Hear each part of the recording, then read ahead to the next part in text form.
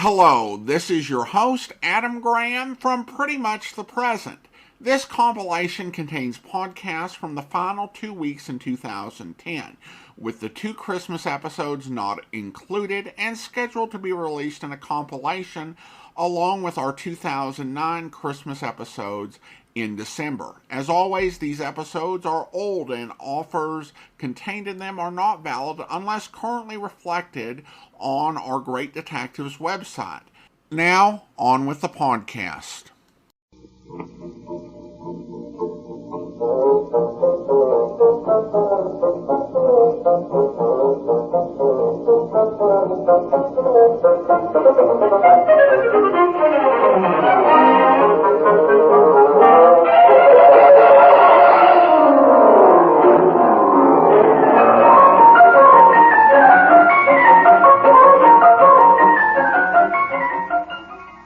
Well, I welcome you to the Great Detectives of Old Time Radio from Boise, Idaho. This is your host, Adam Graham. If you have a comment, feel free to email it to me. box13@greatdetectives.net. You can follow us over on Twitter at Radio Detectives. And become one of our friends over on Facebook, facebook.greatdetectives.net. Well, before we do get started, I do want to let you know about the entertainment book. The entertainment book is a great book individualized to your community with great deals on restaurants, dry cleaning, groceries, and many more services that you already use. There are quite a few specials going on. You can go to entertainment.greatdetectives.net, take a look at the book in your area, or go to greatdetectives.net and click on the entertainment's book link. Well, we have yet another Nick Charles, Les Tremayne. Les Tremayne was inducted into the Radio Hall of Fame for his roles, but he was not best known for his role in The Thin Man. He was inducted for a lot of his dramatic work. He took over on the First Snyder program, and he did do a lot of shows such as One Man's Family.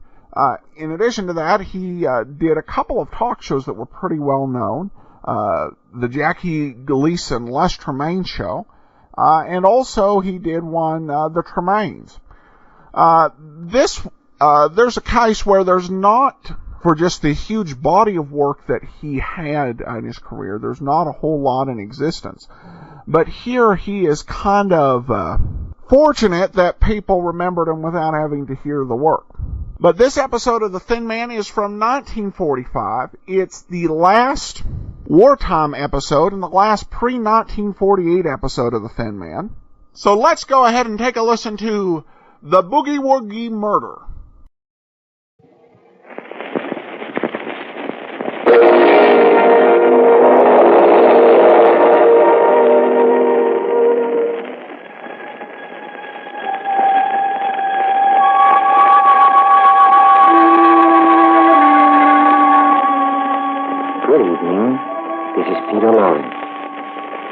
Cats and kittens ripe for a good mystery bash?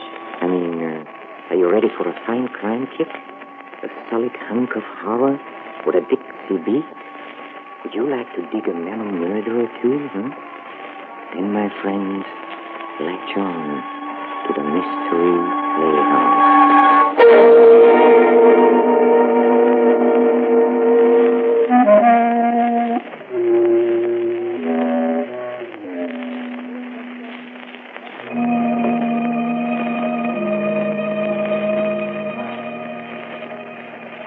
Tonight, the Mystery Playhouse takes down its hair and gets in the groove. And just so nobody can accuse us of being square, we're dishing up a mystery in 4/4 time. A gory little dilly that really jumps.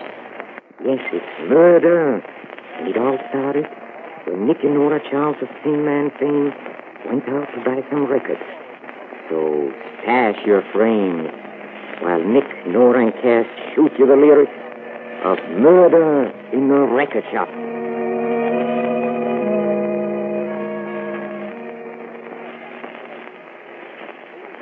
Well, this one's empty, dear. Okay, Nora. Will you open the door, please? Mm-hmm. Oh, dear. There's a young man in there. Are you going to be here long? Huh? Are you going to stay here? He's climbing to the ceiling. Is he? Oh, listen. Gut bucket. Really? Chicago style. Like fix. What's he talking, Nicky? Basic English? Oh, this is going to kill me. What? Kill me? Oh, well, would you mind dying outside the booth? We'd like to play some records. Listen. Just listen. Oh, are you sure he's all right? He's twitchy. Oh, well, I think that's what they call being sent, dear. Are you being sent, young man? Sent? I'm being delivered. Oh, listen to this. It's murder.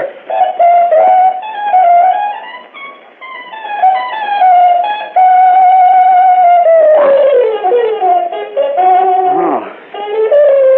I have a booth now, if you want it. Well, thank you. Do you like that record you just played? Oh, it's terrible. Corny. Too commercial. Are those the records you want to hear? Mm-hmm. Yeah, what's the matter with him? Oh, long hairs. Why don't you get out of your long underwear? So long. Hey, was that an insult? No, dear, no. Just jive talk. Play one of our records, Nicky. Okay, darling. Hey, Nora, what's gut bucket? Oh, I don't know, darling, but it sounds to me like some new kind of gurgle. Sit down, dear. Hey, what kind of stuff is that? Beethoven's Romance, dear. It's about time you developed a taste for good music. What's the matter with my taste? I like to see everything Dinosaur sings. You should learn to appreciate the higher forms, dear. Oh, here you are, Mrs. Oh, Mr. Bailey. Nicky, I want you to meet Mr. Benjamin Bailey, the proprietor of the Cadenza Record Shop. Pleased to meet you, Mr. Oh, Charles. how you do? Just call me Beethoven Bunny like everybody else does. Well, Mr. Charles, shall I start lecturing at him? Oh, please, Benny. Hey, Nora, is this some kind of a plot? Uh-huh. Well, Mr. Charles, now you're just listening to a hunk of music called Romance by Ludwig van Beethoven, which is written in Andante, which means not too fast, but don't fall asleep, you get?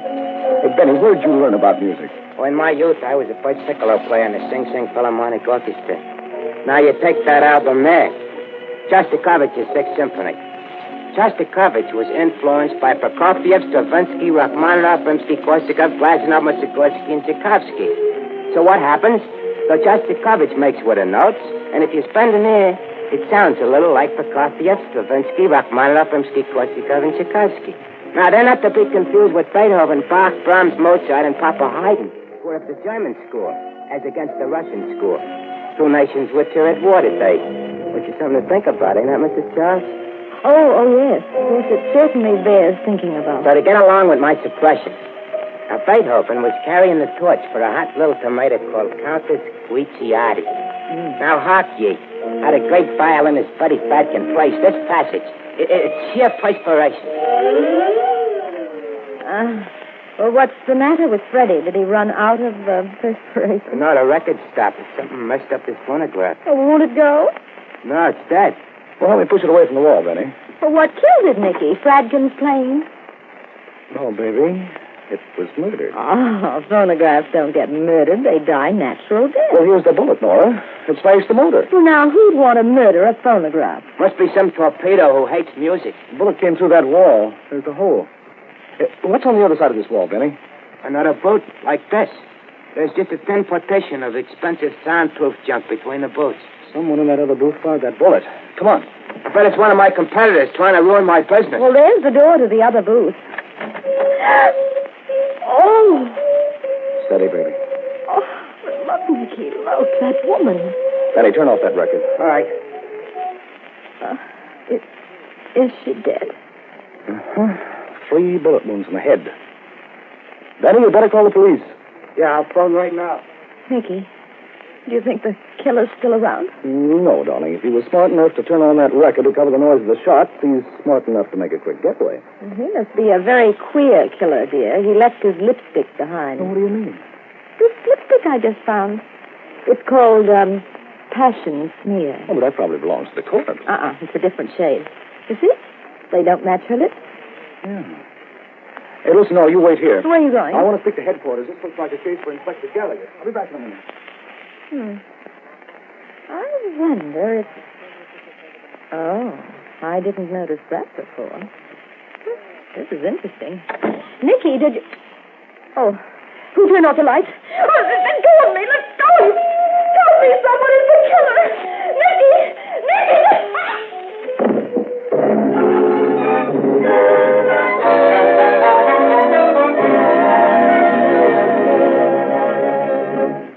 Some people is very thoughtless. With all the record shops in town, that dame had to pick my joint to get murdered. Now, don't you worry, Benny. You'll get a lot of free publicity. Hey, Where you running, Nick? the light in the booth is out. Come on. And where's that switch? There's a light. Nora. Is she croaked, too? No, she's coming to now. Oh, baby. Oh, Benny, turn off that record. No, are you all right? As soon as both of you get together, Nicky, I'll be fine. Oh, I've been robbed. What's missing? The handkerchief I found, it was under her body. It was a man's handkerchief. Now it's gone. Well, the police will be very interested to find out about this. Well, aren't you interested? Oh, now, darling, for once, just once, can't we mind our own business? Mr. Beethoven Benny, if your wife was attacked by a fiend while a record played St. James Infirmary, would you stand by and do nothing? I don't know. I ain't got a wife. Oh, well then, if you had me for a wife. In that instance, I would find a jerk what done it and tear him apart with my teeth. Oh, thank you, Benny. Well, Nick? Ain't you got no chivalry in your soul, Mr. Charles? Has a knighthood that was once in flower now become a stinkweed? Well, when you put it like that, give me your purse, Nora. Here, dear.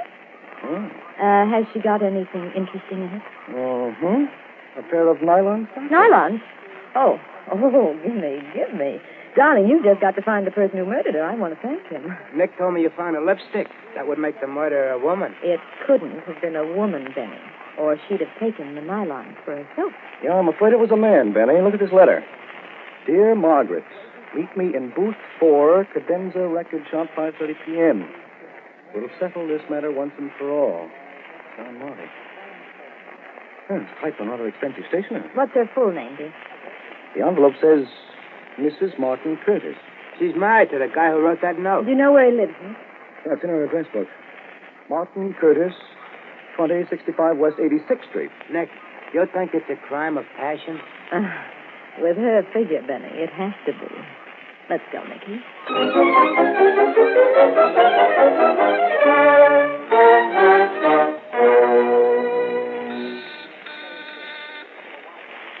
I'm afraid Marty isn't home, darling. Try the door. Mm-hmm. It's open. Come in, darling. Hey, look at the floor. Racing forms and old dress shirts scattered all over. Dear, do you think Martin Curtis is a gambler? Racing forms and dress shirts mean only one thing. He's a musician. Let's see what's in the dresser. More racing forms. What's this, darling? Baronet read. And here's something. Discharge papers from Sing Sing prison. Seems Marty did quite a stretch there. Sing Sing? Why, that's Beethoven Benny's alma mater. Yeah. He may be mixed up in this, too. What have you got there? Marty's address book. I'm going to keep it. It may be helpful. Let's have a look in the bedroom. I don't think there's anything in there but more racing forms. Get them up. Well, Please. You also. Now, don't be a stubborn goop or I'll shoot. do as she says, Nicky. Well, all right. Oh, thank you so much. I don't like to kill people. It's so unfriendly. Are you wearing, passion smear lip rouge? Oh, why, yes. Do you like it? It's just my shade, and don't you come any closer. You'd better give me that gun. Don't be ridiculous. Now, you be nice or I'll drill you. I'm afraid you're not the type. I'll take the gun. No. You see? I am the type. Oh, let go of my hand. Let go. Drop that Nicky, gun. don't you dare hurt that poor girl. My hand. Make him stop. Oh. Okay, I've got the gun now. Didn't any of my bullets hit you? No, I'm afraid your aim isn't very good. Who are you? Patricia Gardner. She's telling the truth, dear. That's the name on a letter in her purse here. Oh, you. Oh, well, I'm Nora Charles, and this is my husband, Nick. Miss Nora Charles? Oh, I've always admired you so much. Your husband is just as handsome as people say. You'll shoot too, Nora. Oh, well, thank you. Darling, Look at this letter I found in her purse. Oh, what does it say? Unless you come through with $10,000 in cash, you know what will happen to you. This is your last warning. Pat, when'd you get this? Today. That's why I took the gun. Have you got 10 grand? Of course. When Daddy died, he left me millions. Why did you come here? Why'd you? To see Marty. Why? Well, I want to marry him. Well, did you know that he was already married? Marty married? He never told me. Did you know that his wife was murdered in the cadenza music shop today? No. Mm-hmm. Well, that makes everything simpler. He won't have to divorce his wife then. Pat, where'd you get this gun? Oliver gave it to me as a birthday present. Who's Oliver? Oliver Sawyer. He's a senior at Columbia, majoring in abnormal psychology. He thinks I have interesting traumas and wants to marry me. Is, this your lipstick? Yes, where'd you get it? It was lying next to the body of Mrs. Martin Curtis. I didn't kill her. I swear I didn't. Were you in that music shop? I won't tell you another thing. Pat, did you know Martin Curtis was an ex-convict? Yes. He told me about that. He's still on parole. But I don't care. I love him. Nora, will you, write a few words on that typewriter, please? All right, dear. Pat, what else did, Martin tell you about himself? Well, he was afraid of someone he knew in Sing Sing. Oh, why? He said that this person could send him back to jail. Was this person named Benny Bailey? Yes. How did you know? Here, Nicky. The typewriter isn't very good. Yeah. But it's just what I thought. The letter we found in Mrs. Curtis' purse and this threat letter that Pat has were both typed on the same machine. What do you say to that, Pat? You mean Marty? No. I don't believe it. It can't be true. Pat, was the Oliver in the cadenza music shop this afternoon? Yes. He called me and told me to meet him there. Then you were there, too. Of course, silly. How could I see him if I wasn't there? Oh, but what am I saying? Oh, dear. Pat, why don't you tell us the truth about all this? All right. May I have a good cry on your husband's shoulder first? Mm-hmm. Use the right shoulder, dear. It's less bumpy. Oh, I'm such a dope. Oh, dear. Oh, there now, Pat. Let go of my hand. Watch it, Nicky. She's trying to twist that gun out of your hand. No, Pat. You can't get away with it. Ow! Oh. I've got the gun back now. Nora, she bit me. Get your hands up. And move back to the bedroom. I'm going to lock you in. Go on. This time I won't miss. Come, Nicky. Hey, where'd you learn to bite guns out of people's hands, Pat? I heard Nora do it on one of your radio programs. Here's the key. Toodaloo. Charming child, isn't she, dear? Oh. Well, how are we going to get out of here? Well, that won't be hard, darling. I've been trapped in apartments before. You can get out very quickly if you have to. This window leads to a fire escape. Come on, dear. Let's get out of here and see if we can find Martin Curtis.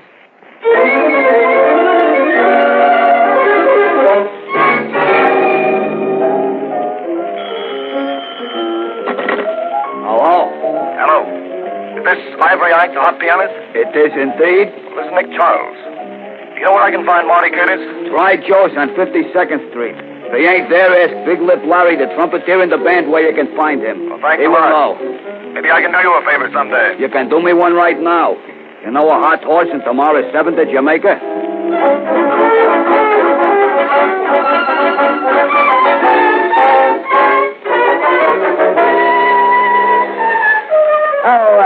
Excuse me. Are you Mr. Big Lips Larry? Yes, ma'am.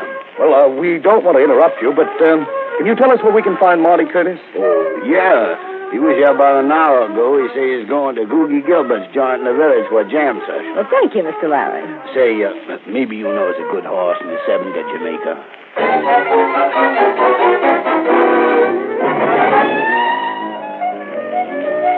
Well, darling, this is Googie's.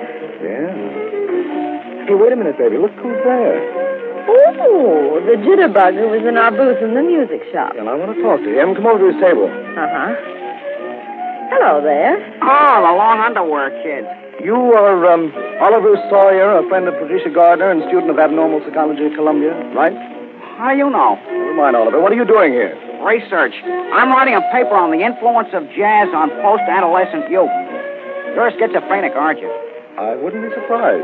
What's your name? Well, I'm Nora Charles, and this is my husband, Nick. Hello.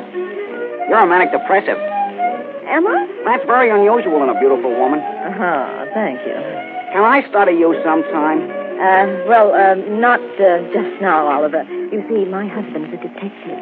Oh, are you Nick Charles, the famous criminologist? Uh-huh. Tell me, Nick, what's the psychological type of a hatchet murderer? Do you find that they are frustrated butchers or surgeons? Well, suppose I ask you a few questions first, Oliver. Do you know Martin Curtis? Sure. That's him playing electric stick. Is he a friend of yours? Yes, and a very interesting type. He leans toward dementia precox. Oh. You want to meet him? Why, yes. I'll send him over.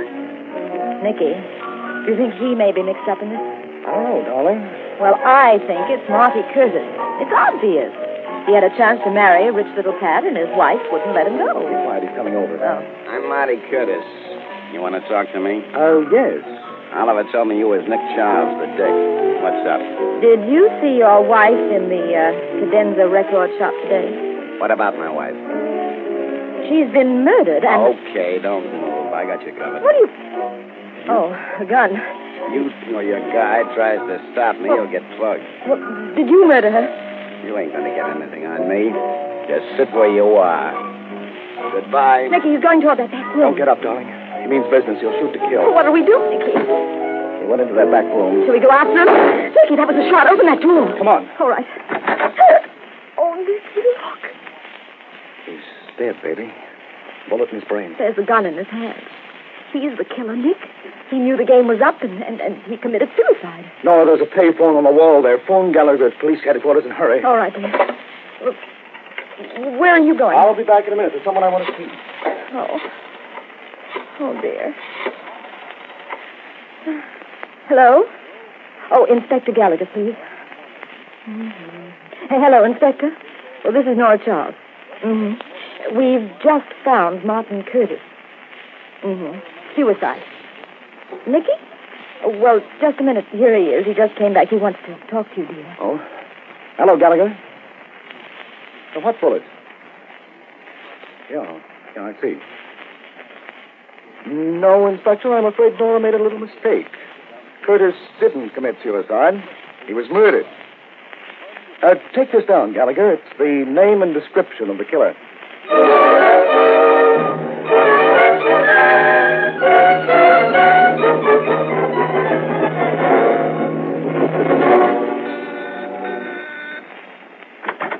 Oh, Oliver. Hello, Pat. Anyone been here since I left? No. What happened, Oliver? Marty killed himself. Killed himself? Oh, this is awful. The best thing that ever happened to you, Pat. What do you mean? Because you killed Mrs. Curtis. What? I saw you, Pat. I was in the record shop. I saw you kill her through the glass partition of the record booth. And you knew all along. Yes, Pat. Are you going to tell? I love you, Pat. I'd never give you away. But you've got nothing to worry about. No one will suspect you now that Curtis is dead. His suicide's an admission of guilt. What are you doing there? Turning on the phonograph. Pat, are you going to marry me? I can't think about that now. You'd better think about it, Pat. Remember, I can send you to the electric chair if I want to. Oliver. Let go of me. You're hurting me. Yes, Pat. If I can't have you, no one else will. Listen to that music, Pat. What are you doing? Take your hand away from my throat. Listen to it, Pat. No, don't. You're hurting me. Don't. Nicky, I told you to ring the bell. Look, they're naked. No. Let her go, Oliver. Let her go or I'll fire. Oh, he was necking with intent to kill, I think. You're not so wrong, Pat. He's been doing a lot of killing tonight. What are you talking about? The game's up, Oliver. You're under arrest for murdering Mrs. Curtis and her husband. You're crazy. I didn't kill Mrs. Curtis. Pat did. She just confessed. Did you, Pat? Well, yes. But I didn't know the gun was loaded. Give me your purse, Pat. Here. Oh. The gun's inside it, all right. That's the gun that killed Mrs. Curtis. Yes, Oliver. Maybe I made a mistake. Come here. What do you want? Just this gun you had in your pocket. Aye. You see, Pat? It's exactly like the one you had. Except that it's filled with blanks. Pat, just what happened when you killed Mrs. Curtis? Well, I was waiting in the record booth for Oliver. She came in, turned up the record, and started a quarrel. She threatened me with a knife. I got frightened, pulled out the gun, and it went off before I knew what happened. Then I ran out. I didn't mean to kill her. You didn't kill her, Pat. Oliver here killed her. The gun you fired was filled with blanks. You don't know what you're talking about. There's no use pretending, Oliver. You switched guns with Pat, then you went to Woogie Gilbert's. You slipped into the back room while Nora and I were talking to Marty. Marty came in, you jumped in, grabbed his gun, and killed him with it. You made it look like a suicide. And you opened the window of the back room and escaped. Isn't he amazing, Oliver? Oh, thank you, dear. But Oliver's amazing, too. I want to congratulate you, Oliver. You nearly got away with one of the greatest psychological crimes of the century. You really think so? What do I say? You won't take me alive. Nicky, he's going for the window. Oh!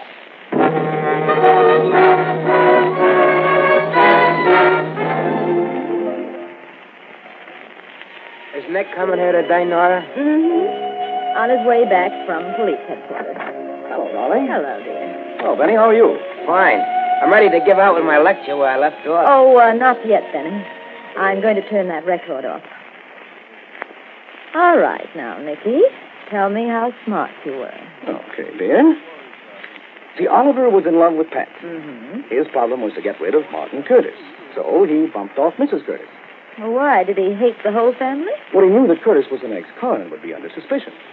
He confessed at headquarters that he had access to Curtis' apartment. He typed those letters on Curtis' machine. Oh, to frame Curtis. Right, and to win Pat. He typed those threatening letters to Pat, and when she got scared, he got a gun for her. His plan was to make Pat think she committed a murder, and that he, Oliver, the great hero, was protecting him. Oh, a sort of homicidal love affair. Oh, sort of. He became friendly with Mrs. Curtis, who was separated from her husband, wanted him back. He told her to threaten Pat with a knife after convincing her that this would scare Pat into giving up Curtis. And Oliver arranged for them to meet here in the record shop. That's right. When Mrs. Curtis began waving the knife, Pat shot, just as Oliver, the psychologist, figured. Well, how did you know Curtis wasn't a suicide? Well, there were no powder burns in his temple, and that window in the back room was open. Oh, yes. And when were you sure that Oliver was the killer? After I spoke to Gallagher on the phone. He told me some of the shells they found were blanks. I had an idea that the shells in Pat's gun were blanks when she fired at me and missed, but I couldn't be sure. Oliver was quite a boy. All right, Benny, that clears up everything. You can start lecturing Nicky again. Ludwig van Beethoven's Romance is a hunk of music that speaks of love. A thing which happens to all of us, even the lowly earthworm. The people have been known to commit murder for love, but not earthworms, which proves that civilization ain't civil. And earthworms are smarter than people. Only they don't have as much fun.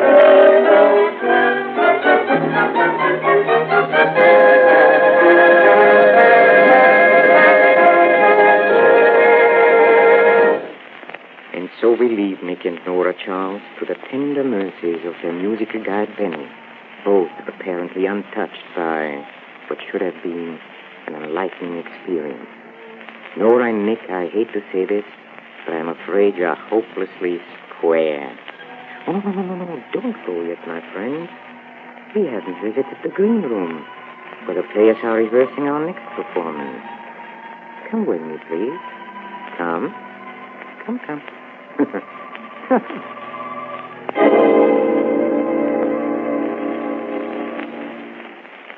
Boss, I've been reading a book. Ah. No, that's not the title. The title is Great Detectives of Yesteryear. Was there any? It may strike you as a revolutionary idea, but there seem to have been some. Primitive fumblers, no doubt. That's not what the guy who wrote this book thinks. Can he think? He says there'll never be detectives as great as they were. Fiddlesticks. What could they do that I can't? Walk 100 yards? That's simply substituting sweat for intelligence. I'm not so sure. Some of the things they did were terrific. For example, they could take one look at a man and tell you how old he was, where he was born, what he had for breakfast that morning, and whether he was intelligent or just an isolationist. Child's play, Archie. You could do it? Naturally. I don't believe it. What would you like me to do? Give you a demonstration? Sure. Bar is no contribution to conversation. Me, I think you're hedging. I'm doing nothing of the sort. It's simply that. Let's forget the whole thing. After all, you're not perfect. You have your failings. You're entitled to a few. Warm for July, isn't it? Archie. Although there have been warmer Julys, on the other hand, there have been colder ones. Taking them all. Archie. Get up. I'm up. Splendid. You know where the door is. Of course, you're not banishing me from hearth and home. Go through it. Stop the first man that passes this house. Bring him to me. You understand? A glimmer begins to light up my mental darkness. I look at him and tell you his profession, his matrimonial status, his habits, and many other little things about him you might like to know. You will? I said so, haven't I? I know, but, boss, should a man of your weight get so far out on a limb? Archie! I'm going, and I'll be back with a $64 slip. Hey, did you recognize those two people? Huh? Well, the obese sounding gentleman is none other than a great detective, and he'd be the last to deny this, Nero Wolfe. Also present was Archie, Mr. Wolfe's confidential secretary and trusted assistant. And since it takes nothing short of an act of God to get Nero farther away from his easy chair than a dinner table or bed, I guess you'd call Archie his legs, too. Well, with Archie doing the footwork, Nero Wolfe solves a rather unique mystery in our next play. The case of the last laugh murder. This is Peter Lorre, closing the doors of the Mystery Playhouse. Good night. Sleep tight.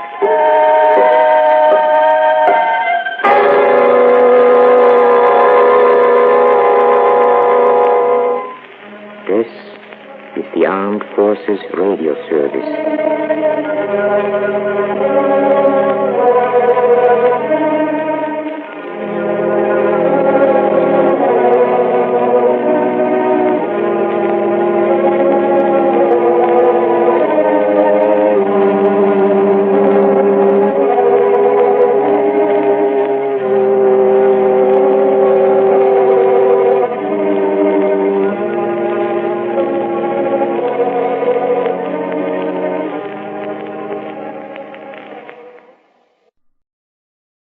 Welcome back. Well, that preview was kind of interesting, except we'd already seen the episode, but that's how they pitched it on Mystery Playhouse.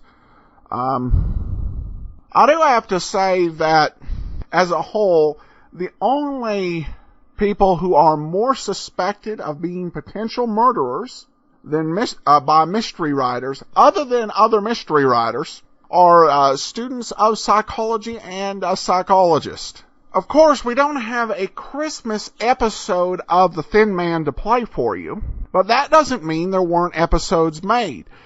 Generally, they centered around Santa Claus. The Digital Deli has a log, and here's some of the Christmas episode. 1941, Santa comes across. 1943, Santa leaves a clue. 1944, the case of the misplaced Santa Claus. 1945, the case of the slippery Santa Claus. 1947, the case of the sinister Santa. Let's see. And no other Christmas episodes listed that we can delineate as Christmas. It's just kind of funny that they have so many Santa episodes. The writers may have gotten into perhaps a little bit of a rut. All right, well, we have a comment from a listener, Tim. Tim writes in, Adam, to start with, I really enjoy your show. My daughter, age 21, discovered you on iTunes and excitedly told me about your great detective show. I listened to an episode or two and decided to start from the beginning. I'm not an iTunes kind of person. I dislike nearly all Apple products, so I subscribed to your RSS and began downloading episodes, starting with episode 0 and burning them to CD. Fortunately, my car CD player handles MP3 files, so I'm able to put about 50 episodes on each CD. I listen to great detectives on my way to and from work and other longest drives. I'm able to listen to 8 to 12 episodes a week that way, although your commentary delivery style was a bit off-putting at first. Did someone comment idiosyncratic? I soon got used to it and now look forward to your commentary almost as much as the radio plays themselves. Thank you so much for your kind comments, Tim, and glad we're keeping you company on your commute. All right, well, that'll do it for now. We'll be back tomorrow with Nero Wolfe. Before we do get started with the show, I'm going to let you know about Netflix. You know, Netflix brings you a world of entertainment options, particularly if you're interested in classic entertainment.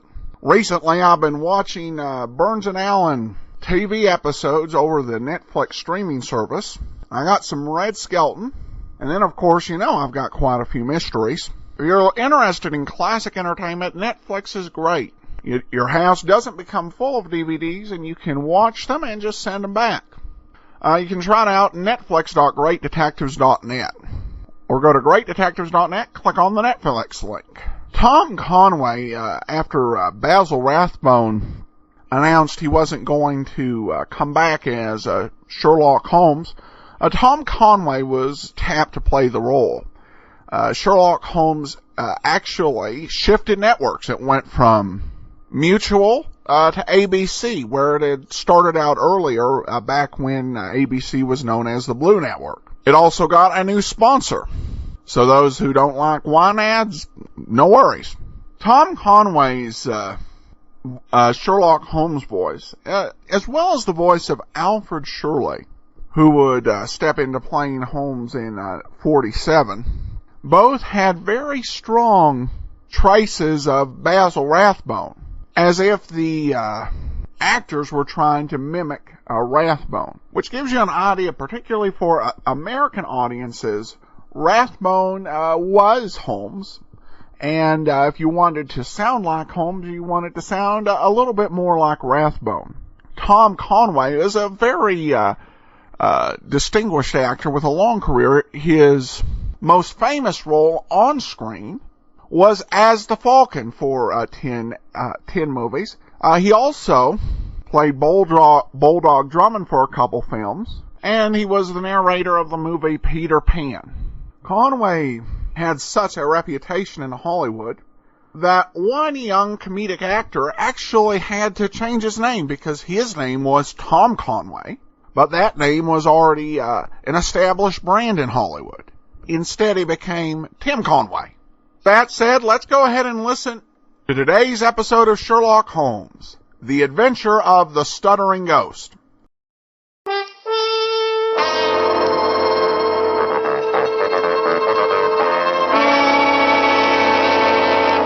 Kreml Hair Tonic and Kreml Shampoo present the new adventures of Sherlock Holmes, starring Nigel Bruce as Dr. Watson and Tom Conway as Sherlock Holmes.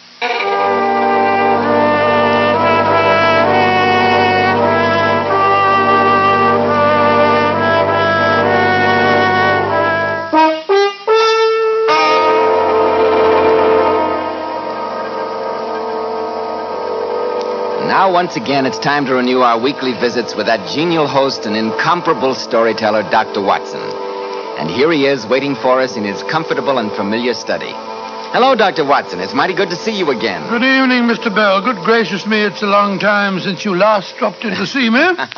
Too long entirely, but I'm certainly glad to be back. I'm glad to have you back, my boy. This seems like old times. Thank you, sir.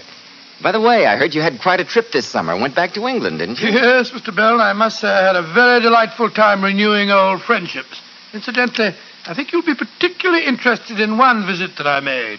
It was to the vaults of Cox's Bank in Charing Cross. Cox's Bank? Oh, that was the home of your old black tin dispatch box, wasn't it? The one that contained all the notes on your adventures with the great Sherlock Holmes? It was, my boy. You have a very good memory. And by any chance, is that the box standing there on your table now? It certainly is. I brought it back with me. You see, I found it contained a veritable treasure trove of material. Notes on adventures that I'd forgotten, and in some cases, stories that Sherlock Holmes insisted must not be published during the lifetime of certain famous people involved. Phew, that certainly is a treasure trove. Do you mind if I take a peek in the sacred box, Dr. Watson? Not at all, Mr. Bell, not at all. Musty papers, all tied up in tape. An old signet ring. Oh, that just a token of the Duke of Bedford's esteem. Never did fit. Hey, what's this, Dr. Watson? A small dog collar. Yes, my boy, a small dog collar. And it brings to mind one of the most exciting and bizarre adventures that Sherlock Holmes and I ever encountered. I always referred to it as the adventure of the Stuttering Ghost. Stuttering Ghost? That sounds provocative, Dr. Watson. I hope you'll find it so, Mr. Bell. In just a moment, Dr. Watson will tell us the story of the stuttering ghost. But first, I'd like to ask a question. Men, wouldn't you like to feel that your hair always looks its best? That it always appears neat and attractive? Then let me suggest Kreml Hair Tonic. This famous modern hairdressing has been especially developed to keep wild, unruly hair handsomely groomed all day, not a lock out of place. And Kreml gives the hair such a nice, rich luster, too. Yet it never leaves the hair feeling or looking greasy or sticky. Why not buy a bottle and prove to yourself that Kreml is tops for better groomed hair? Kreml, Kreml Hair Tonic. Now, Dr. Watson, the floor is yours. Well, Mr. Bell, the story began on a certain September afternoon in, more years ago than I like to admit. Holmes and I were seated in our Baker Street lodgings, having returned a few hours previously from a much-needed holiday in Devonshire. Though our trip had proved far from restful as far as I was concerned, I could see that the change had worked wonders for my old friend. There was a distinct touch of color in his usually pale face, and I knew by the sparkle in his eye that he was happy to be back in harness, as he sat there skimming through the letters that had accumulated during his absence. Watson, has it ever occurred to you that the entire course of history might have been changed, probably for the better, if paper and ink had never been invented? Oh, rubbish. It's good to be back in Baker Street again, eh, Holmes? Yes. Back to the routine of stupid letters from stupid people after 2 peaceful weeks at the seaside. Peaceful? And you spent most of your time solving the problem of the lifeguard, the calabash, and the dying nursemaid. Merely a routine matter, Watson, though it did have its points of interest. Anything startling in this morning's Post? The usual trivialities. The Duke of Greenock suspects the Duchess of planning to elope with the underfootman. Oh, knowing the Duke, I can't say that I blame her. Quite. Doesn't anyone use imagination in committing crimes anymore? Aha. This looks more promising. Huh? What is it, Holmes? I shall present my problem to you at 3 o'clock tomorrow afternoon. It's almost 3 now, and the letter's dated yesterday. Doesn't sound particularly promising to me. Who's it from? It's simply signed Ferdinand. It's very odd. Holmes, it might be royalty. Only reigning monarchs sign themselves to strangers simply by their first names. If you're referring to Ferdinand of Spain, he's dead, you know. Oh, no, you're pulling my leg. Still, I can't recall a Ferdinand on any current European throne. Nor can I. And yet there is a certain tone of royal peremptoriness in the phrasing. Where's the front door bell? It's exactly 3 o'clock. That could be him now. Yes. While Mrs. Hudson answers the door, suppose we have another look at this note. Expensive paper. Written with a quill pen. And the presumably august scribe was unfortunate enough to get a smear of ink on the outer side of her right little finger. Why do you say her right little finger? It's a woman's writing. Oh, woman's writing. Come in. Yes, Mrs. Hudson? You have a visitor, Mr. Holmes, and she's got a wee dog with her. She said you might be expecting her. Very well, Mrs. Hudson. Show her up, please. Yes, sir. A woman and a wee dog. And here we are waiting for royalty. Watson, I've sometimes observed a distinctly snobbish strain in you. Most regrettable in these democratic days. Democratic? I voted Conservative all my life. I always will vote Conservative. Oh, Mr. Sherlock Holmes, you dear man. Oh, I've heard so much about you. Oh, I suppose you're wondering who I am. Naturally, madam. Sit down, won't you? May I introduce my friend, Dr. Watson? How do you do, madam? How do you do? I'm Mrs. Frampton. Mrs. James Frampton. That's the Buckinghamshire Framptons, you know. And I've traveled all the way up here with darling little Fuzzley. And he does hate trains, don't you, sweetheart? By the way, Mrs. Frampton, would you mind telling me why you signed your note, Ferdinand? Why, Mr. Holmes, whatever makes you think I wrote you a note? Among other things, the slight trace of an ink stain on your right little finger. Oh, dear. It's so simple when you explain it, isn't it? Quite. Well, since you're so clever, I did write that note, but only because Ferdinand here asked me to. What? Yes, the darling dictated it all by himself. He said, and I wrote it all down for him. What a ball is that? Dog writing notes. Don't you think, Mrs. Frampton, that if your dog has any problems, a veterinary surgeon would be the logical person to consult? Oh, dear, now you've upset him. He's so terribly sensitive. Dr. Watson, I wonder if you'd mind taking him out for a little walk. Who, me? Yes. I'd much rather he was out of the way when I tell Mr. Holmes about him. He's so human, you know. I'm quite sure he understands every word I say. Oh, please, Dr. Watson. Oh, really, madam, I don't Come, think Watson. Can't you see the little fellow's dying for some air? I think a little walk would do you both good. That's all very well. Very well. Come along, you little little fellow. Come on.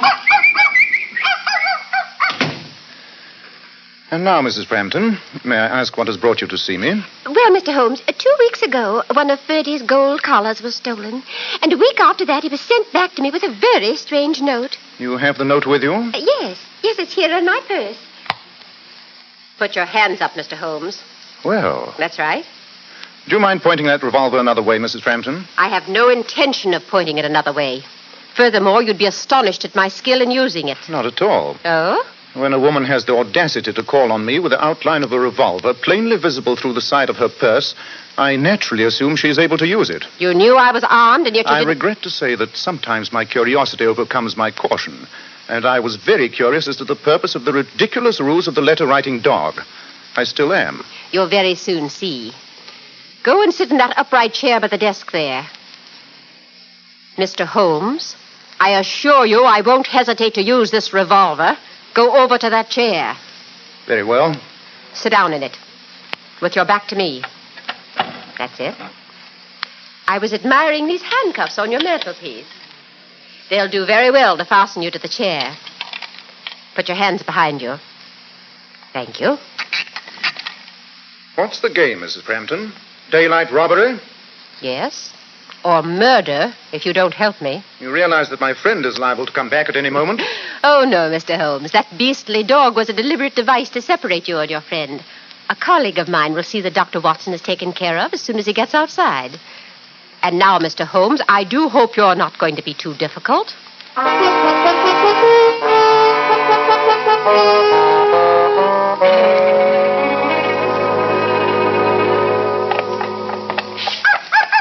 Come along, you stupid creature. You don't have to sniff every... Come on. Playing nursemaid to a Pekingese. Hope I don't run into anyone I know. Come along, you little brute. Come on. Excuse me, Governor. Yes. You got a match? A match? Yes, I think I have. Cool, you know, for a nice little dog, Governor. What's his name? His name? Never mind. You come here now. Why, you scoundrel, put down that piece of lead pipe. Get out from under my feet, you nasty dog, you. You would you? Oh! Good blimey, Governor, you nearly broke my arm.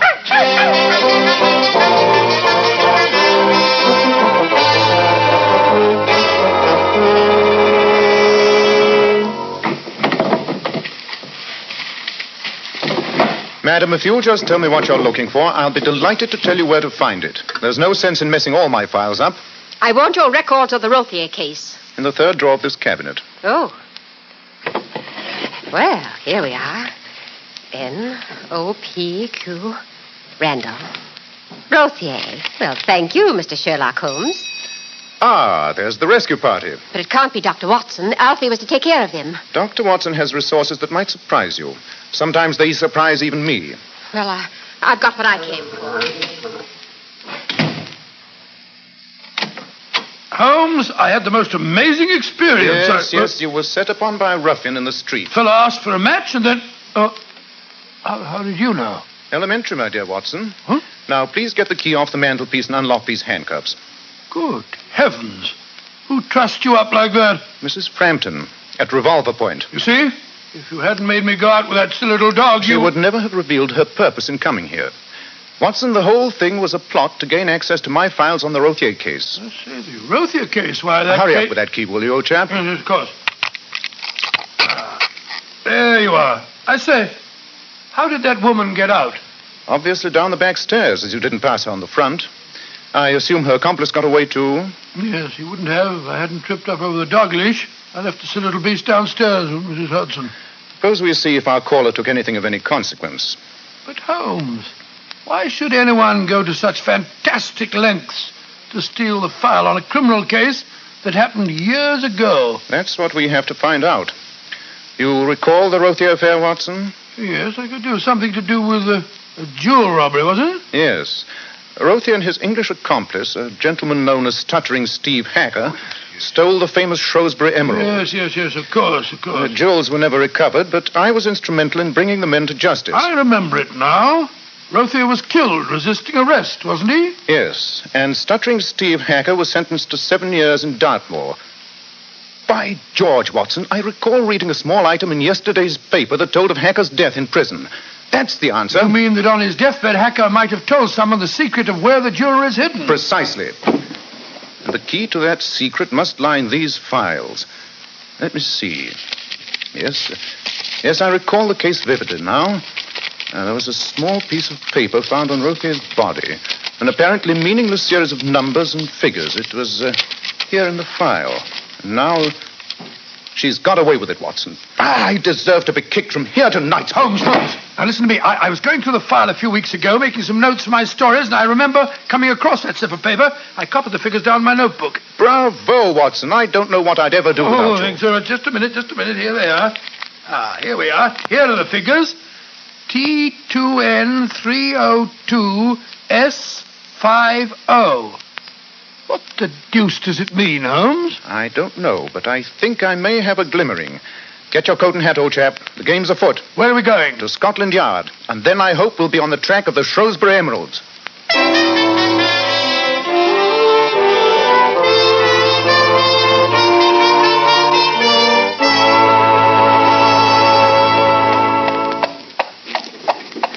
I say, Holmes, if you don't want to talk, you might at least tell me why we're driving about in this dreary part of London. I don't care for it at all, especially at dusk. Sorry, Watson. I was thinking. Inspector Lestrade has just informed me that he's unearthed a new clue in the case. Oh? It seems that when Rothier was hiding from the police, he worked for a time in this neighborhood. Oh, where? At a place known as Gaunt's Castle. It's somewhere here off the Mile End Road. Apparently it's a sort of museum, run by a certain eccentric man named Jezra Gaunt. Its main claim to distinction is that it contains a catacomb. Or, to be precise, several catacombs. Extraordinary thing. An ideal place to hide stolen jewels, I'd say. Catacombs? Here in London? Impossible. Not at all, Watson. But I thought they were vast underground tombs only found in Italy. These are reputed to be reproductions of the early catacombs of Rome. Good gracious me. Apparently, Mr. Gaunt found these deep underground caverns some years ago. And their natural contours made it possible for him to convert them into a modern counterpart of the Italian ones. All right, cabby. This is the place. Righto, Governor. There you are. Keep the change. Thank you, Governor. Come on, get up. So this is Gaunt's Castle. It's a frightening-looking place. Like a prison. It's getting dark. Why can't we come back in the morning, Holmes? I think there's somebody watching us through the peephole in the door. Yes, there would be. Uh-huh. He's opening it. Good evening, gentlemen. You're late. I was just locking my museum up for the night. You're Mr. Jezra Gaunt? Yes, sir, at your service. My name is Sherlock Holmes, and this is my friend, Dr. Watson. How do you do, Mr. Gaunt? Mr. Holmes and Dr. Watson? Well, this is a great honor. Please step inside, gentlemen. I'll turn the gas up. There. I hope you'll find the castle, as I call it, interesting. Mr. Gaunt, time is vitally important. Some 3 years ago, you had a man working for you as a laborer.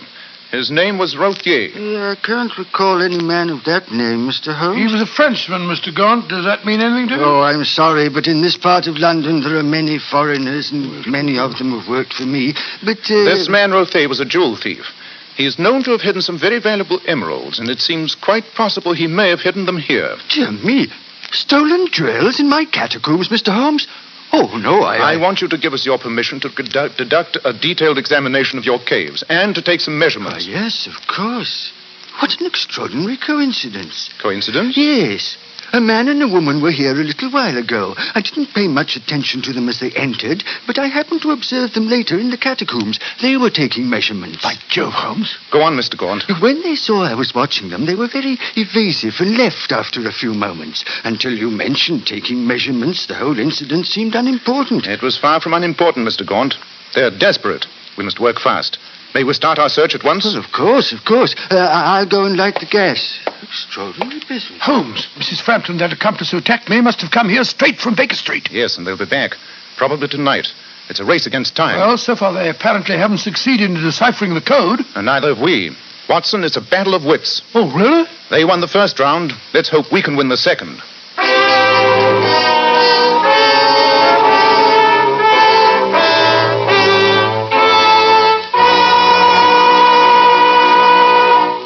Dr. Watson will continue his story in just a moment.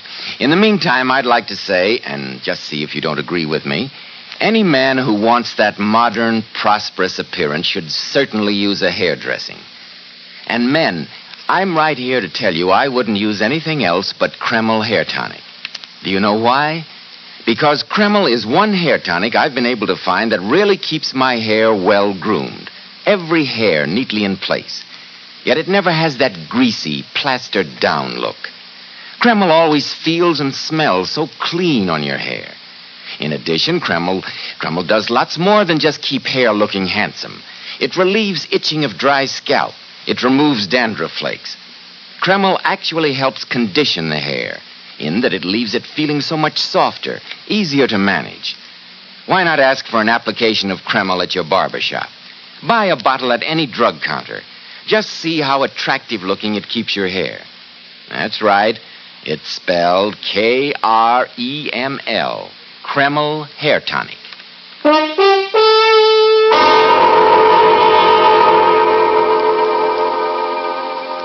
Well, Dr. Watson, how did you and the great Sherlock Holmes make out when you explored the underground caves? For that first hour, we searched that strange place exhaustively without finding a clue. Then I remember we descended into one of the deepest and darkest caves.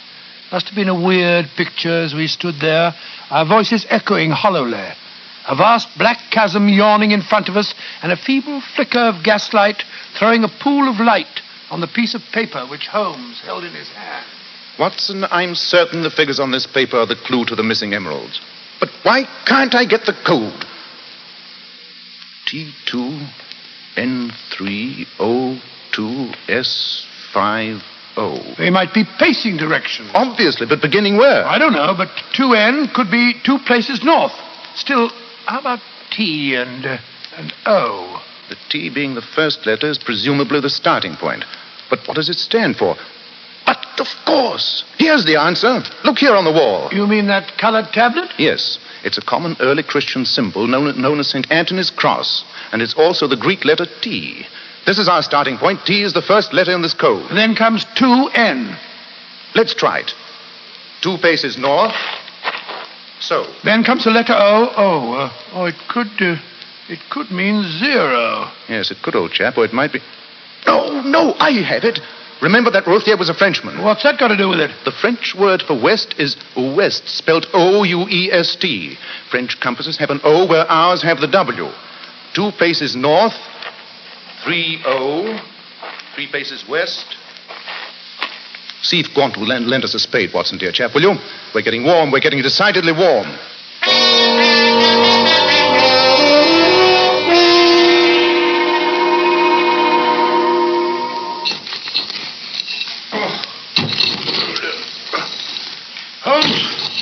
Holmes, I think we've drawn a blank. So do I. Yet the code is a logical one. 2 paces north, 3 west, 2 south, 5 wait. Wait a minute. Paces are inaccurate, Watson. They vary. A man would surely leave his records in carefully measured feet. Here's a tape measure. Why don't you try measuring it out in feet? Thanks. Now, 2 feet north, 3 west, 2 south, and 5 west. Would be here. Give me the spade, Watson. I'll do the digging this time. Oh, thanks very much.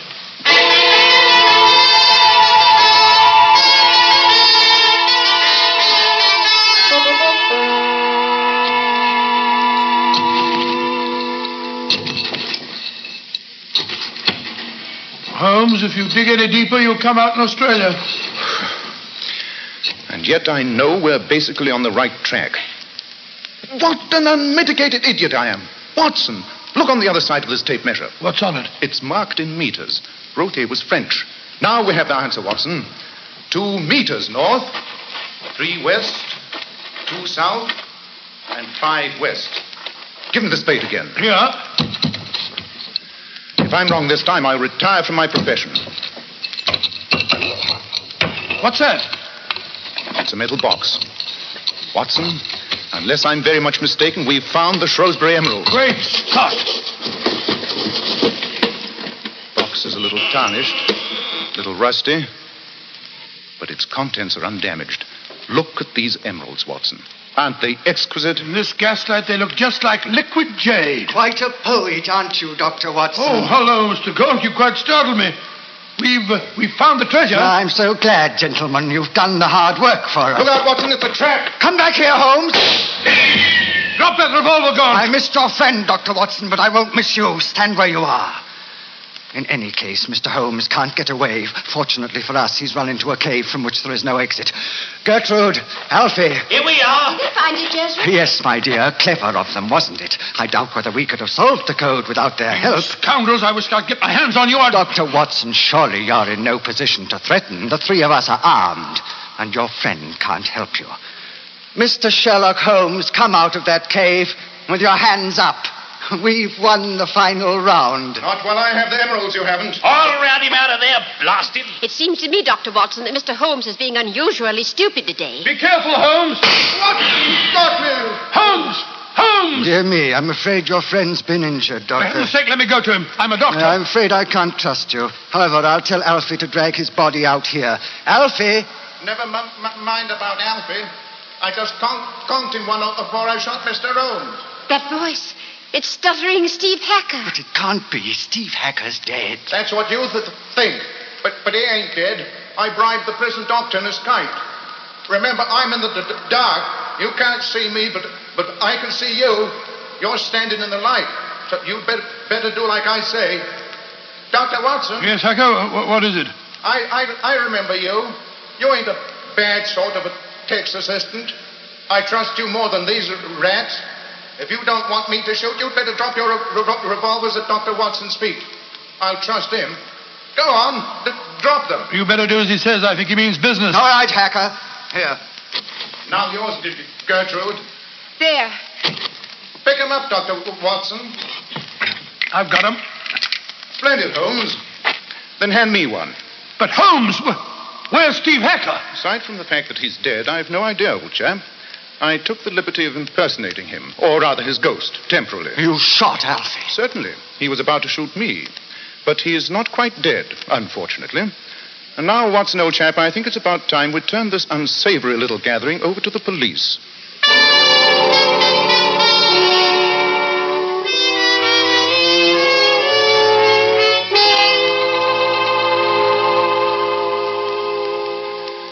Watson, it's rather pleasant to be back in Baker Street. It's been a tiring day. You know, Holmes, the way you imitated Stuttering Steve Hacker was amazing. Oh, thanks awfully, old chap. Oh, not at all. Well, you had them completely fooled. Of course, I saw the whole thing immediately. Oh, of course. You're very clever, though. You shot Alfie and then faked your own wounded groans. Yes. Whatever. It was remarkably effective. And Alfie's subsequent confession confirmed my suspicions. Hacker, ill and afraid of dying, talked with Alfie during his recent stay in Dartmoor and told him to find the booty and share it with Hacker's wife. But Alfie, as soon as he was released from prison and thinking Hacker dead, decided to get it all for himself and his accomplices. As pretty a tangle of criminality as I ever ran into. Perhaps your return to practice won't be as dull as you think. Come in. Excuse me, Mr. Holmes, but about the dog. Dog? What dog? The nice, sweet fella the lady brought this afternoon. He's still downstairs. I gave him a bath and a nice big beef bone. Now, what do you want me to do with him? An intriguing problem. Let me see now. He's been cooped up a long time. Oh, here it comes. I think it'd be an excellent idea if Dr. Watson took him for a nice walk. Oh, nice walk, but Holmes, I'm very tired. I don't want Oh, to come, take a very Watson. walk. Remember, he's quite a remarkable animal. He wrote a letter. Take him for a walk. He convinced you that he was royalty and then undoubtedly saved your life. I think you owe him a little consideration, don't you? Oh, well, of course, if you put it that way, I suppose we've got to...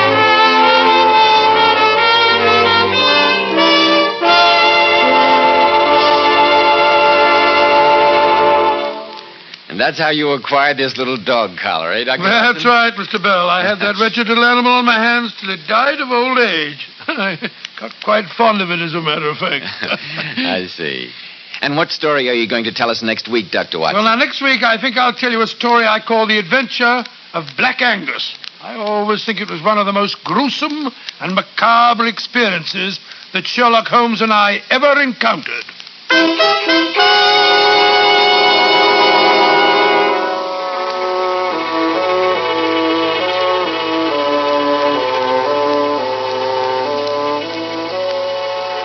Well, look who's here, if it isn't Janie. Do you look gorgeous tonight? And your hair, it's lovely. It should be, Joe, because I always wash it with Kreml shampoo. I learned that beauty trick long ago from those Stunning Powers models. Yes, Kreml shampoo is famous. It leaves hair sparkling for days with natural glossy highlights. What's more, Kreml shampoo is a hard water shampoo. It whips up just gobs of lather in every type of water. Its fine, rich foam penetrates right to the scalp and removes all loose dandruff as well as the dirt. Why, it even has a beneficial oil base, which helps keep hair from becoming dry. We're all using Kreml shampoo at our house. I'd suggest you take a tip from my wife and buy the large family size.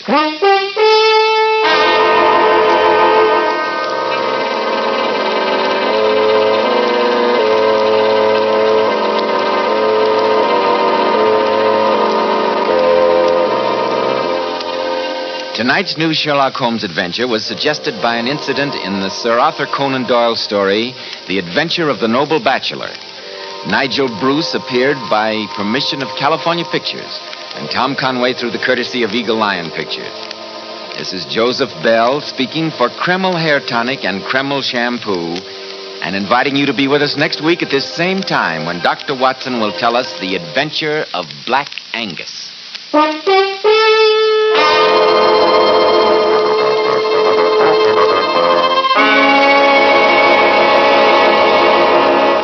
This is ABC, the American Broadcasting Company. Welcome back. Well, I definitely do miss Harry Bartell a bit, but this was a pretty good episode. I thought the puzzle was pretty fun to play with the different variations until Holmes finally got it right. I thought there were some interesting improbabilities in the plot.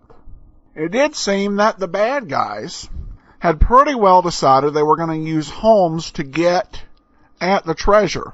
So the direct approach makes sense, as it was sure to get Holmes involved. What doesn't make sense is actually taking the instructions, because they had no idea that Watson had written them down. Plus, the one thing I wondered about was when she didn't know where the file was. And when Holmes told her where it was located, she went down and found all the files neatly alphabetized. So our villains displayed an odd mix of cunning and stupidity in this episode. Albeit, I think we can hope for better in future shows. Well, we do have a comment here from Lisa. She emails in, can you talk about Harry Bartell sometime? I keep hearing his name in the credits of so many old radio shows. My impression is that he was a regular bit player. I'm not about him, crazy about him in his role as Watson's interlocutor and wine pusher, but I'd be interested to learn more about him. I love the show. I never miss a day. Well, thanks so much, Lisa. I will talk about Harry Bartell in a bit. He actually plays a role on Nero Wolfe, and when we get to his role, I will give some discussion to him. But I'll save it for then, just so I don't end up repeating myself. At least not any more than usual. Thanks so much for the email, Lisa. We'll be back tomorrow with yours truly, Johnny Dollar. For those of you who have the app, I've gone ahead and I've uploaded last year's Night Before Christmas episode with Basil Rathbone, so you can listen to it if you like. Or if you never heard it before, you can do it that way. This also is available in the archive. Just click on the Holmes link over at greatdetectives.net. I do have to begin with a somewhat sad topic, and that is that last week on the 16th, Blake Edwards passed away. Now, Blake Edwards is best known as the creator of the or producer of the Pink Panther movies.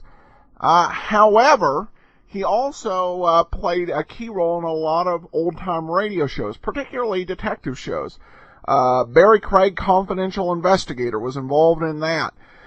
He was involved intimately in the Richard Diamond series. And, yeah, he even did quite a bit of Johnny Dollar.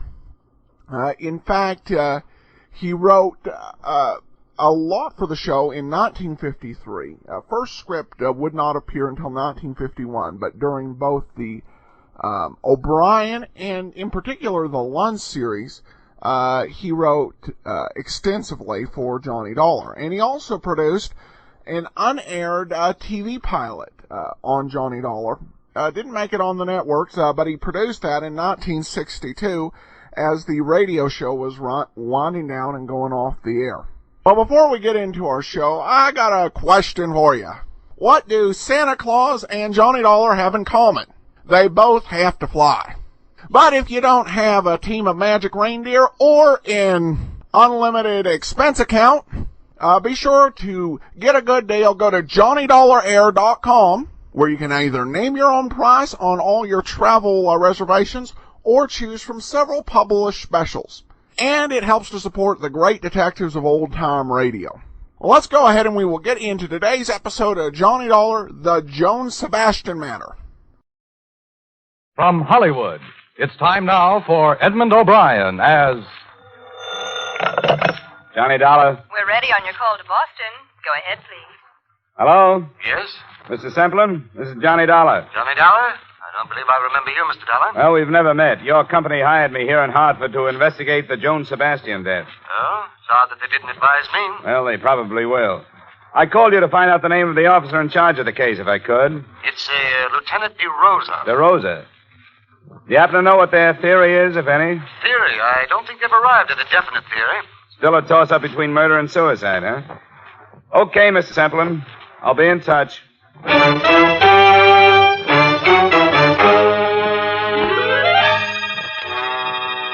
Edmund O'Brien in a transcribed adventure of the man with the action-packed expense account. America's fabulous freelance insurance investigator. Yours truly, Johnny Dollar.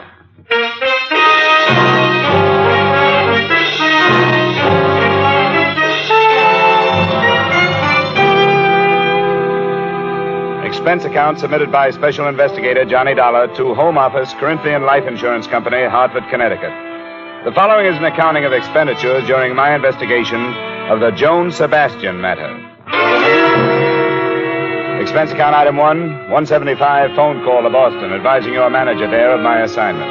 Item 2, $28 car rental and mileage from my Hartford apartment to police headquarters, Boston.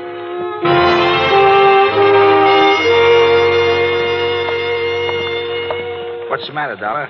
Don't you trust us? Well, it's not up to me to mistrust you, Lieutenant. These insurance people get uneasy when there's a choice between suicide and murder, unless the murder motive is the policy.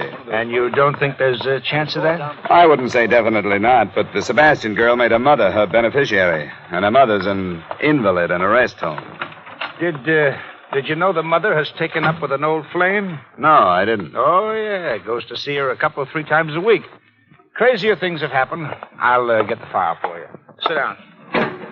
Now, this is all we've got so far, pending the coroner's inquest and the autopsy report. Here's a photo of where she was found. Shallow water. That's the bridge? Uh-huh. She was lying right about there. But I don't think you have to worry about suicide, Dollar. As far as I'm concerned, it wasn't. I'll buy that, too. I wouldn't say this bridge is a suicide type. It's too low. Yeah. And there's another thing. I've been on the force for more years than I like to count, and I've run into my share of suicides. But I've never known a woman to do it that way without taking off her coat. Oh? Yeah, usually shoes, too. I've learned that's part of a generally accepted pattern. The Sebastian girl didn't fit the pattern, huh? Yeah, here's the way she looked. Coat on, belt still tied. Shoes. Her purse is still missing. We're searching the stream for it. How old was she? 21. She was a beautiful girl. Yeah, I noticed that. I try not to, but with her, I couldn't help it. How much questioning have you done, Lieutenant? Oh, not as much as we'll do after the inquest. When'll that be? Day after tomorrow. Do you want anything more here? No, thanks. I'll give you the background we have on her. It's in my office. I won't bother you anymore, Lieutenant DeRosa. Besides, I like to dig up backgrounds myself. I know them better if I do. Thanks a lot for your cooperation.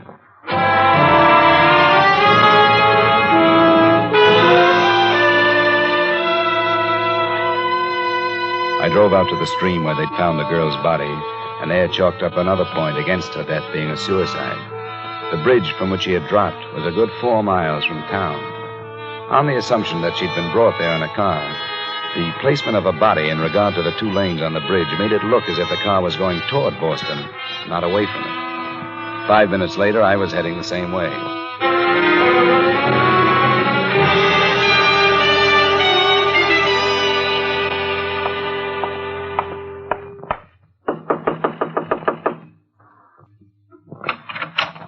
Hello. Miss Mary O'Neill? Yes? The manager suggested I come up. He told me you shared this apartment with Joan Sebastian. That's right. Who are you? My name's Dollar. I'm from her insurance company. I'd like to talk to you about her if I could. Well, I suppose so, but there's nothing I can do now. This is the biggest shock I've ever had. I always said there'd be trouble. But I never thought she'd do anything like this. Maybe she didn't. What's that supposed to mean? Well, there are signs that say maybe she didn't commit suicide. There are? Do you think she had any reason to? Well, that's what I said. I never thought she would. Sit down. Any place. Thanks. Poor little Joan. What does it mean? I'm not sure. Did you say you expected trouble? Oh, yeah, I kept telling her. It was the way she went, like she couldn't live fast enough, like there wasn't time to get everything done. She's been like that ever since she got rid... I mean, her mother went into that hospital. Joanie was all tied down taking care of her before. What could have caused the trouble? Well, I'm not saying she was wrong or anything, but... Well, there were too many men. I imagine that was easy for her. Sure was. Too easy. Do you mind telling me who they were? Well, I don't know. Only about one. Harold Corey. He's gone with her the longest. Harold Corey. Yes, he drives for the North American van lines. Sometimes he goes way out to the West Coast. And, well, while he was gone, Joanie didn't stay home and catch up on her reading. You know what I mean? I think I do. Went out with a different guy almost every night. I didn't pry, but she never tell me who they were. You think somebody killed her, don't you? Would you help me try to find out? What could I do? You didn't want to pry, but I get paid to. I'd like to look at her things. Well, I suppose it's my duty, sort of, isn't it? In a way, yeah. But I can't force you to. Oh, I know it's the thing to do. Some of her drawers are locked, but I'll show you what I can. I started on the locked dresser drawers. They gave up and opened after a brief struggle, but contained on the whole things that might normally be locked up because of their value. Imported perfumes, expensive lingerie, and some jewelry. The only thing that looked as if it might have been hidden for the sake of secrecy was under the jewel box. It was a gold key, a functional house-type key, but with meaning added because the head of the key was heart-shaped. It hung from a fine gold chain. Well, I never saw that before. Never saw the perfume before either, but I smelled it. That's a few $100 worth of scent.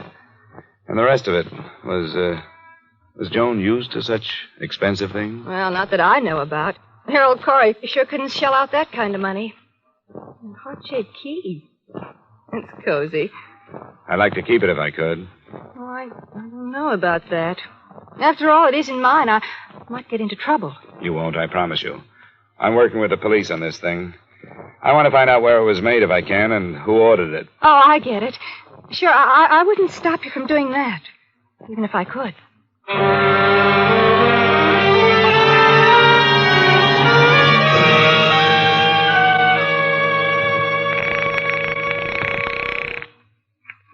North American van lines. I wonder if I could get some information about a driver of yours, Harold Corey. I phoned his home and couldn't get him. Is he out of town? Just a second. Yeah. Harold Corey's on a run to Philadelphia. Oh? When's he due back? He's, doing tonight, about 3 a.m. tomorrow morning. Thanks very much.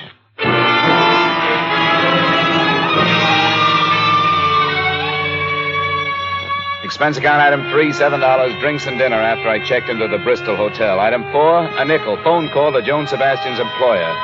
Edward Hollis was at home and would see me.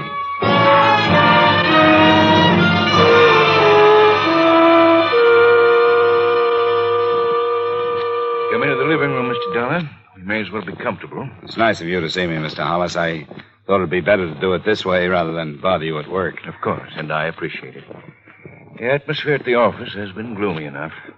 Oh, this is Mrs. Hollis, Mr. Dollar. Oh, how do you do? Quite well, thank you. I didn't know the poor girl, but it's a dreadful thing. Yes, I'm afraid it is. They don't understand. A young girl like that with everything to live for. Well, it may be even worse than that. Worse? How could it be worse? It looks more and more like her death was not a suicide. Oh, Mr. Dollar. I didn't mention it on the phone. The police think it was murder, though, and so do I. I thought it'd be better to save the blow until I get out here. You know, murder's pretty messy. Well, this is a shock. I suppose I could be dragged into a courtroom along with everybody else who knew her. Edward. Beatrice, you run along upstairs. There's no reason for your going through this. All right, Edward. I think I'd rather. Good night, Mr. Dollar. Good night. I'm sorry, but it couldn't be helped. Of course it couldn't. I understand. I'll make this as fast as possible, Mr. Hollis. I don't know how much you knew about Joan Sebastian's private life. I knew nothing. I have a number of girls in the office, and it's been my philosophy to remember that not too long ago, I was as young as they are. As long as they do their work well, I ask no questions. As a matter of fact, I have no right to. Sure. From what I've gathered, she was mixed up emotionally. She hadn't had much freedom because of an invalid mother she took care of. Oh, I did know that. When the mother went to a hospital, Joan began to make up for lost time. She led her friends to believe that she ran around with a lot of men. But I don't believe that. Oh? I think it was one man. Would you give me the names of the girls she worked with? I'd like to talk to them and find out if something may have come out over lunch or cocktail. Yes, I'd rather my staff wasn't upset too much, but I'll tell you. You'll want to question them separately? That's right. And I could give you the names now, but if you'll phone me at the office in the morning, I'll give you their addresses and phone numbers. That would help. Good. You can call any time after 9:30.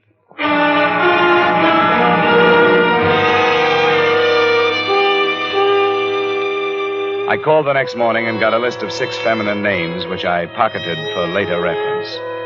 And at 10:30, I was at the home of Harold Corey, a ground-floor apartment on Hemingway Street. Yeah, who is it? My name is Dollar. Come later, will you? I don't want to talk to anybody right now. I'm an insurance investigator. I want to talk to you about Joan Sebastian. Who have you talked to? Why did she do it? She didn't. What do you mean? It's a mistake? In a way, yeah. It's murder. Murder? You're crazy. Am I? Oh, maybe you are. She'd never kill herself, would she? She had no reason to. When did you see her last? Night before I left for Philadelphia. When was that? 2 nights ago, Tuesday. I left at 5 Wednesday morning. She was found Wednesday morning. What are you driving at, mister? When did you learn that she was seeing somebody else when you were out of town? Didn't know she was. Look, Corey, I'm not tossing suspicions around to see how they bounce off you. You're in a bad way. Do you know that? You're telling me you think I killed her? Me? I loved her. I wanted to marry her. That's a motive, not an alibi. Get out of here, will you? Leave me alone. You aren't helping yourself with this act. You're making it worse. Get out of here before I do have a murder to answer for. Get out. Get out!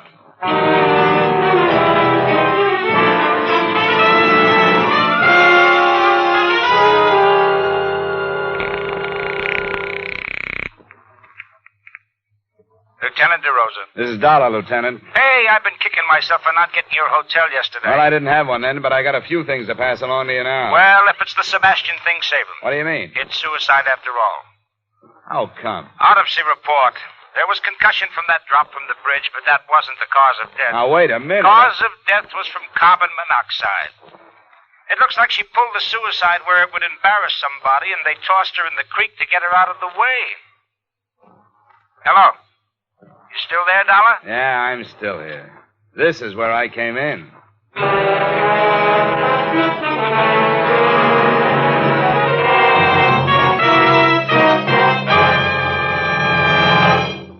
We'll return you to the second act of yours truly, Johnny Dollar, in just a moment. But first, one of radio's greatest stars has returned to CBS The Star's Address. He's Frank Sinatra. Frank will be here every Sunday afternoon for a full hour of songs, comedy, and commentary on popular music. The Frank Sinatra Show is a part of CBS's new lineup of entertainment on Sunday afternoons. Join CBS every Sunday afternoon, won't you? Now, with our star, Edmund O'Brien, we return you to the second act of yours truly, Johnny Dollar.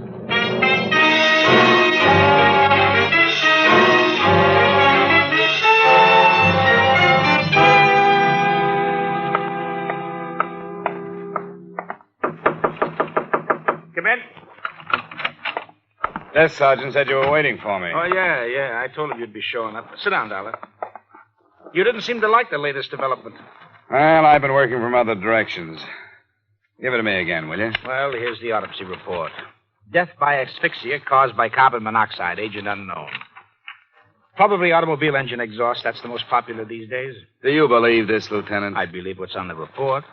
And how did you say she got into the river? I said maybe she committed suicide somewhere so that somebody would get involved.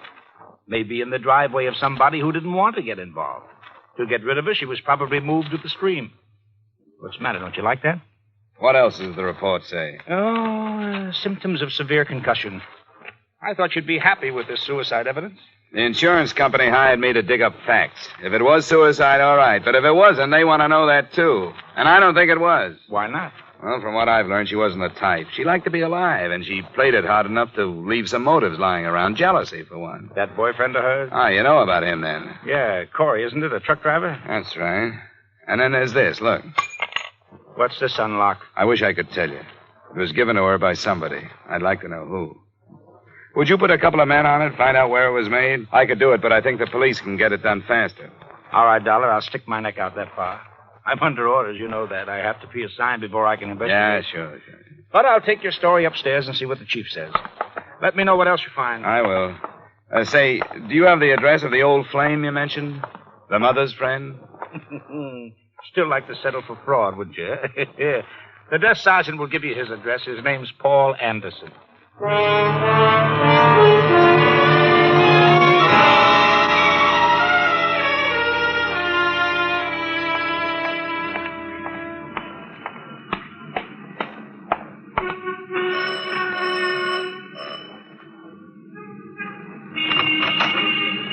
You Mr. Anderson? I am. I'm from Joan Sebastian's insurance company. Wonder if you'd spare me a few moments. Why, yes, I suppose so. Come in. I didn't know she had a policy. She did. $25,000 to go to her mother. I see. Her death has been classed as a suicide, which voids the policy. The 2-year self-destruction clause is still in effect. And that's a pity. Why'd you say that? Well, it's the least she could do for poor Mildred. That's her mother? Yes, an extremely young mother. Who has almost ruined her life for that girl. I didn't know that.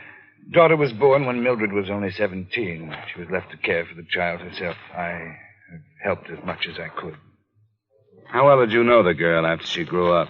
Why, she was a friend of her mother's. Why do you ask? Which one did you know first? I don't see what this has to do with the You matter. don't have to answer. I don't want you to misunderstand. There's nothing to be hidden. I suppose it is unusual. I did meet Joan first. But when she took me to her house and I met her mother, I realized that Joan was, well, no more than a cheap little opportunist. The complete opposite from her mother. As I say, I suppose it is unusual. And that doesn't make any difference. Point is that you dropped the girl in favor of her mother. Is that it? It wasn't the gross situation you evidently wish it had been.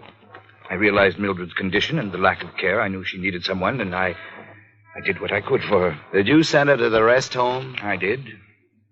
Now, look here. This has gone far enough. You asked me these questions for one reason, so that you can make your own conclusions, haven't you? I didn't know it showed. It does. Think I sent Mildred to the home to get her out of the way, don't you? That is not the case. You can think what you like. Go ask Mildred if you care to. I won't bother her. Do you know anything about a gold key that Joan had? A gold key? No, I don't know anything about a gold key. I've known very little about Joan all these past months. I could have told you that she was headed toward a bad end a long time ago. Now she's reached it. There's no one to blame but herself.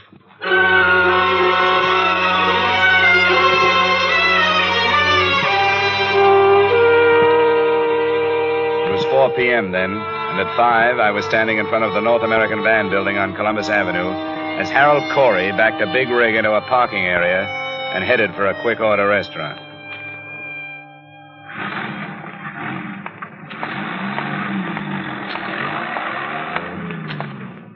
Hello, Corey. What this time? Dispatcher tells me you're going out on another run. Pretty short layover, isn't it? That's right. I asked for it. I figured driving, I'd get my mind off this thing. What do you want? Do you know how she died? I read about it. Carbon monoxide. Do you still think it couldn't have been suicide? She's dead. That's as far as I can think. You knew about Paul Anderson, didn't you? What about Paul? That he might have been more interested in Joan than he was in her mother? I suppose you're just doing a job, aren't you? What you say is true. I didn't know about it. If I had known about it, I would have gone after him, not Joan. I can't take any more, mister. Look, I don't enjoy it either, Corey. Like you say, I'm just doing a job.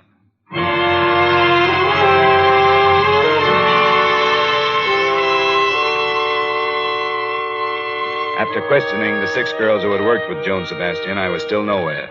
None of them knew anything about her private life. But the next morning, the police located a goldsmith who said he remembered making the key.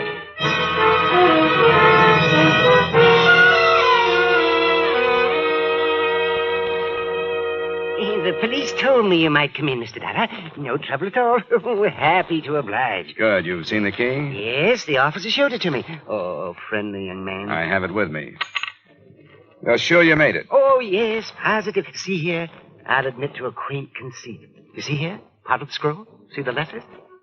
Well, yeah, C.S. My initials, Cedric Foss. Hmm. But I haven't the faintest recollection who I made it for.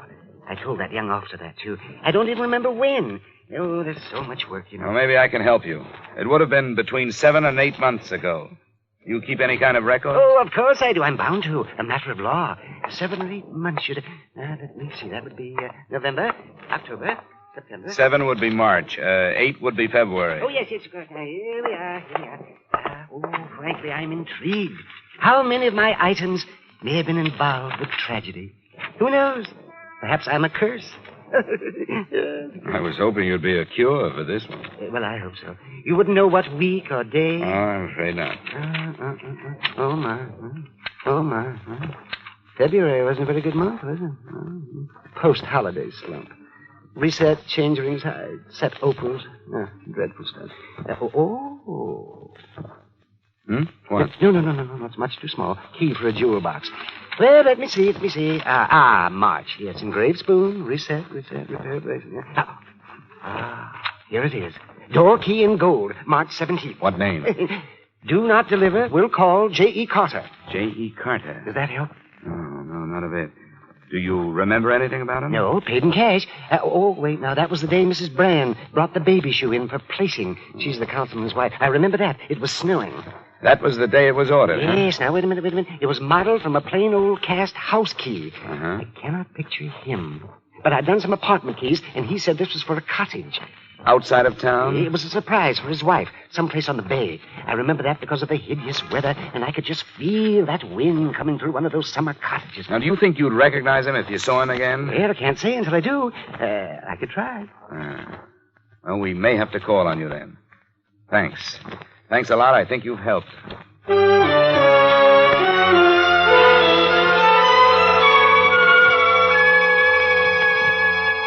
How'd you make out with that fussy little man, Dollar? We found the day the key was ordered, and he remembered a few things because a councilman's wife came in the same day. Why? Well, the customer, Carter was the name he used, mentioned a cottage on the bay. Now, that's east, and the girl's body was found northwest of here. I think she was dumped from a car coming toward Boston from out there. So I think the cottage is in that direction. Deduction yet. Look, if I were going to dump a body, I wouldn't carry it across 2 traffic lanes, would you? I'm being paid to think about another case. I couldn't sell the murder pitch upstairs. But I tried, and I'll buck for a promotion if you're right and upstairs is wrong. I don't suppose you could earn that promotion by assigning some men to cover that section. Huh? Oh, not a chance. That's county. Division of responsibility. Yeah. Uh-huh. And I, for one, wouldn't be surprised to know how many people have died because of that division of responsibility.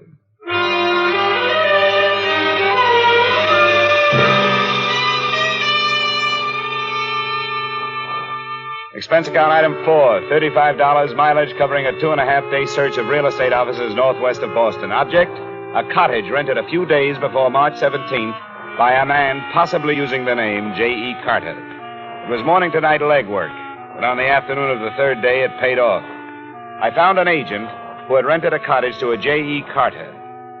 She took me out, but before we went into the place, I noticed a lean-to garage marked up by plenty of tire tracks. Inside, I found a stained rug, among other things. Well, Mr. Dollar, I've always said I personally vouch for the people I do business with. You never know, do you? I should say you don't. You want to go now? I think I've seen enough.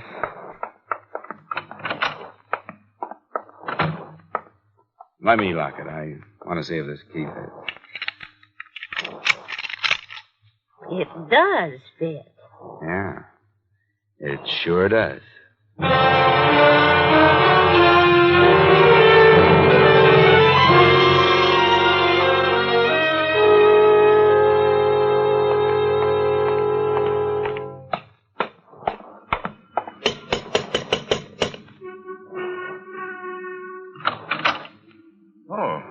Dollar. Hello, Mr. Hollis. May I come in? Why, yes, of course. Come in. Well, I didn't expect you to come back. Didn't you, Mr. Hollis? You thought you'd get away with this, huh? What did you say? Well, now, there's no reason to be clever with each other, Mr. Hollis. I know you killed her. You rented a cottage out beyond Mystic River. You used the name J.E. Carter when you bought the gold key. I did that? I'm afraid you did. Come into the other room. Yes, you're right, I did. I became infatuated with her. If you'd known her, you'd understand. I realized last week that it had to stop, and I told her. She had been going with that young Corey boy. I told her that even if I was single and eligible to marry, I would advise her to hang on to him, someone her own age. That was last Tuesday night? Yes. She left the cottage, and I heard her drive off. Or at least I thought I did. When I went out, I learned what she had really done. She committed suicide in the car. You can hardly blame me for wanting to keep the secret. Oh, you've been reading the papers, Mr. Hollis. Suicide and all that. I've been inside your cottage. You didn't do a very good job of cleaning up the bloodstains. You're right, Mr. Dollar. There seems to be no longer any reason to attempt cleverness. I'll make my statement to the police. I'll drive you down. Thank you. How did you find out, Dollar? There was a Wall Street Journal there, addressed to you. Oh, I see. Edward? Now, Beatrice, go upstairs. No, Edward, I won't. I insist, Beatrice. What good would it do? Do what I've done because I lost you? Why should you ask me to go upstairs while I lose you again? I forbid you to say another word. Forbid, Edward. You have no right. I found them, Mr. Dollar. It took a long time, but I found them. She had taken him from me because she was beautiful. And I no longer am. I was waiting in the cottage, and when they came in, I struck her. Is this true, Mrs. Hollis? I killed her. And since there was nothing left, we carried her to the cop. Beatrice. Beatrice, what have I done? What have I done?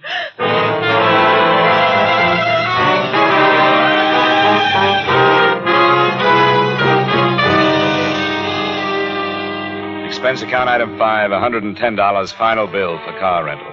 Item 6, $85 miscellaneous.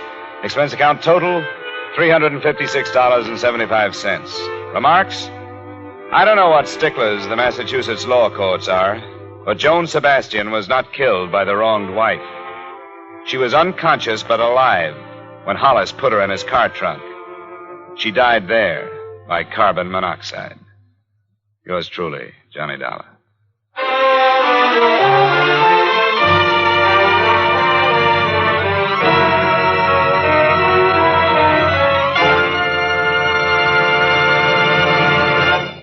Yours truly, Johnny Dollar, stars Edmund O'Brien in the title role and is written by Gil Dowd with music by Wilbur Hatch. Edmund O'Brien may soon be seen in the Paramount Pictures production Warpath. Featured in tonight's cast were Virginia Gregg, Howard McNear, Virginia Eiler, Wally Mayer, John Stevenson, Bill Johnstone, and Raymond Burr. Yours truly, Johnny Dollar, is transcribed in Hollywood by Jaime Del Valle. This is Dan Coverly inviting you to join us next week at this time when we will again bring you Edmund O'Brien as... Yours truly, Johnny Dollar.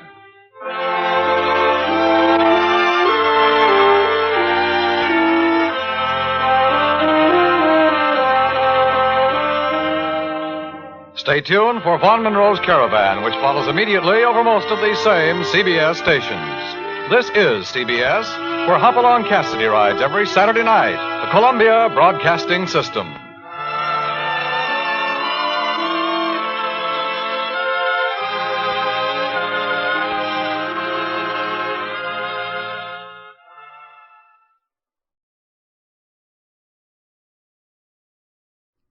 Welcome back. Well, it's another radio episode with a lot of noirish twist involved. And at the end of the story, we're not sure who's going to pay the legal penalty here, but probably whatever happens, the insurance company's going to be off the hook. By the way, you might wonder if there were any Edmund O'Brien Christmas episodes. No, that was sound was not actually somebody placing a call for modern-day Johnny Dollar. But, continuing on, reviewing the book where the author, Mr. Abbott went through all of the available Johnny Dollar scripts, not only what isn't there in Edmund O'Brien Christmas episode in circulation, all of the Christmas time episodes that aired during the O'Brien and Lund period had no sort of Christmas connection at all. So there aren't any Christmas episodes until we actually get into the Bob Bailey era. Special thanks to Tim, who dropped another nice tip in the tip jar. Even though he's already a premium member, already appreciate that. Also have added yet another show to the list of shows I'd like to eventually do, and that is Crime on the Waterfront. It's actually a pretty unusual series because of who the star is. It's Mike Wallace. Yes, 60 Minutes Mike Wallace. Newsman Mike Wallace actually did some radio drama work in his younger days. The show Crime on the Waterfront never actually made it to air. What we have are two distinct pilot episodes. And this is the nice thing. Most of the shows we listen to, there's only about 25 or 26 minutes of plot. Because this was a pilot and they weren't worried about the constraints of airtime, they really wanted to show off writing and development. So these are 35-minute episodes. And they're pretty well done mysteries. So I will add that to my list. And for those of you who have the app or our premium site, I'll go ahead and let you take a listen to one of these episodes as a bonus. So I'll go ahead and add that in. Well, that'll do it for now. Wishing everybody a Merry Christmas. Well, before we do get started, I do have a suggestion for you. I know a lot of folks got the Kindle as a Christmas present this year. It was expected to be a huge seller. Well, if you're looking for a title to put on your Kindle, I recommend my book, Tales of the Dim Night. It's a great superhero parody. Plus, we've put it up on a post-Christmas sale. It's now available at $2.99 now through January the 2nd. So go to dimnight.com to learn more. Or just put in a search on Amazon for Tales of the Dim Night. Well, this episode represents another one of those oddities in detective shows. Because of all the episodes prior to 1948, there were only 6 in existence. None in 46 and 47. Now, over the next 2 weeks, we'll get to hear 2 consecutive episodes. This one from July 6, 1948. Next week's from July 13, 1948. Now, this episode of The Adventures of the Thin Man is a little bit different. What had happened in the intervening years Thin Man had finished its CBS run in 1947, went over to Mutual in 1948. At that time, there was concern about violence on the radio. So violent detective shows were moved to later on at night, with broadcasters setting a curfew. Now, what this meant for most detective shows is they just got aired later at night. However, Mutual decided that they would tone down the Thin Man to make it acceptable. So that's what they did here, and you can judge the results for yourself. It's the adventure of the passionate Palooka here on the Great Detectives of Old Time Radio.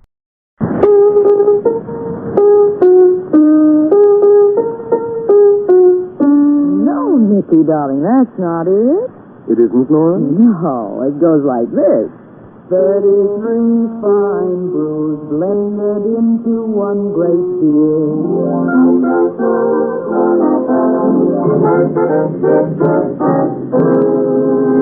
Pabst Blue Ribbon Beer presents The New Adventures of the Thin Man with Nick and Nora Charles, the happiest, merriest married couple in radio.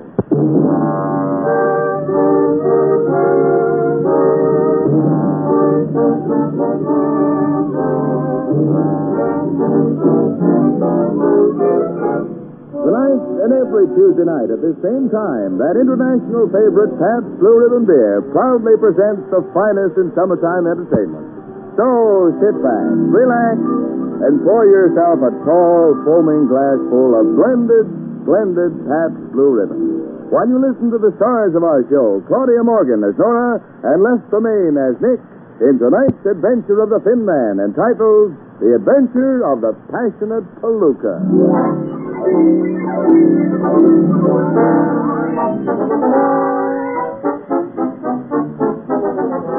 It's 1 o'clock in the morning of one of those sizzling July nights that make the average New Yorker feel like a hot dog on a griddle with mustard.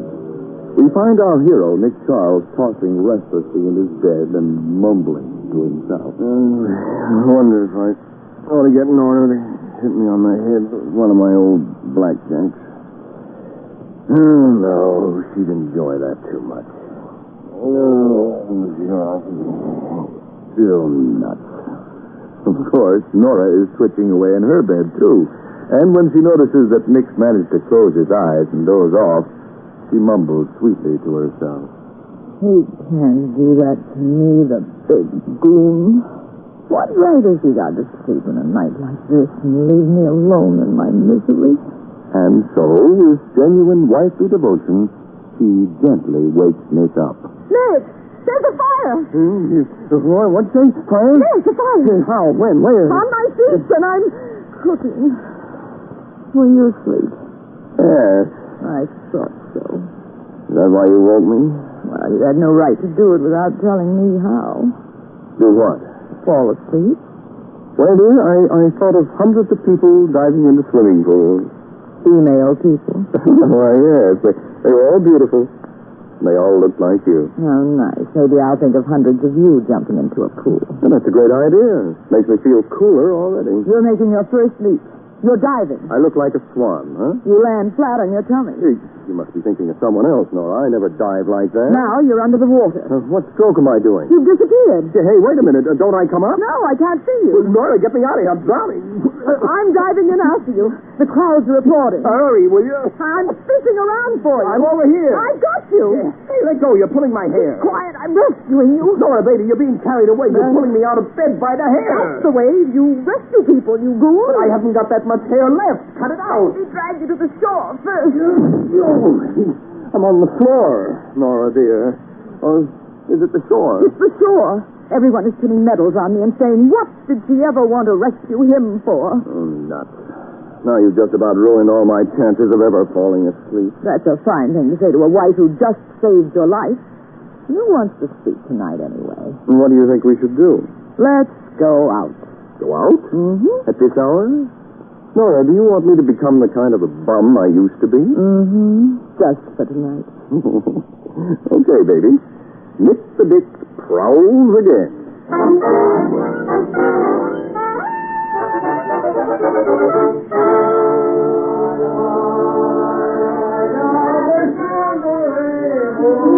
Aren't you glad we came out? Look, the whole town's up. Yeah. And look what we're walking into, a band of serenaders. Hey, Bud, would you and your girl like to find a way to forget the heat? We certainly would, Mr. Bud. Then join the Gutter Glee Club for unmusical verses. Oh, I'd like to, but won't you get into trouble singing in front of that apartment house? For the astronomical rents they pay in that joint, they deserve a little music. Come on, Mickey, you know plenty of wrong notes. Let's sing. Hard along by the light of the silvery moon. Hey, you stupid old stop it. Cease and desist. Who's breaking it up, Nora? The man on the steer sucker who just ran out of the building. Go on. Oh, really? The trouble with you, Bud, is you ain't got no joy in your heart. But I got two musical ears on my head. Go on, skedaddle, go on. Oh, Nick, there's a man who would put the harps in heaven out of tune. I think I know that guy. If you do, you shouldn't. He looks so grouchy, I bet he bites himself for breakfast every morning just to make sure he feels sore. Well, what are you waiting for? Contribution? Aren't you Scoot Skillet, the fight manager? Yeah, what if I get... Nick! How are you? Where'd you get her? Oh, I figured I needed a manager, so I let her sign me up for life. Glad to know you, Mrs. Charles. Hey, say, Nick, you want to get a piece of something good? I'll sell you half of Adam Bomb Brickenhead for only $2,000. Well, who's Adam Bomb Brickenhead? One sensational new fighter who's meeting the champ tomorrow night. Oh. Which half of this prize fight are you selling? She's the educated type who don't know nothing about nothing, huh, Nick? I mean a half interest. Why should you want to sell before the big fight, Scoot? I need money back. What do you say, Nick? No dice. What's wrong with Brickenhead? Get this. How'd you guess? Because you wouldn't sell a half interest in the right time if you could make a buck at it. Well, then maybe you can help me. Listen, the atom bomber just ain't himself. Nobody can find out what's eating him. Being as you're a detective, maybe you can find out, Nick. Where is Mr. Adam Bomb? Upstairs, trying to rest. Takes away them singers. Well, just what's wrong with him? Even the doctors can't find out. They says it's all in his mind. So I calls him a mind specialist. A head doctor. And you know what he tells me? What? That the atom bomber ain't got no mind. And this information cost me $25 an hour. Of course we'll help you, Mr. Scoot. Come, Nicky, let's meet this mindless wonder.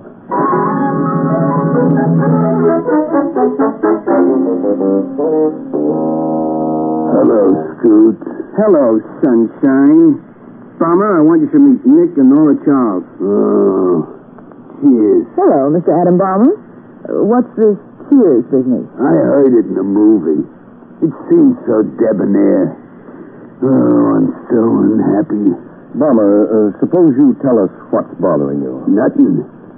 Except I'm miserable. Why are you miserable? Because I'm unhappy. But why are you unhappy? Because I'm miserable. See, it's a vicious cycle.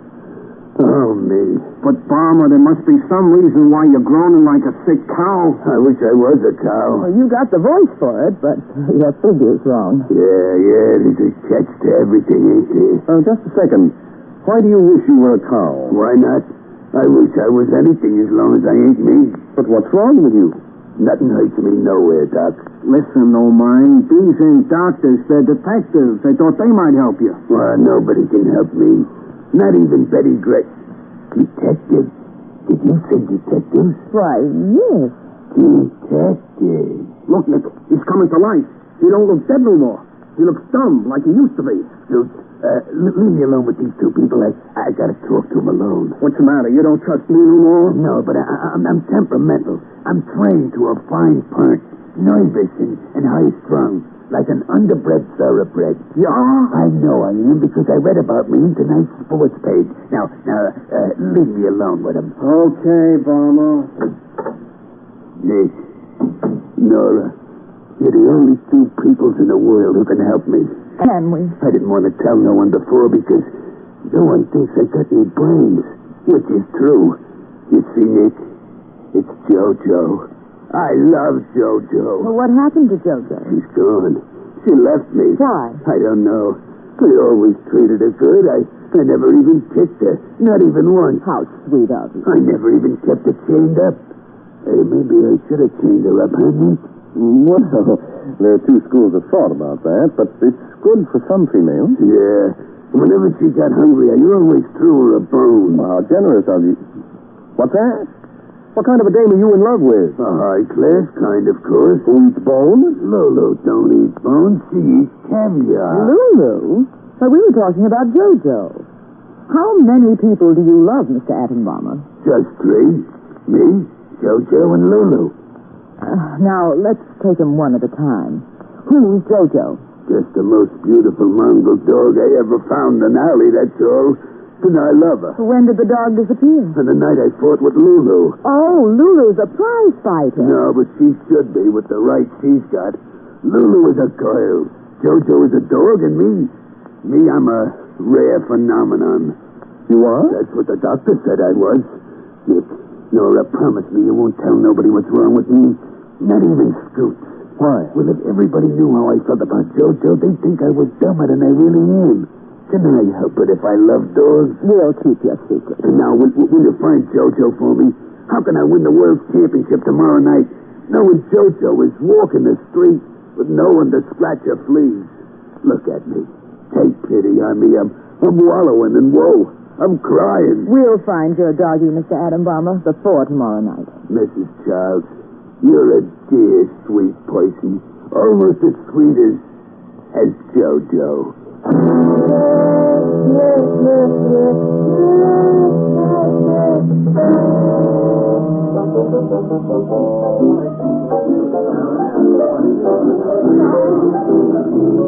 Maggie, darling, what makes you think we can find a dog in a nightclub like this? I mean, a dog who not only bites, but barks. Beautiful. Have you ever heard of Banana Nose Norbert? Is it an ice cream sundae or a relation of Jimmy Durante?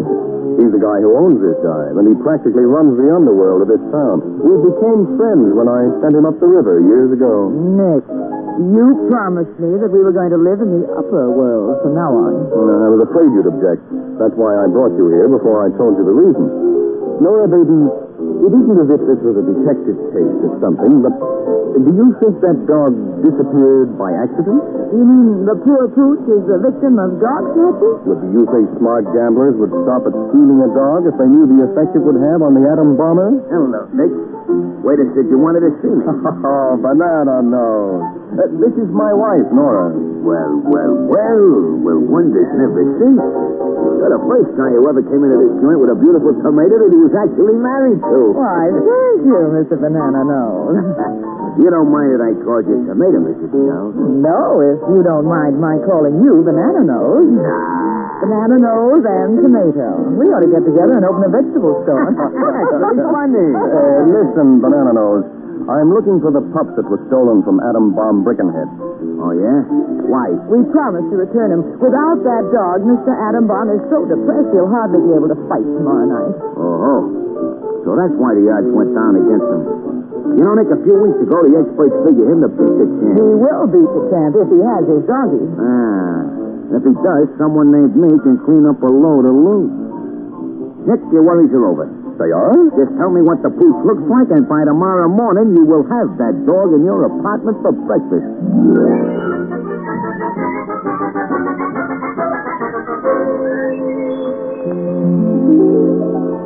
You're listening to the new adventures of the Thin Man, presented for your summertime entertainment by the makers of that international favorite, Pabst Blue Ribbon Beer. Just before our program started tonight, you heard on your radio those NBC chimes. You know, that bing-bong bell. Now, you've probably heard that NBC musical signal 150 times or more. And every time you've heard it, bing-bong bell, it made exactly the same sound. Well, I can't think of a better way to illustrate the uniformity of Pabst Blue Ribbon. If you enjoy a good glass of beer, you've probably ordered Pabst Blue Ribbon 150 times or more. And I'm sure you noticed every glassful was exactly alike. Not too heavy, not too light, but fresh, clean, sparkling. With the real beer flavor coming through just the way you like it. Now, how does Pabst keep it that way year after year? Well, I can sing the answer to that one, too. 33 fine brews blended into one great beer.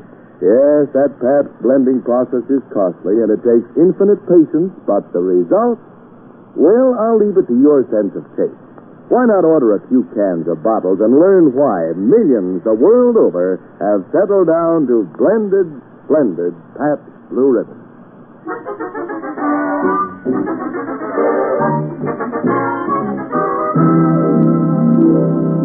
Now, sit back, relax, and let's catch Act 2 of tonight's Thin Man Adventure. Nick and Nora Charles have promised to find Jojo, the mongrel coot whose mysterious disappearance has broken the heart of Atom Bomber Brickenhead, the heavyweight challenger who lacks a mind. It's now 11:30 in the morning, and we find our hero and heroine at breakfast. Nicky, do you know what I dreamed about last night? Dogs? Yes. How'd you find out? I dreamed about him, too. Well, darling, tonight Mr. Atom Bomb goes into the ring to battle for the championship. And he's still dogless. Well, don't worry, dear. Banana Nose Norbert won't fail us. He said he'd have the dog here for breakfast. We're having breakfast. And no dog. Oh, now, Nora, you mustn't take it so to heart. Why not? Poor Mr. Atom Bomber. Without a mind, without a dog, and with a broken heart. What's he got? Cauliflower ears, 200 pounds of solid muscle, and an appealing personality. I think Lulu's behind the whole thing. The Atom Bomber's girlfriend? Mm-hmm. But they're in love with each other. Why should she pull a mean trick like dog napping? Well, I'm in love with you, and I do mean things to you. Yeah, that's true. Why do you do them? Because I love you, man. Besides, they had a fight. Wait a minute. Listen. It's a dog. Unless I'm hearing things too. There are two dogs. One's a coloratura soprano, and the other is a basso profundo. Nick, it's a full operatic ensemble. No, this can't be. This thing has affected our minds. We've gone pooch potty. Oh, look, one of the dogs is ringing our bell. Just a minute. Hi, Nick. Banana Nose. I told you I'd have the dog for you. Got my voice around up all they could find. Hey, you dog, shut up. Hey, Spike, make them dogs obey me. Don't they know who I am? Come in, Banana. Let the dog whip in the hall. Hello, Mrs. Charles. The Banana Nose never fails. I got the pooch, I think. So I heard. What made you do this? Oh, I ain't no dope. With these low odds on the Atom Bomber, there's going to be plenty in it for old Banana Nose when we find the doggy and the Atom Bomber wins the fight. Yeah, I see your angle. But Banana Nose, I thought you'd figured some gambler took the pooch. I checked on that angle. The hound was not hijacked. So I figured he was on the loose, since the Dog Society didn't pick him up. It isn't a him dog. It's a her. A tomato? Mm-hmm. Jojo is a female. Well, I'll be doggone. I forget there was two kinds.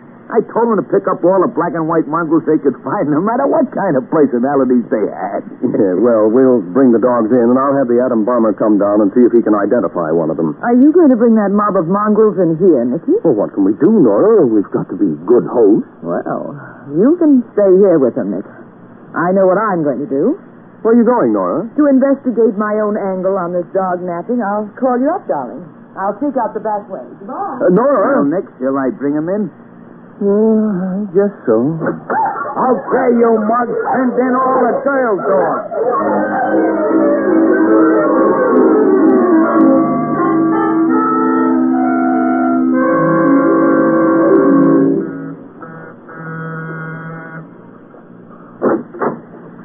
Good evening. Good evening. Are you Miss Lulu Laverne? I am Sue. Well, I'm Mrs. Nora Charles. Pleased to meet you, I think. Entree. French. That means come in and also something expensive to eat in high-class continental dumps. It does? Yes. Are you interested in culture? I suppose so. Culture is my latest passion. I thought Mr. Atom Bomb Brickenhead was that. Oh.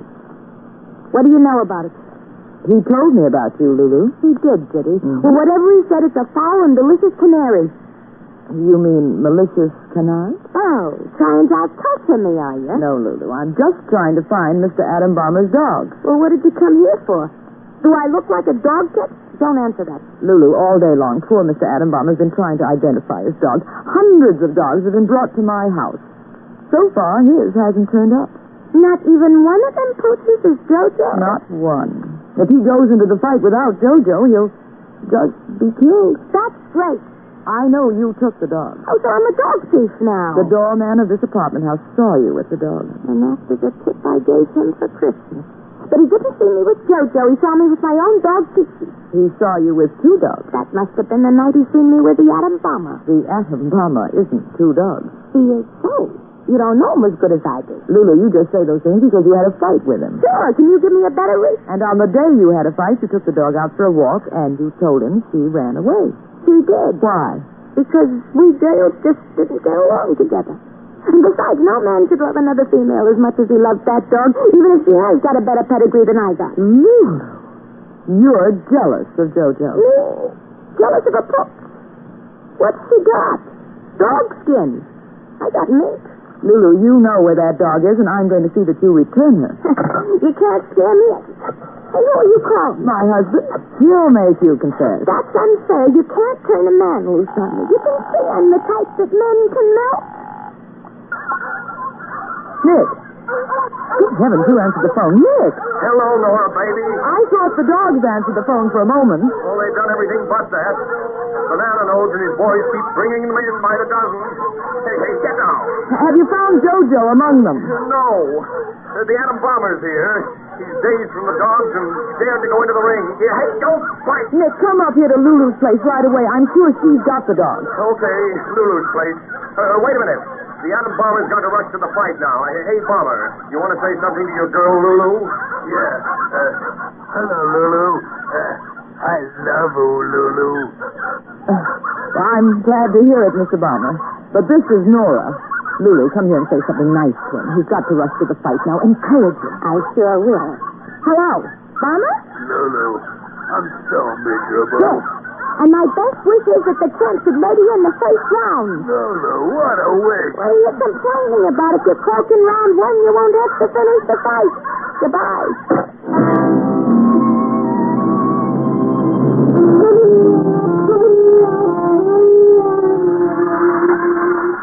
Well, folks, we're at the end of round 2 of this television broadcast of the World Championship fight. And the atom bomber has covered the champ with blood. That is, the atom bomber's blood. Lulu, Nora and I have brought you to this beer parlor to see what you've done to the poor atom bomber. Yes, Lulu, look at him. He looks terrible. Oh, that's the television set. It ain't just that projection. Folks, as you look at the face of the atom bomber, don't think your television set is broken. It's just what the champ did to him. Oh, boy, he's really a mess up. There's the bell, folks, and we're off for another round of slaughter. Here comes the atom bomber. He shines right in the champ's right. Oh, stop him back, Bomber. The bomber's tired of the champ's right, so he's aiming his head at the champ's left. Oh, the poor Bomber. Nick, she's breaking down. I can't bear to see his ugly face falling like that. All right, I'll give you the push. He's in a dog hotel. On a honeymoon with my dog. Come on, I'll show you where.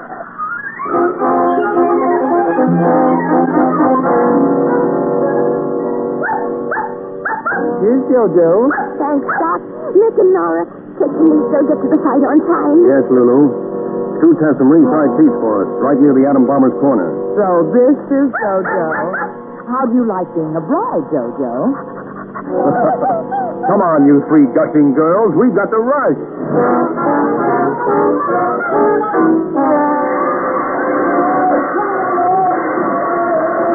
He got here in time. Look, the bomber is still alive. Yes, he's resting between the rounds.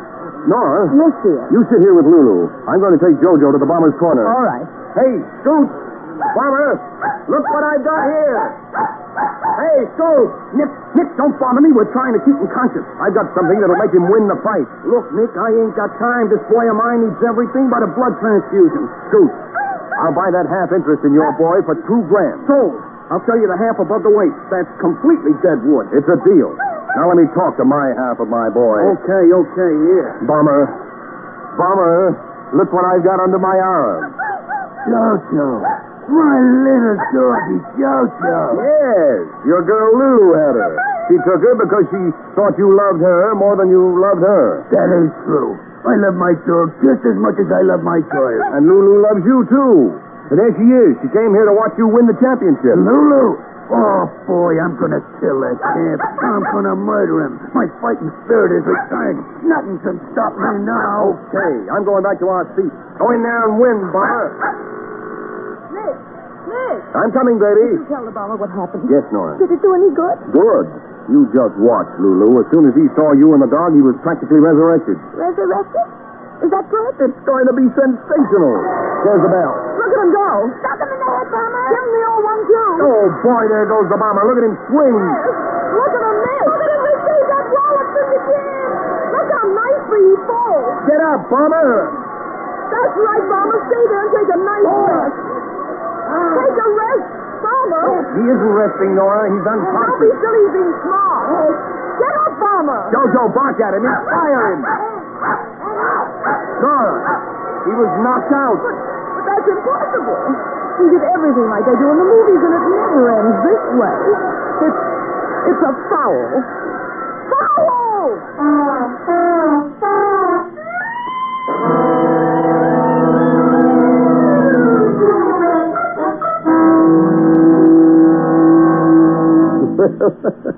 I'm afraid the bomber is down for the count.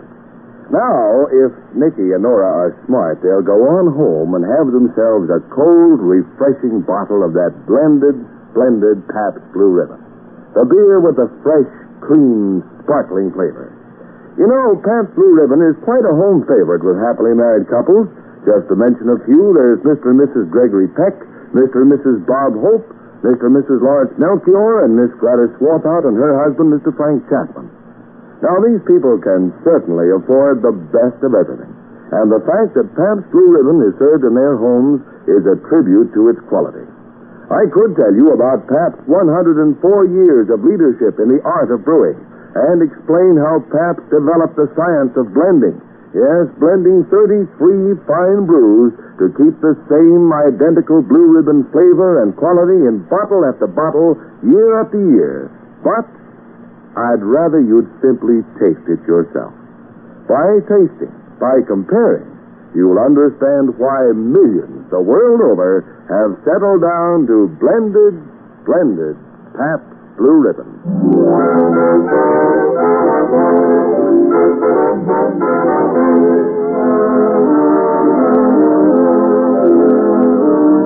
And now for the conclusion of tonight's Thin Man adventure.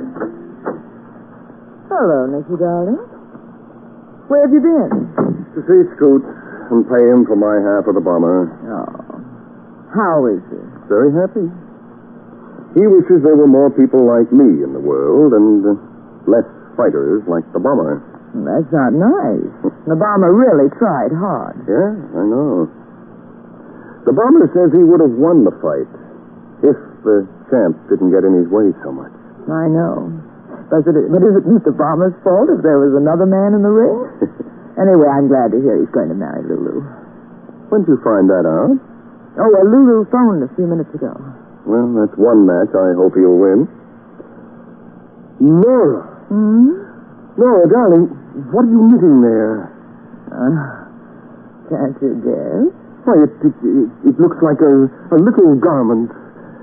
Nora, don't tell me. Yes, it's true. Jojo's going to have puppies. Well, then congratulate me. Why? After what I went through with that dog, I practically feel like a father. Looks like another hot night tonight. And if we can't sleep, I know just what to do now. Go out again? No, we'll get into too much trouble that way. We'll each have a glass of ice-cold Pabst Blue Ribbon beer, and then I'll do this.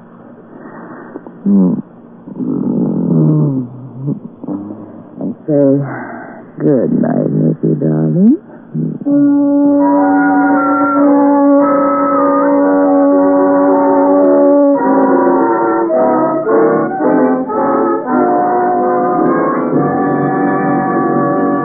Listen next Tuesday night when Pabst Blue Ribbon Beer brings you another happy, exciting Thin Man adventure with Les Tremayne and Claudia Morgan. Welcome back. Well, that last little twist there may have worked against the whole purpose of moving this to a more family-friendly format. because you have them recover the dog, and then you still have the fight or end up losing. And in some way, I think they were tweaking happily ever after endings. But the thing is that on family shows, happily ever after endings are pretty popular. By the way, I had to love that tasteful sponsor shot at the end, with Nora saying she was going to have some Pabst Blue Ribbon. Pabst actually was sponsor of a lot of old-time radio programs. Life of Riley is the sitcom is one that they're best known for. Also, they did actually a Groucho Marx show called Blue Ribbon Town, and also sponsored Night Beat for about 8 weeks. So, all right, well, that'll do it for now. Well, without a new Archie this week, we're actually having the same Archie from week to week. It does give an opportunity to talk about the TV show. So many folks referenced it in casting their vote for the Nero Wolfe radio program. While Rex Stout didn't live to see the production of this program some 25 years after his death, pretty much anyone who's followed Stout and studied Stout thinks this may have the early 21st century Nero Wolfe show may have been a version of the show that he would have approved of in terms of its portrayal of the great detective. Actors Timothy Hutton and Maury Chaykin did a fabulous job portraying Archie and Nero Wolfe. They also went ahead and really wrote the show around the books. And one of the writers for the story said every episode was, in fact, a collaboration with Rex Stout. And this series had an effect of getting people interested in the Nero Wolfe stories. It's unusual that you have a TV show that actually interests people in the book. But that's the case. Stout actually became a best-selling author for about 30 years after his death, and it's thought to be a result of this series. Before we do get started with today's show, I don't want to let you know about Netflix. That's how I'm watching the Nero Wolfe mysteries. I'm getting one DVD at a time, watching it and enjoying it. I'm about halfway through, and you can find pretty much any DVD you would like to watch among the nearly 100,000 titles available, plus a lot available to enjoy on Instant Watch. Go to netflix.greatdetectives.net to sign up, start your free trial. Well, let's go ahead and we'll get into today's episode of Nero Wolfe, the Careless Cleaner. Stay tuned for Nero Wolfe, which follows transcribed in 30 seconds. What's on the menu at Duffy's Tavern tonight? Well, there's a full serving of laughs with Archie the manager, played by Ed Gardner, and his unpredictable friends, Miss Duffy, Clifton Finnegan, and Eddie the waiter. It's Duffy's Tavern later this evening over most of these NBC stations. And this Sunday, the big show comes your way once again with Bob Hope, Jimmy Durante, Perry Como, Jose Ferrer, Mindy Carson, Eddie Cantor, Meredith Wilson and his orchestra, and many, many more. And, of course, your MC once again will be Tallulah Bankhead. That's this Sunday for the big show. Now, ladies and gentlemen, we take you to the most famous brownstone house in New York City, the one located at number 601 West 35th Street. Oh, Mr. Wolfe. Mr. Wolfe. Want something, Archie? Would you be interested in taking on a case involving a woman who was found stabbed to death in one of New York's fancier men's clubs? Can't you see I'm already occupied, Archie? My Oncidium hybrid is ailing. But, sir, cash. C-A-S-H. Remember, you need it to live on? Well, you're actually learning to spell. You'd better learn to count. We're broke. Thank you, Mr. Goodwin. Now, if you'll just go away and stop interfering. Oh, just a minute. Yes, sir? On your way out, switch on the fan.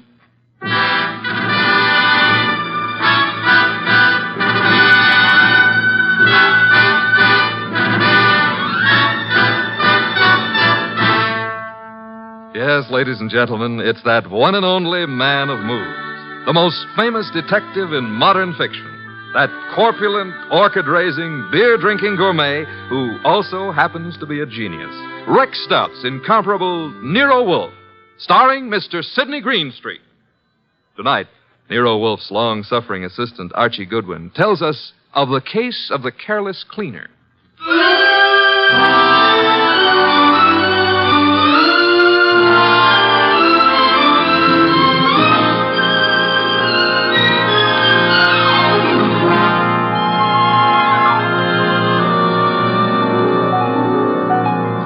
We didn't know Clay Michelson very well at the time, though Mr. Wolfe had hung one of the Michelsons' paintings on the library wall.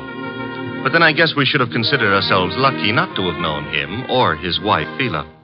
2 weeks ago, they had a quarrel.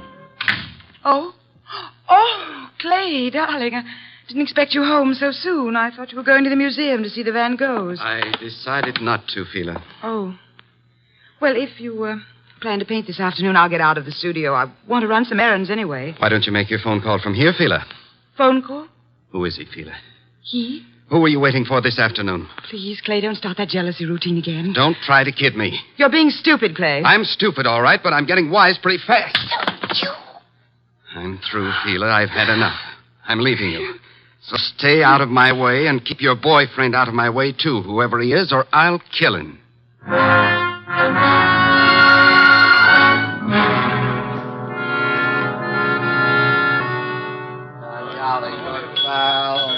He's a jolly good fellow. Yes? What can I do for you? Sleepy. I want to have a drink and go to bed. I'm sorry, sir. The Garrison Club's a private establishment. No rooms available to the public. You think I'm drunk? Oh, no, sir. Why do you suppose I came here? And I'm sure I wouldn't know, sir. I'll tell you why. I came here to see my old pal Lou Saunders. That's why. You know Mr. Saunders? Do I know? Look, I paint him. Lou sells them. Mr. Saunders is your agent? I'm Clay Michelson. Just call Mr. Saunders. Clay? What in the world? Lou, tell this guy who I am. Well, I'm sorry, Mr. Saunders. It's all right, Mr. Martin. You see? Let's go have a drink. Yeah, sure, Clay. Yeah. You know what, Lou? I left Phila. Yep, I walked out on her. Is there something I can do, Mr. Saunders? Yeah, have someone fix a bed in the other room of my suite. Mr. Michelson will be staying with me. At least for tonight.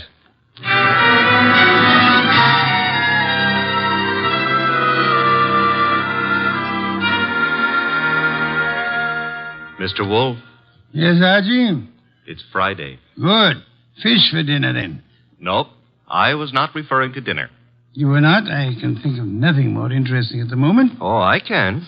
My salary. Of course, according to the Julian calendar. We're on the Gregorian, so let's stick to it. Today is Friday. Today I get paid. Archie, there's a drop. Oh, don't exaggerate. You can't be getting the cold shutters just because I'm asking for my money. I can distinctly feel fresh air flowing into the room. Well, it's possible I might have opened a window 6 inches. You're insane. Shut it at once. Nope. Are you trying to blackmail me? Think it might work? Never. And the window stays open. You're fired. I accept your offer. All you have to do is pay up. I've hired you again. Oh, Mr. Wolfe, you've cleaned out the bank balance again? Well, that is... Well, have you seen those Miltonians? Would I have voluntarily given up my paycheck for them? Orchids are very beautiful, Mr. Wolfe, but blondes are... The door, Archie. I am unemployed. Confound you, it may be a client, and if it is, and we can extract a fee. You follow me, Archie? I'm already on my way to the door. Mr. Wolfe, I've got to see him at once. Well, come in. Thank you. Mr. Wolfe, this is... My name is Saunders, Mr. Wolfe. We've met before. I remember. As a matter of fact, you sold me a painting of Michelson. Yes, well, that's why I'm here. It's about Michelson, Mr. Wolfe, that I've come. Frankly, I think the man's about to go mad. He and his wife have split up, and such a splendid artist, too. A pity. I don't know what to do. He's drinking like a fish. For 2 weeks, I've been letting him live in part of my suite at the Garrison Club, but he's just steadily getting worse. I try a hospital. I can't. The publicity.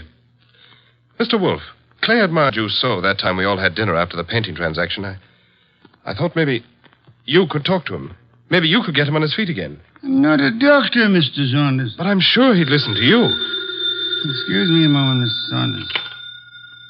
Nero Wolfe speaking? Inspector Kramer. Good evening, Inspector. Got a guy called Lou Saunders at your place? Garrison Club said he'd gone to your place. Yes, he's here. Well, see to it that he doesn't leave until I get there. I'd hardly do that, Inspector. I have no reason to detain Mr. Saunders. There's plenty of reason. It so happens a woman's just been murdered in his suite. Murdered? Yeah. A Miss Hilda Lundgren. What's happened? Now will you hold him? Do you know a Miss Hilda Lundgren, Saunders? Hilda Lundgren? I've never heard of her. She seems to have chosen your suite to be murdered in. I'd better get right over there. Mr. Saunders says to tell you he'll be right over, Inspector. Now listen, Wolf. Good day, Inspector. Murdered? Murdered in my suite? Mr. Wolfe, you've got to come with me. Mr. Goodwin will accompany you after the formality of a retainer, Mr. Saunders. Oh, anything you say. Here, I'll write a check. Good. 500. 500? Fine. My friend and assistant, Mr. Goodwin, will go with you. I have great confidence in his ability to bring back every detail of a murder, particularly where a woman's involved.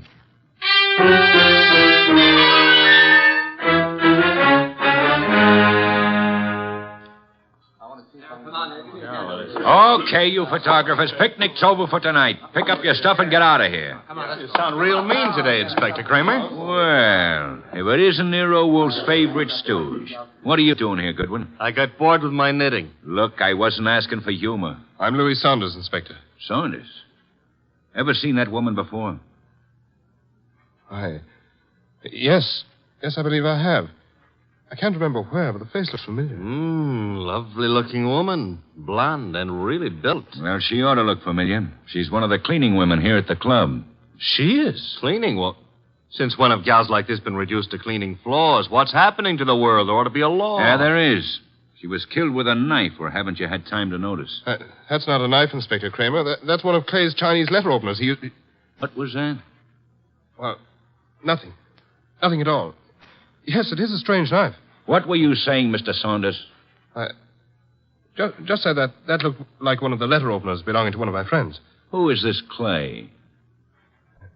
Clay Michelson, the artist. But you can't possibly think he'd do a thing like this. I think everybody did it until we know otherwise. When were you last up here, Mr. Saunders? Me? Why, just a little while ago. I changed my clothes just before I went to see Mr. Wolfe. She wasn't here then? Well, I don't know. I didn't come into this room, just in my part of the suite. Your part? Who occupies this room? Mr. Michelson. He's been staying with me. Strange wound, no blood. What do you think you are, Goodwin, a medical examiner? Oh, but Yeah. The killer probably wiped the blood away. Saunders, have you any idea where your artist friend might have run off to? I haven't seen Clay all afternoon. He spends a lot of time down in the bar. Well, he'd hardly sit in a bar if he's killed somebody. But why would he pick on the cleaning woman? Oh, this is no ordinary cleaning woman. Get a load of that figure. Watch it, Goodwin, watch it. You're liable to stretch your brain. But you're wrong. In spite of everything, Clay's still terribly in love with his wife. He wouldn't... Hello, Lou. Where did you get in? Yeah, who's this? Clay. We're your friends, Lou. They won't serve me any more liquor down at the bar. I gotta find my flask. Mr. Michelson, may I introduce you to Inspector Kramer of the police? Who's this guy, Lou? He's Nero Wolf's assistant. Wolf? Police? Well, what do you all want? Somebody park overtime?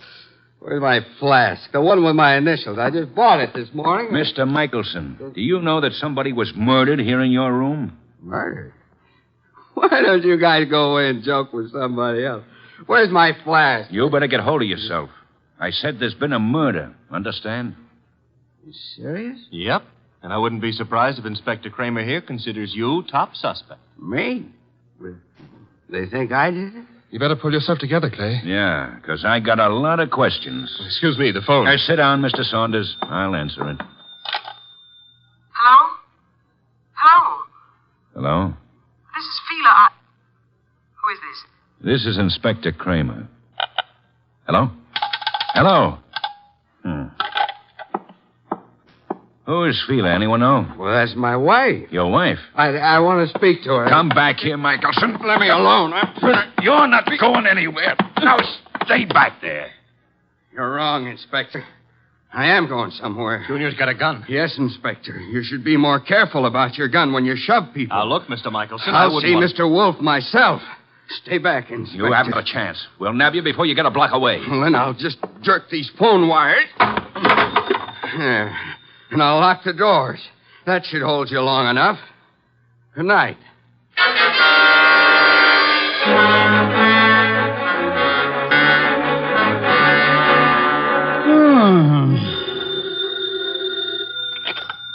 Nero Wolf speaking. Wolf, Kramer.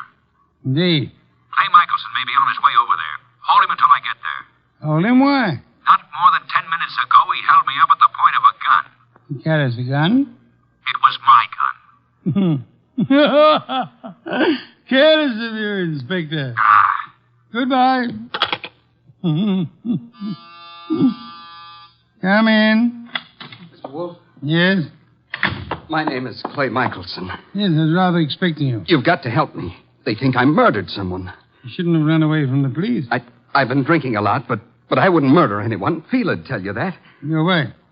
Was she the model in that painting of yours I purchased? What difference does that make? I tell you, they're after me for murder. You obviously loved your wife deeply at the time you painted her. Oh, here you are, Mr. Wolf. Michelson. Clay. Good Lord, man. The police are on their way over here. He came for my help, Mr. Saunders. Oh, I'm glad he did, Mr. Wolf. But we left Inspector Kramer talking from a phone booth. He'll be here any minute. And we have only a minute to decide why anyone would want to kill a cleaning woman. I didn't kill anybody. She was a beautiful woman, Mr. Wolf. I gathered that, Archie, from your unusual interest in the case. She was stabbed with a letter opener from Mr. Michelson's house. Which might add Mrs. Michelson to our suspect list. Fila?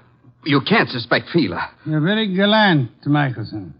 Just how was this beautiful young cleaning woman, this Miss Lundgren, stabbed? In the heart. Her eyes were wide open, pupils dilated with shock. Details later, Archie. Kramer will be here shortly. At the moment, I would like to know where everyone was. Well, Mr. Saunders was here with us, you remember.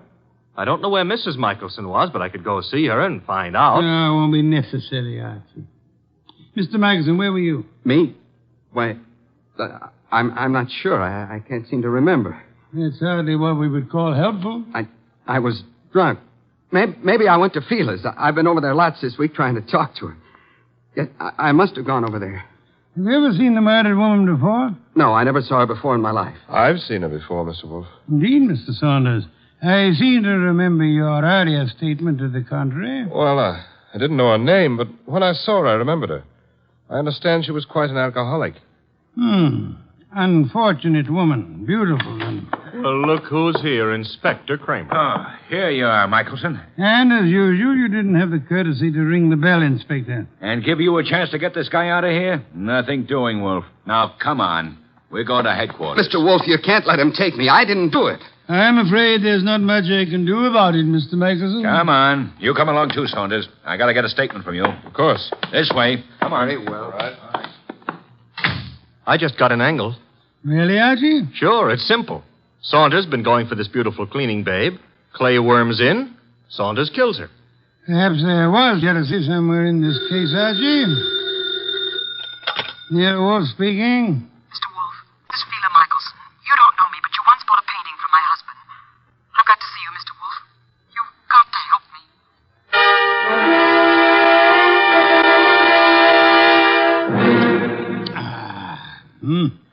Mrs. Michelson, have some of this delicious beer. Another can, Archie. And now, Mrs. Michelson, may I ask how you found out there was a murder in the first place? A policeman came to see me. He told me what had happened, that they were looking for Clay. I don't know what to think. He's temperamental, he's jealous, and he's sometimes violent, but I can't imagine anything like this, not Clay. Maybe some of those friends of his, but... You don't care for your husband's friends? No, they all live off him. They're leeches. Mrs. Michelson, did your husband come to see you this afternoon? This afternoon? No. You're quite positive? Oh, yes. That was his alibi for the time of the murder. He said he went to see you. Of course, he was fuzzy, usual effect of alcohol on the brain cells, but... Mrs. Michelson, might I be a little indiscreet for a moment? Indiscreet? Have you been seeing some other man? I don't know what you're talking about. Please, Mrs. Michelson, I'm afraid your face gives away more than you tell. I thought we were here to talk about a murder, Mr. Wolf. Indeed, but your husband's jealousy might well fit into that category. Oh, Clay, imagine things. You're a very beautiful woman, Mrs. Michelson. Now, if you'll try telling me the truth, perhaps we can accomplish something. But I tell you... All right. So I thought I was in love with another man. Your husband suspected but didn't know, huh? No. Clay didn't know. He wouldn't have given me a divorce anyway. You sound as though you want your husband back. I did, but I didn't even know where he went. Indeed, Mrs. Michelson. Archie informs me that the murdered woman was quite lovely. What are you trying to suggest? You said yourself you wanted your husband back. Yeah, one woman jealous of another, that's always murder. Why, that's stupid. Clay wouldn't play around with a maid. That's stupid. Clay loves me. I'm not jealous of anyone. No one, do you understand? Archie, if you'll see Mrs. Michelson home... Yes, sir. Thank you. I can find my own way. I'd prefer Archie took you, Mrs. Michelson. You wanted my help, didn't you? Thank you. Thank you, Mrs. Michelson. If you will just wait outside for a moment, please. What have you got in mind, Mr. Wolfe? Try exercising your own judgment just once, Archie. You mean she's the one who's jealous? Perhaps, Archie. Perhaps she may want us to think she was jealous. Perhaps she actually doesn't want her husband back at all, only to pin a murder on him. Oh. You see, in this case, it would be simpler than divorce. Yeah? Yeah, she might just be trying to get rid of him. She might, Archie. But then she's a woman, so don't count on anything. She might even be telling the truth.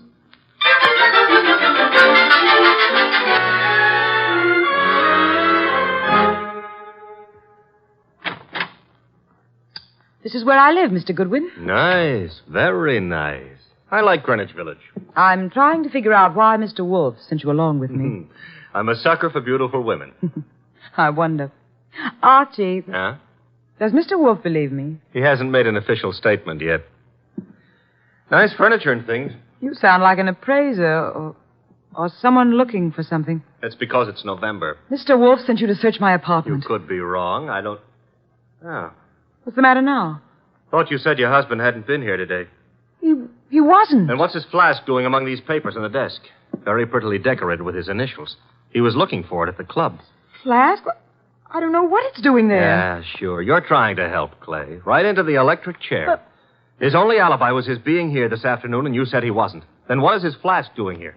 He said he just bought it this morning, so he must have been here today. I don't know what you're talking about. Where's your phone? Well, you've got things wrong. I don't know anything about that flask. Hey, the lights... Who switched off those lights? Fila, put those lights on. Put on those lights.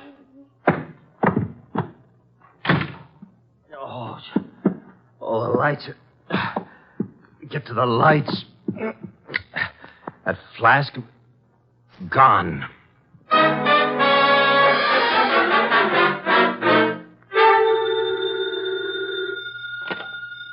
Nero Wolfe speaking. Wolfe, where's Fila Michelson? Fila, perhaps you might try the lost and found, Inspector. Now, look, I know she was over at your place. I thought you were interested in Clay Michelson. Well, I let him and Saunders go, for the present. They're clean until I get the medical examiner's report. Oh, when will it be ready, by the way? An autopsy takes time, you know that. Where's the Michelson woman?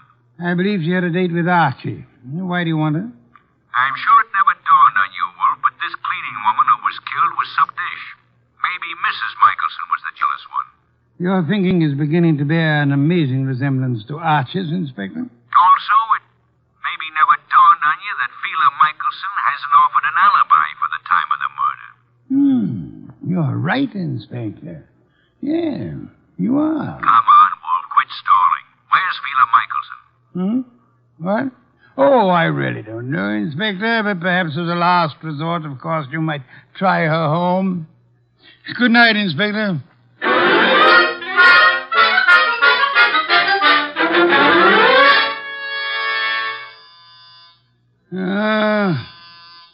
Inevitable.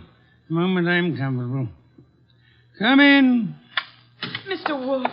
Oh, thank heavens you're here. I always am. Where's Mr. Goodwin? I don't understand how it happened. I swear I don't. What happened? I haven't got any idea how it got there. Got where? Calm down, Mrs. Michelson. Now, just what got where? Clay's new flask. Your assistant Archie. He came home with me, and that new initial flask was there. He thinks Clay was there this afternoon, and that I'm trying to frame him or something. Oh, here you are. She's here, therefore... This is our gal, Mr. Wolfe. She's been lying right down the line. I tell you, Clay wasn't there. Then why did you give me this clout on the head and grab the evidence and run? I didn't hit you. I ran, but I didn't hit you. And I didn't take that flask either. Oh, next thing she'll say there wasn't any flask. Stop gaping at Mrs. Michelson, Archie, and open the door. Yeah, sure. Well, Mr. Wolfe, they let Clay and me go for the... Fila, what are you doing here? After your visit this afternoon, Mr. Saunders, she decided to come down and see me. After my visit? What makes you think I was at Feeler's? It was Mr. Saunders, not your husband, who came to visit you this afternoon, wasn't it, Mrs. Michelson? I don't have anything to do with Mr. Saunders. And might I ask why you called him today? I wasn't calling him. I was calling Clay. You told me earlier yourself that you didn't know where Mr. Michelson was. Well, all right. So what if it was Mr. Saunders who came this afternoon? As he has for many afternoons. What are you trying to get at, Mr. Wolfe? Saunders? He and Feeler? Yes, Archie. Mr. Saunders, the artist's friend and agent, happens to be the one who was making a fool of the artist. But that's all over. I told him. That's what I was talking to Mr. Saunders about this afternoon. I didn't want Clay to know. Clay would never have come back. All right, so it was Feeler and me. I admit it, but that's not murder. I suggest that it is, Mr. Saunders. I suggest that one of you two murdered the cleaning woman. Whichever one of you carelessly left the whiskey flask in Feeler's apartment. This is murder, Mr. Wolfe. Not a joke. Not at all a joke. You see, our cleaning woman was not murdered by the knife found in her body. She was poisoned. What do you mean? Not by the knife? Poison. She undoubtedly drank from Michelson's flask while she was working in his room at the Garrison Club. But she was stabbed. True. However, Miss Lundgren was an alcoholic. Saunders mentioned that, and I checked with the club manager. But how does that prove there was poison in the flask? That she was poisoned? Archie, would you mind repeating your description of the dead Miss Lundgren? First, as to the wound. Okay. There was no blood. Someone advanced a fantastic theory about wiping the blood away. And now, Archie, the description of the body of Miss Lundgren. I mentioned the fact that her eyes were wide open, the pupils were dilated.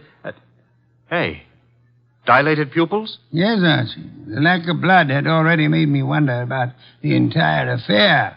When you added the dilated pupils... What's special about dilated pupils? In death, that is a common symptom of poison by a certain vegetable drug of considerable potency. But what was the point of stabbing her? The poison did the job. However, the killer later used the letter knife in an effort to deceive the police. However, he unhappily forgot that the dead don't bleed. I think you're guessing, Mr. Wolfe. Am I? All I can say is that I was at the pool in the early afternoon. You're very certain you were at the club pool when the murder was committed, Mr. Saunders? Certainly. From 1 until 3. Excuse me, please. Wolfe speaking. Inspector Kramer, medical examiner's report just came in this minute. And get a load of this, wizard. The dame didn't die of stabbing at all. I know. You know? She died of drinking a fatal dose of poison known as deadly nightshade. What? How do you know that? Inspector, do they know what time she died? Time? The medical examiner says 2:30. Thank you, Inspector. Oh, incidentally, if you care to drop over here, you may pick up the murderer. Goodbye. I heard him, Wolfe. She died at 2:30. As I told you, I was in the pool at 2:30. Which is exactly how you prove yourself a murderer, Mr. Saunders. Oh, I proved myself... Even the police didn't know what time she died. Until just now. And the body wasn't found until the evening. How did you know she died between 1 and 3? I didn't know, but... You probably were at the pool at the time the maid drank the poisoned whiskey you put in the flask of your friend Clay Michelson. I tell you, you're crazy. You planned to get rid of Clay, who stood in the way of your marrying Feeler. When you came back to your room at 3 and found that the maid had drunk it instead, you stabbed her with Clay's letter opener to cover up the real cause of the murder and throw suspicion on Clay. Oh, this is nonsense. Ridiculous. And then, when you learned that the woman for whose love you were willing to commit murder was through with you, you took Michelson's new flask to Feeler's home, confident that it would be found there. Yes, and then he attacked me and stole that flask again in order to make it look like Feeler had done it. Exactly, Archie. Mr. Saunders, the chances are that your fingerprints will be found on that whiskey flask, and they'll be able to trace the poison to wherever you purchased it. The chances are... Oh, no, you don't. Careful now, all of you. Guns bore me, Saunders. Oh, yeah? I'm leaving. You are not... Clay! Oh! Clay. Yes, Mrs. Michelson, your husband has been there for some time. Clay, are you all right? Yeah, I'm all right. Well done, Mr. Michelson. I think you proved that an artist's life may indeed be exciting. I've been an awful fool, Mr. Wolfe. Mr. Michelson, you might remember for the future that unreasoning and unjustifiable jealousy sometimes creates the very conditions that it fears. You're being very kind to me, Mr. Wolfe. How can we ever thank you? By prompt remittance of your check on receipt of my bill in the morning. Good day, Mr. and Mrs. Michelson. Good day, Mr. Wolfe. Good day. What's the matter with Archie? You look glum. Yeah. I always have the lousiest luck. Meaning? A hectic case with two beautiful dames. Michelson gets one, the undertaker gets the other, and what do I get? Hey, that reminds me. You got a fee. I get paid.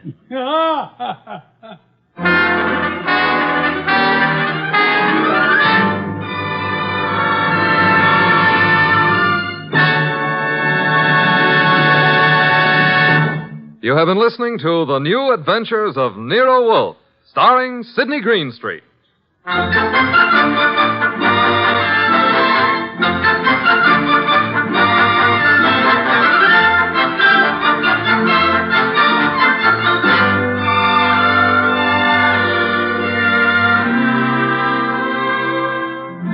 Tonight's transcribed story was written by Cheryl Hendricks and based on the famous characters created by Rex Stout. This is an Edwin Fadiman program, produced and directed by J. Donald Wilson.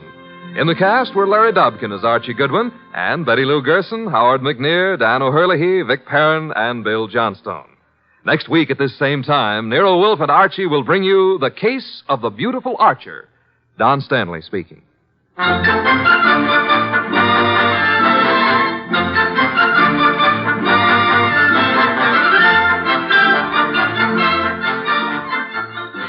Three chimes mean good times on NBC. There's fun and laughs with the chimes later this evening when Ed Gardner stars in Duffy's Tavern. As usual, Duffy won't be there, but Archie the manager will definitely be on hand to spread his whimsical advice where it'll do the most damage. Tomorrow night, there's action on NBC with Herbert Marshall starring as the Man Called X in another exciting battle against the forces of international intrigue. Next, Sam Spade. Later, William Bendix on NBC.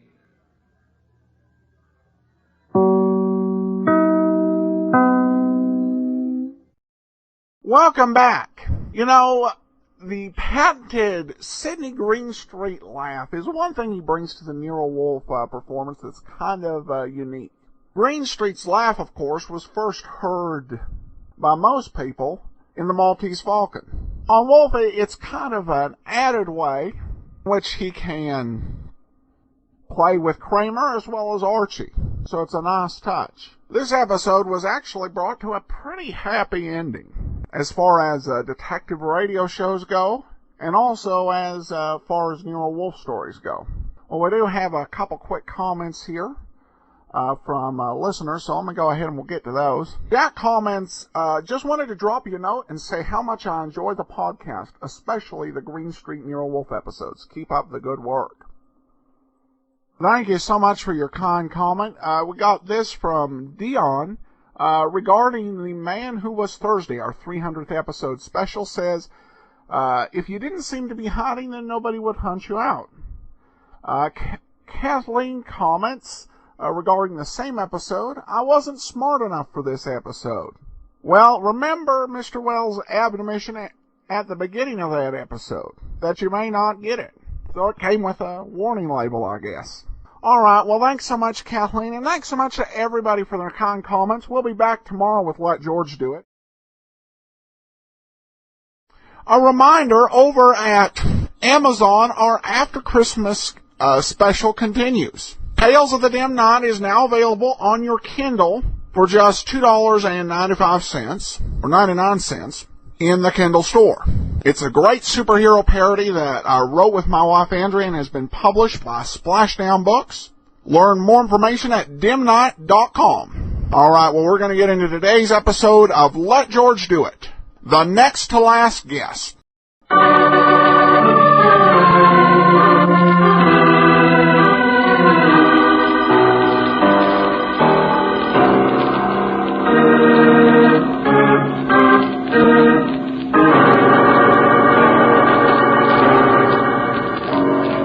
Standard of California, on behalf of independent Chevron gas stations and standard stations throughout the West, invites you to Let George Do It.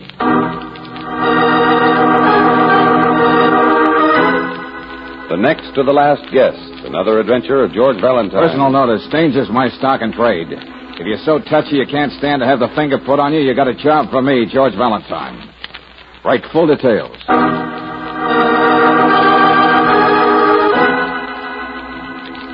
My dear Valentine, in 70-some-odd years of varied experience, I have found that it is often harder to do a good thing than a bad one. The world seldom appreciates an unusual gesture of kindness, but I am a stubborn old man, and I intend to make one such gesture. It concerns the distribution of my mother's fortune. In other words, the provisions of my will. I need the help of a good and honest man to carry on after my death. I have checked on you well, Valentine, but my time is running out. Please visit me immediately in Suite 14A, Hotel McKinley Arms. And it's signed, Todd Sturman. Mm-hmm. Let me see that. Yeah, McKinley Arms. Angel, I think that's the place. Oh, George, of course. The one with the gargoyles along the roof and the old ironwork up over the door. Yeah, on 4th Street, sure. They're tearing it down to make room for a super drugstore. Well, what are we waiting for, Angel? Let's go visit the past. Before, as Mr. Sturman puts it, time runs out.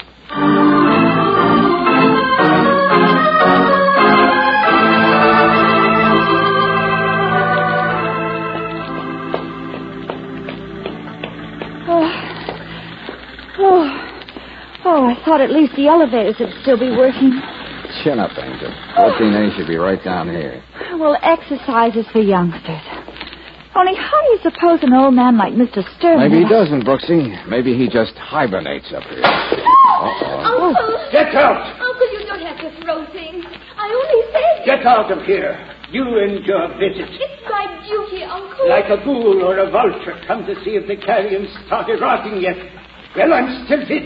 You see that, don't you? Still fit. I'm glad you're so healthy, Uncle. But you do have to move somewhere. And I only suggested there's room in my house for you. Francis, you're about as subtle as a stick of dynamite. But I'm not going to oblige you by getting angry again and bursting a blood vessel. Here he comes. This is it, Angel. Yeah. Mr. Sturman? Bet you got an earful, didn't you, Valentine? Well, yeah. Oh! Don't look so shocked, Francis. I'd fire anyone who wouldn't admit he liked to eavesdrop. That infernal racket. I hate noise. Come in, Miss Brooks. Yeah, thank you. I want you both to meet my nearest living relative, Miss Frances O'Neill. How do you do? Hello, Miss O'Neill. Oh. Do you work for Uncle? Do you? I should have said my most curious and tenacious relative, shouldn't I? It's none of your affair, Francis. What do you do, Mr. Valentine? What's your business? Francis, please. Oh, I'm so sorry. It is dreadful of me to be upset by just a material thing. But the hotel is being torn literally from under his feet, you know. Oh, but there, enough of that. You and I, my dear, can have a nice little gossip, can't we? While the two men talk about their business. We won't interfere at all. Will we, my dear? Will we? Francis. Yes, Uncle. Goodbye, everyone. Tragic. They call her poor Francis. She fell in love once, 20 years ago, and the man turned out to be no good. She's lived on sympathy she gets ever since. Her position, social standing, everything depends on it. Poor dead memories. Poor Francis. Well, Mr. Sturman, when we were out in the hallway, you didn't sound quite so friendly to her. I'm just a cranky old man, that's all. It's this blasted hammering gets me, I suppose. You know, I was the first guest to take a suite in this hotel 42 years ago. I just made my first 10,000. I bought a Chalmers, and the stable boy kept the lamps polished for me out back. Well, from the looks of things, you'll be about the last one to leave, too. Yeah, I have until this afternoon. 42 years. But the management's been very kind, very kind. And then where are you going? It's none of your business either, Valentine. Okay, Mr. Sturman. You hired me to handle something about your will, so let's hear it. You're right. Enough of sentiment. Here, I'll show you. Stocks? Securities, some bonds, a few foreign things. About $750,000. Oh, you've done all right. Yeah, I just set it up here checking it to make sure I divided it right. Oh, that's a pretty big piece of pie. How are you cutting it up? Mr. Valentine, I watch people the way I've watched you. It's about the only pleasure left to an old man. Go on. There's a little accountant, for instance. Never been anything but little, never anything but honest. He worked for me once years ago. Now I see he has heavy responsibilities, a large family, many debts. His name is Henry Freeholder. And you're going to give him happiness. Nonsense. The next is an ex-pug named Kid McClint. A pug? A man, Miss Brooks. I saw his one big fight and I enjoyed it. Since then, I've watched him, too. Yeah? McClintock runs a little bar in the tough section, but he doesn't drink. Sort of a popular hero with even the delinquent kids of his neighborhood. He's ignorant, poor, but very proud. Another worthy case. Money should go where money is deserved. Anyway, yesterday I wrote letters to both men, but I want you to make sure they understand what I'm doing. And make sure they understand that whenever my will is probated, you will be there to scrap for them. With legal help, publicity, everything. Well, just who do I scrap with? Who's got a chip on his shoulder? The third equal-sized piece of pie, Frances. Oh, but if you're giving her a share. Only because of her little tragedy, I assure you. Oh, but she wouldn't interfere. Where money is concerned, everyone interferes. There's no one who's immune. Why do you think she's so curious? Why do you think she makes all these duty calls? I tell you, when people see money, their eyes shrink and turn black. Even wishy ones like Frances. And their souls creep into a dark place to offer themselves for sale. Okay, Mr. Sturman, okay. We'll slap on the price control. So give me the addresses of those men and we'll get going. Just remember, Valentine, be careful. Watch yourself. And never underestimate the power of a woman.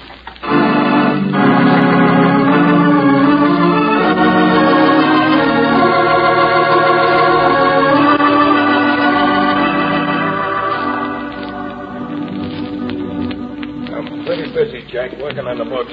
Bartender said we'd find you up here. You are Mr. McClintock, aren't you? Everybody knows the kid, lady, but it's the end of the month. I don't age so good. I don't like to keep accounts either. My name's Valentine. Yeah, real pleasure to make your acquaintance, Jack. Now beat it. Okay, hang on to your red ink, Buster. Why? I come from Todd Sturman. Is he dead yet? No. Step to one side, lady. Oh! Hit the road, Jack. George, are you all right? Yeah, sure. Like a test pilot in a punching bag. Oh, golly. Kid's got a pretty good lift, ain't he? Oh, why don't you shut up? Bartender, give me a glass of water. Here you are, miss. On the house. What's the matter with that baboon up there? Here, George, dear. Drink this. Forget this, will you? I'm going back up and take that.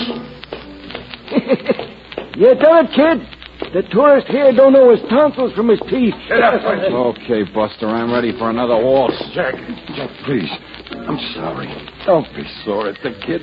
Don't be sore I done that. Oh, no, I love you for it. You couldn't fight with me. I'm good, see? Look at the picture there.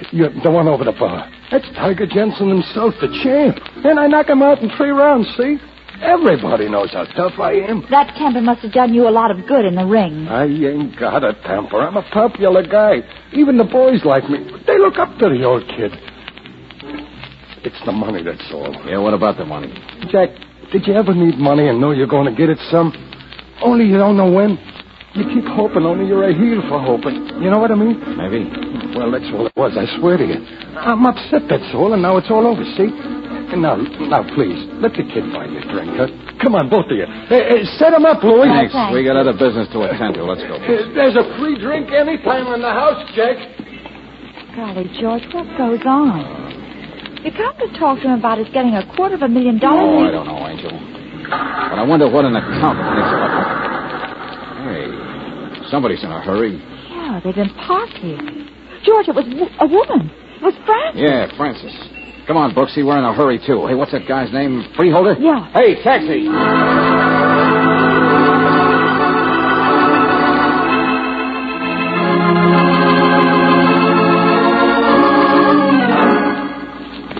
Mrs. Freeholder, you said your husband left only a moment ago. If you could just tell us when he'll be back. He won't ever be back. Not to this house. Not if I can stop him. Oh, we're sorry. We didn't understand. Oh, excuse me. Excuse me. We've always been a respectable family. We've had our little troubles, but we've always managed somehow. We have our position in the community. Henry's treasurer of the church. Look, what's happened, Mrs. Freeholder? I can't tell you. It's none of my affair any longer. You'd have to see Henry. But you don't know where he is. I've said too much already. I'm leaving in a few moments for a little trip with the children, and there's lunch to prepare. Oh, you might try. Well, he was going someplace downtown to meet a woman who telephoned. A woman? Somebody named Francis O'Neill, something like that. Mrs. Freeholder, the reason for your upset has to do with money, doesn't it? No, it doesn't. It has to do with money and an old gentleman named Todd Sturman. Get out of here. Both of you, don't you ever... An old gentleman named Todd... What's in that man's name here?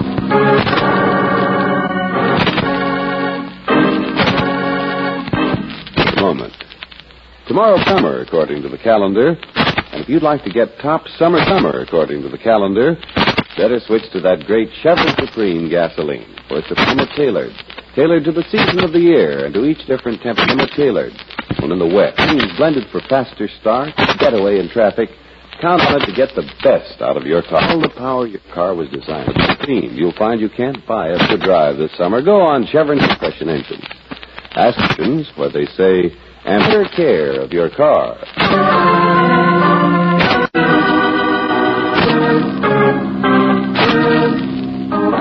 Adventure of George Valentine. And now back to tonight. Not Valentine's. Under which heading bars come, good or bad, downstairs that weeps on your shoulder. Another beneficiary, a timid little woman, is either following you or preceding you everywhere you go, and not in a timid fashion. A third beneficiary you can't even find. Yes, it's beginning to look like money is the root of all evil.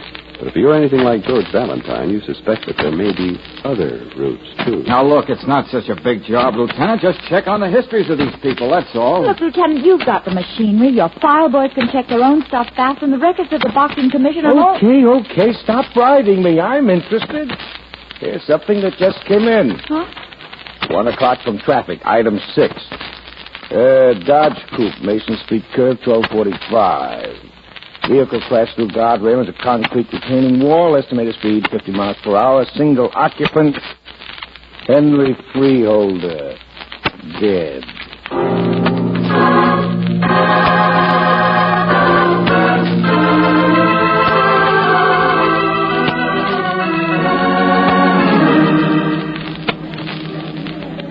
Suicide. Yeah, that's it. Well, the motorcycle officer said he practically saw it. There was no other traffic, and nobody else could have been in the car. Oh, wait a minute. I think I got something. The stuff the doctor took off his body. Well, that's a farewell note, I suppose. No. A letter Todd Sturman wrote Henry Freeholder yesterday. Remember, Brooksy? Yeah, what's it say? Well, it's mostly about the securities, how much they probably would be worth. But here, there's a direct quote from his will. To Henry Freeholder, an exact 1/3 of the amount of my fortune. This bequest is made in full knowledge of Mr. Freeholder's past and of the single misstep he made as an accountant. Well, so our suicide was an embezzler one. Well, the records will give us the story. Sure, but this gives us a clue to motive, don't you see? Sturman's will would be probated someday. That means it would be available for the newspapers. And if a family like Francis contested the will, there'd be even more publicity. Mr. Freeholder would even become treasurer of his church. Huh? The good, honest man wouldn't be so good anymore when this became known, would it? Well, so what? He'd have $250,000, wouldn't he? Riley, my hunch is that his wife didn't feel that way about it. Yes, she must have wanted him to refuse the money. Anything to hide the secret and protect their little place in their community. But dear old Henry just couldn't resist the glitter. Yeah. And he's just so unhappy about fighting with his wife over it that he goes out and kills himself. For heaven's sake. Maybe you're right, Riley. It's not enough. But maybe it will be enough when I find out what kind of correspondence a box it gets.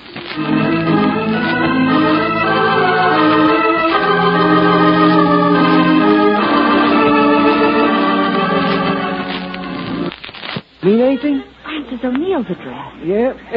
Run out like he's seen the devil himself.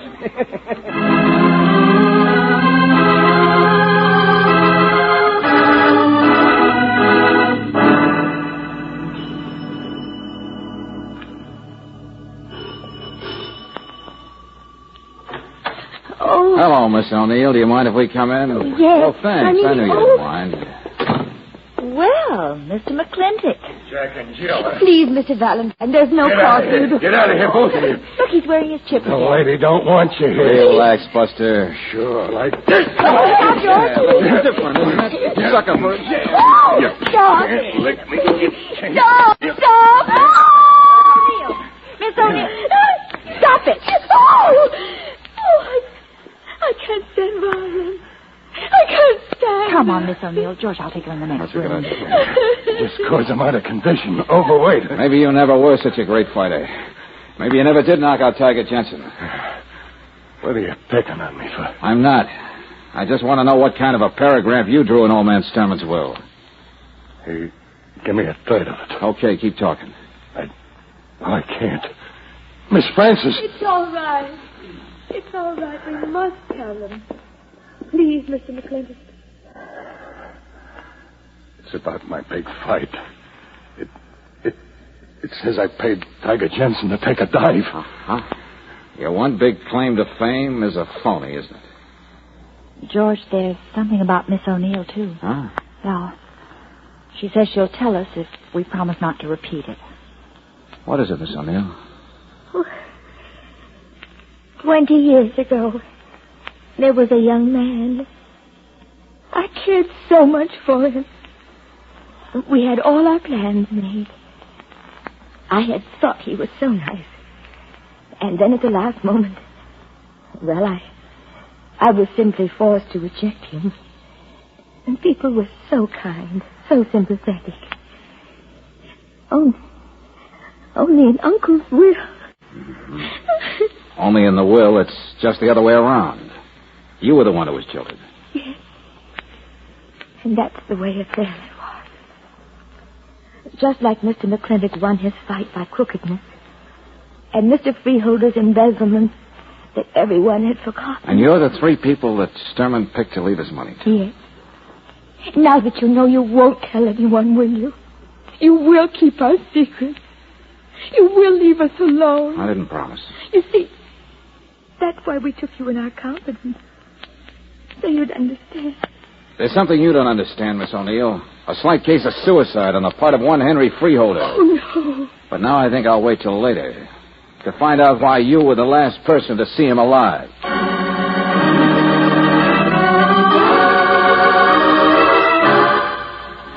Sure, as fast as I get off of this phone, but what did she say about Freeholder and what was the ex-pug doing in her house? Never mind, Riley. Just meet me there. Lobby of the Hotel McKinley. As soon as you can make it.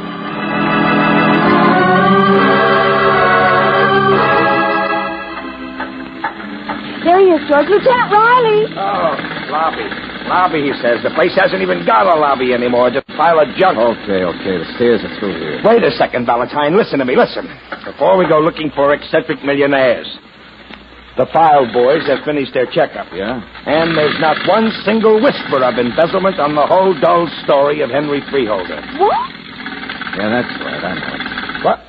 You know it? Sure. And the boxer never fought a dirty fight in his life. Not even with Tiger Jensen. And as for Francis... But George, they just got through confessing to. Angel, Santa Claus told us the truth a long time ago. He gave us the answer to everything. Now, come on, let's get upstairs. We got a date to pull off his beard.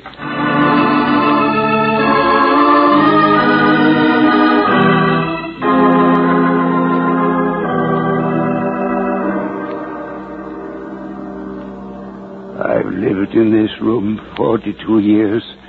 I was the first guest in this hotel. I'd made $10,000 and I bought a Chalmers. You told us that before, Mr. Sturman.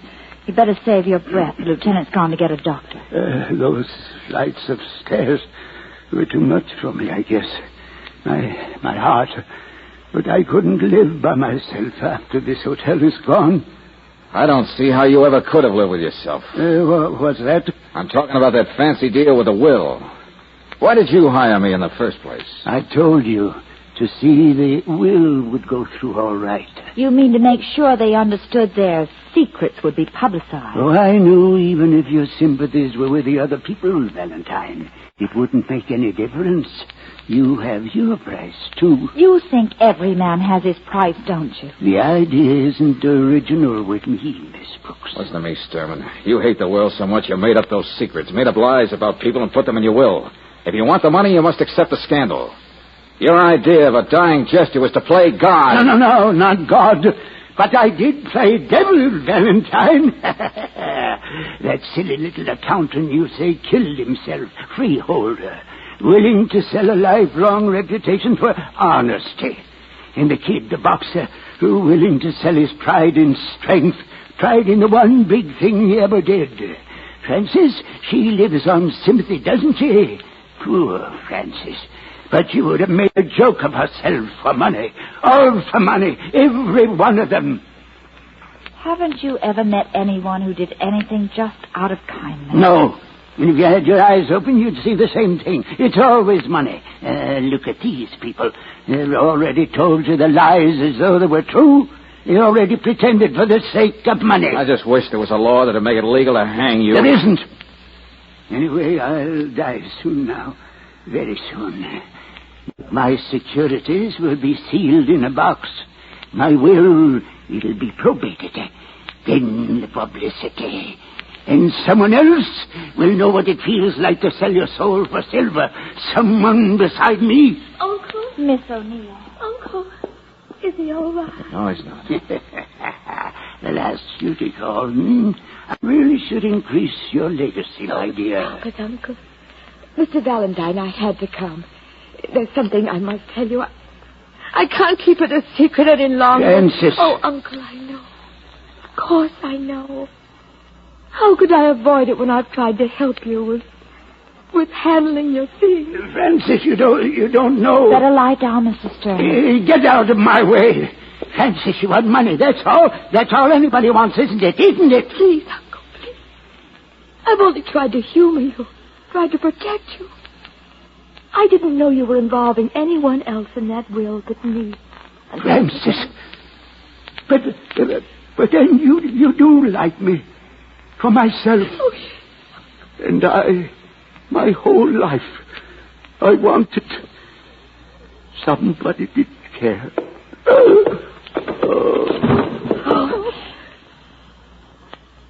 Maybe it's just as well.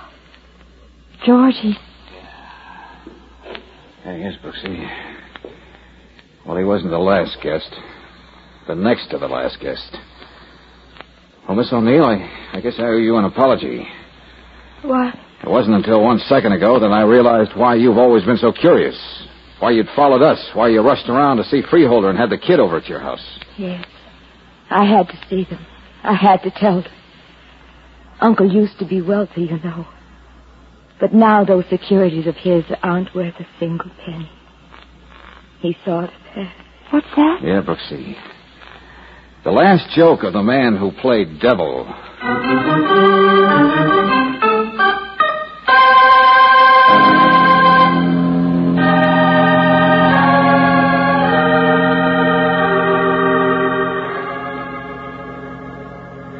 Okay, Brooksy. Motive for suicide, frustrated greed. Freeholder had already made his choice and separated from his wife when Miss O'Neill caught up with him to tell him there wasn't any tow. Oh. Well, I guess I got everything.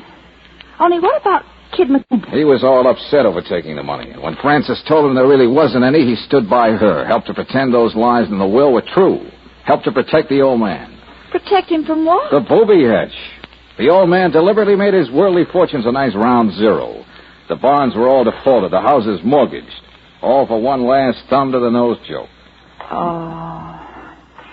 What do you suppose makes a man be like Mr. Stern? Oh, I don't know, Angel, I don't know. Blindness, I guess.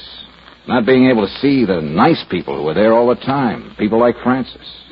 Maybe. But I bet if he weren't alone, if he were happily married... You aren't trying to play God, are you, Miss Brooks? No, Mr. Valentine. I'm just playing Cupid. And I'll succeed.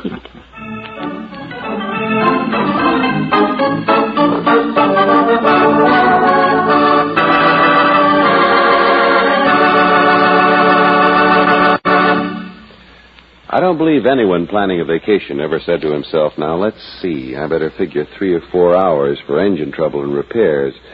But that unhappy situation happens surprisingly often on vacation trips.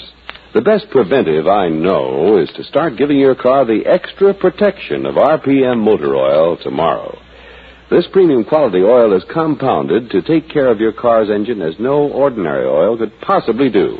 RPM cleans as it lubricates, disperses sludgy carbon particles so they can't interfere with the smooth operation of close-fitting parts. RPM clings to upper cylinder walls and other hot spots left bare by ordinary motor oils. And when you cut your motor, RPM won't rip off internal parts. It stays on the job to fight off corrosive rust. No wonder RPM motor oil is first choice in the West. Get it at independent Chevron gas stations and at standard stations where they say and mean, we take better care of your car.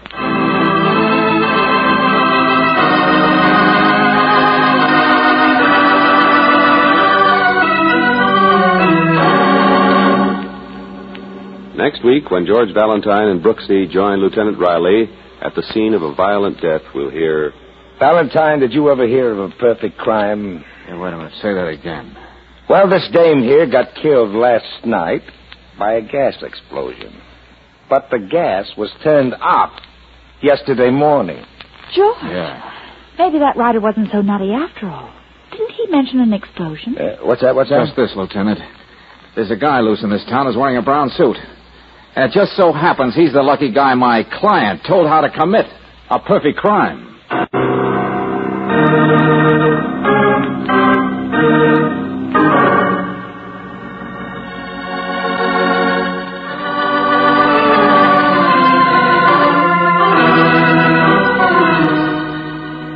Tonight's adventure of George Valentine has been brought to you by Standard of California on behalf of independent Chevron gas stations and Standard stations throughout the West.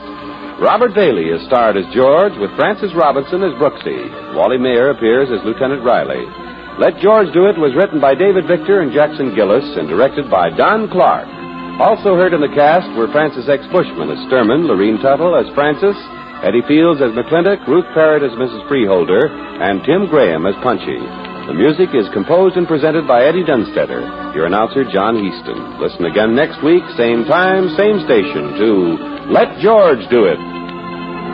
This is the Mutual Don Lee Broadcasting System.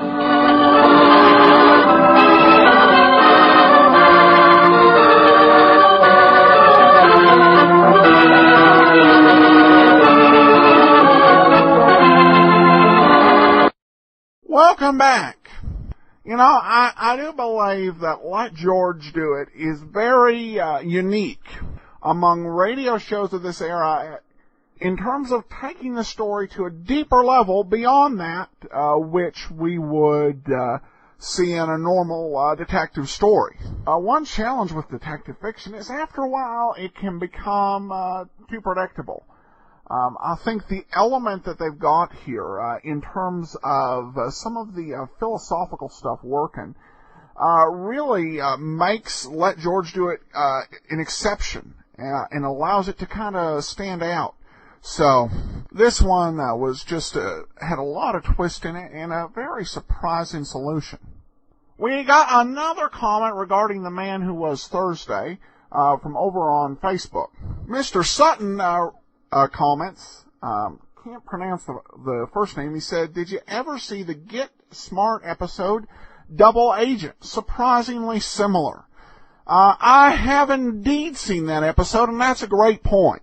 This was an episode from season 1 of Get Smart, and I will go ahead and spoil the particular episode in question. But Max tries to infiltrate a gang of spies, only to find out that all of the other members of the high command are also spies from the U.S. government. I think there's a pretty strong case that the producers of Get Smart may have been inspired by the man who was Thursday in writing that particular episode. It certainly didn't work the other way around. But a good catch, Mr. Sutton. And honestly, when I first read the book, The Man Who Was Thursday, I did think of that episode of Get Smart. Well, that'll do it for now. We'll be back Tomorrow with Sherlock Holmes, and next week another episode of Let George Do It. Oh, by the way, before I go, I did want to let you know, those of you who are fans, there is no sort of remuneration for the show on this part. But I've mentioned before how RadioArchives.com has released in their Let George Volume 1 and Let George Volume 2 sets 29 episodes of Let George Do It that are not in common circulation.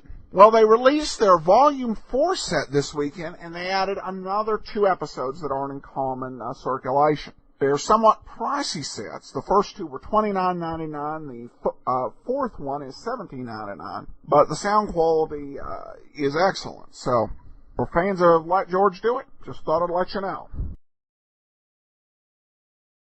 Before we do get started, I do want to let you know about Audible.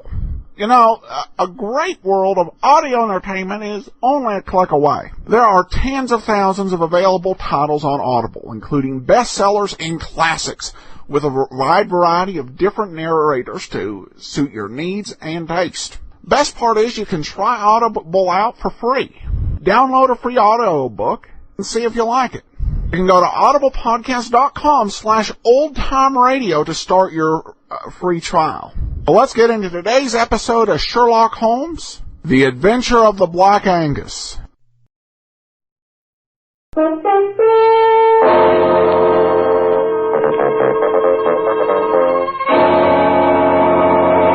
Kreml Hair Tonic and Kreml Shampoo present the new adventures of Sherlock Holmes, starring Nigel Bruce as Dr. Watson and Tom Conway as Sherlock Holmes.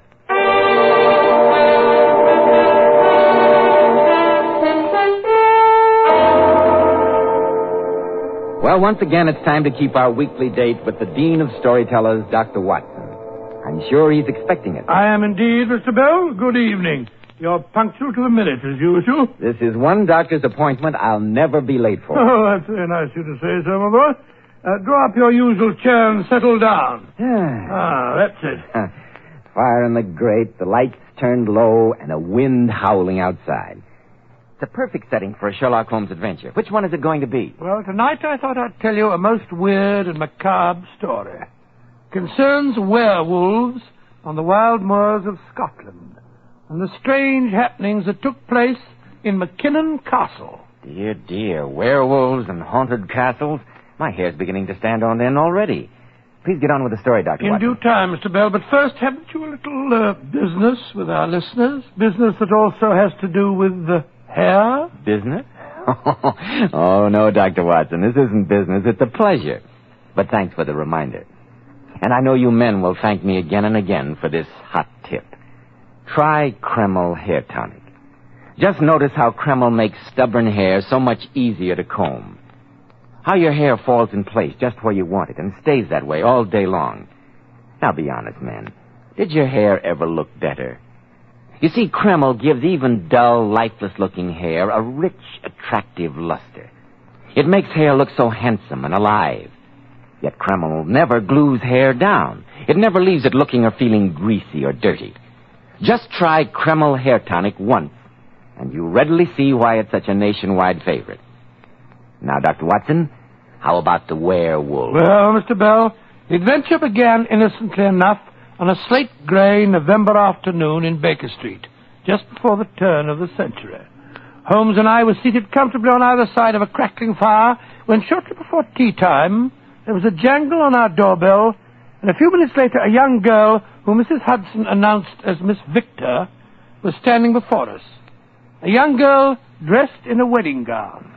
She was in a great state of excitement, in fact, almost hysterical. Mr. Holmes, you must help me.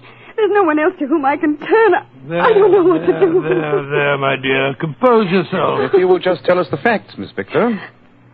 Well, at 3 o'clock this afternoon, I was to have been married to David Mackinnon, Any relation to the heir to Mackinnon's? the son and heir to the estate, Mr. Holmes. Oh, really? I think I met one of the family in a shooting party a few years ago. I remember distinctly. Some other time, that Watson, please. Miss Victor's problem is immediate. Oh, sorry. Oh.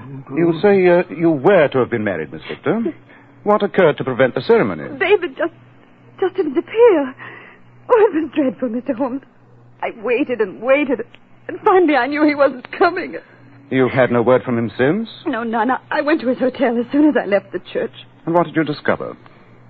That he'd received a visit from an elderly Scotsman this morning. And the porter said that immediately afterward they left together in a cab for St. Pancras Station. St. Pancras?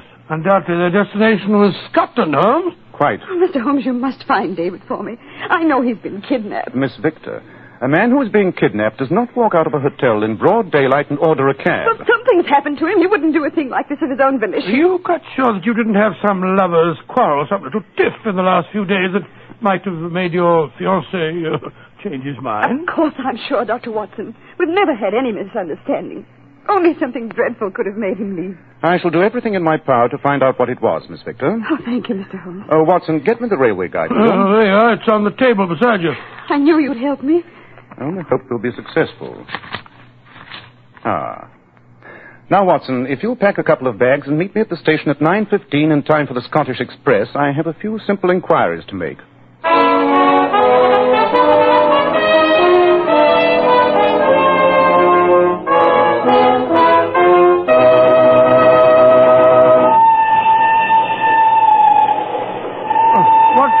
What kept you so long, Holmes? We almost missed the train. You're shockingly out of condition, Watson. Well. A little sprint like that shouldn't leave you so winded. Well, never mind about my condition. Where have you been for the last 4 hours? Delving into the back issue files of the Times. Very instructive. You should try it sometime. Rubbish. There's nothing duller than yesterday's news. I doubt if you'd call the legend of the McKinnon family dull, Watson. On the contrary. Oh, so that's what you've been looking up. Yes. It's a history that goes back several hundred years of brawling and bloodshed. The founder of the clan was a 14th century Scottish warrior by the name of Wolfhound McKinnon. He's reputed to have been so incredibly vicious in battle that his enemies accused him of being a werewolf. A vampire? Oh, come now, Holmes. Merely repeating a 500-year-old legend. The point is that the present head of the clan, the father of the disappearing fiancée today, is known as Black Angus. He's a dominant, thoroughly hated man whose local reputation is as frightening in our day and age as his predecessors was 5 centuries that's ago. all very interesting, Holmes, but I don't see why you should get so excited over a 500-year-old legend. Well, you see, Watson, I found another rather curious fact in the papers. Oh? What was that? Several times during the last few months, sheepdogs have been found dead in the vicinity of McKinnon Castle with their throats torn out. Good heavens!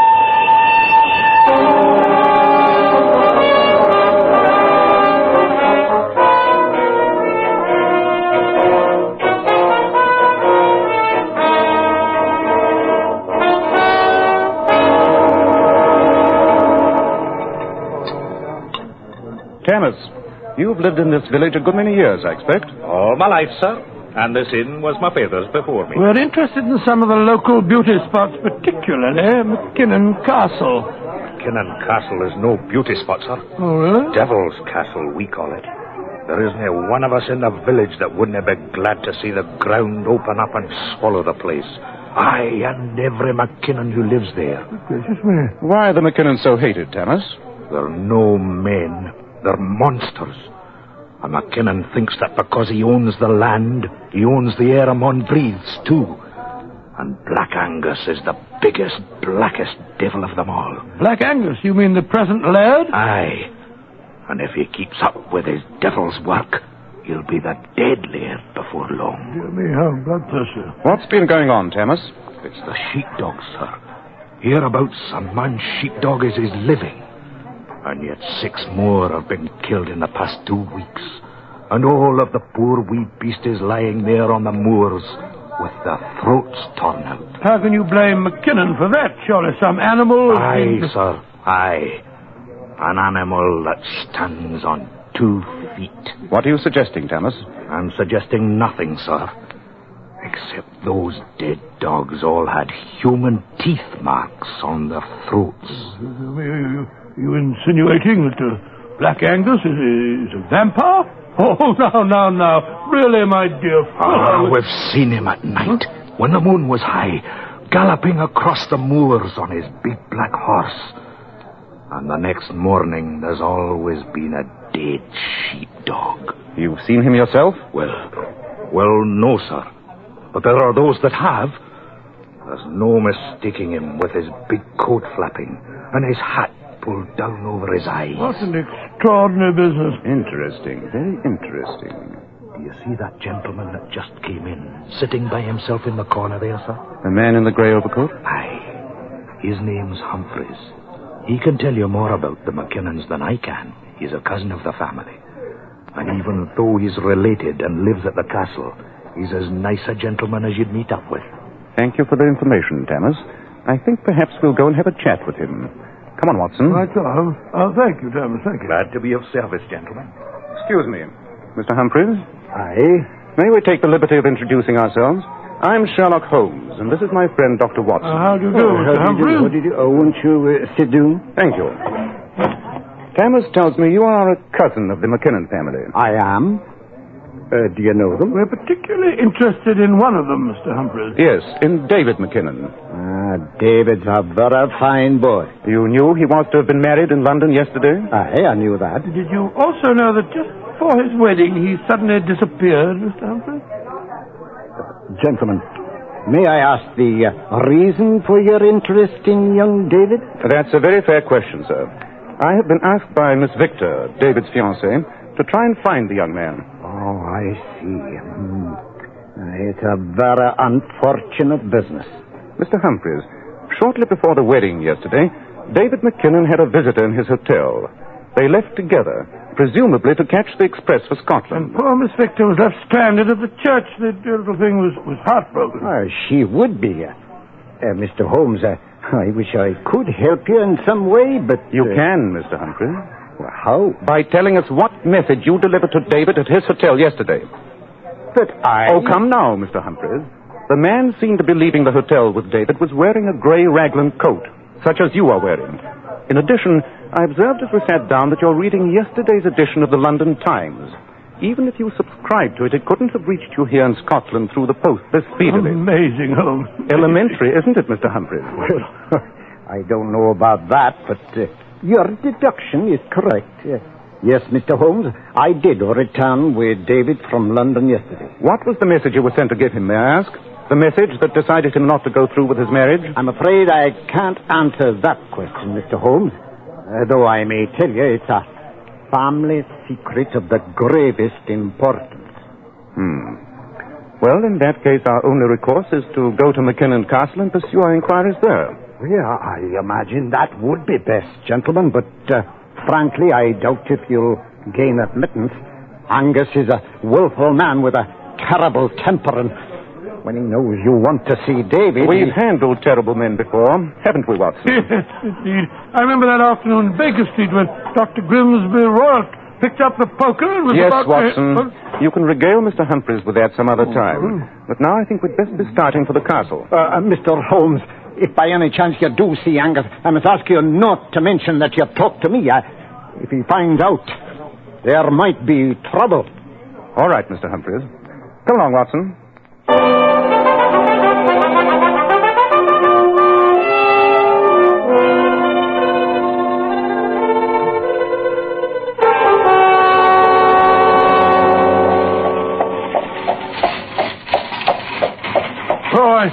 I wish they'd put some springs in this vehicle. It's worse than an Irish jaunting car.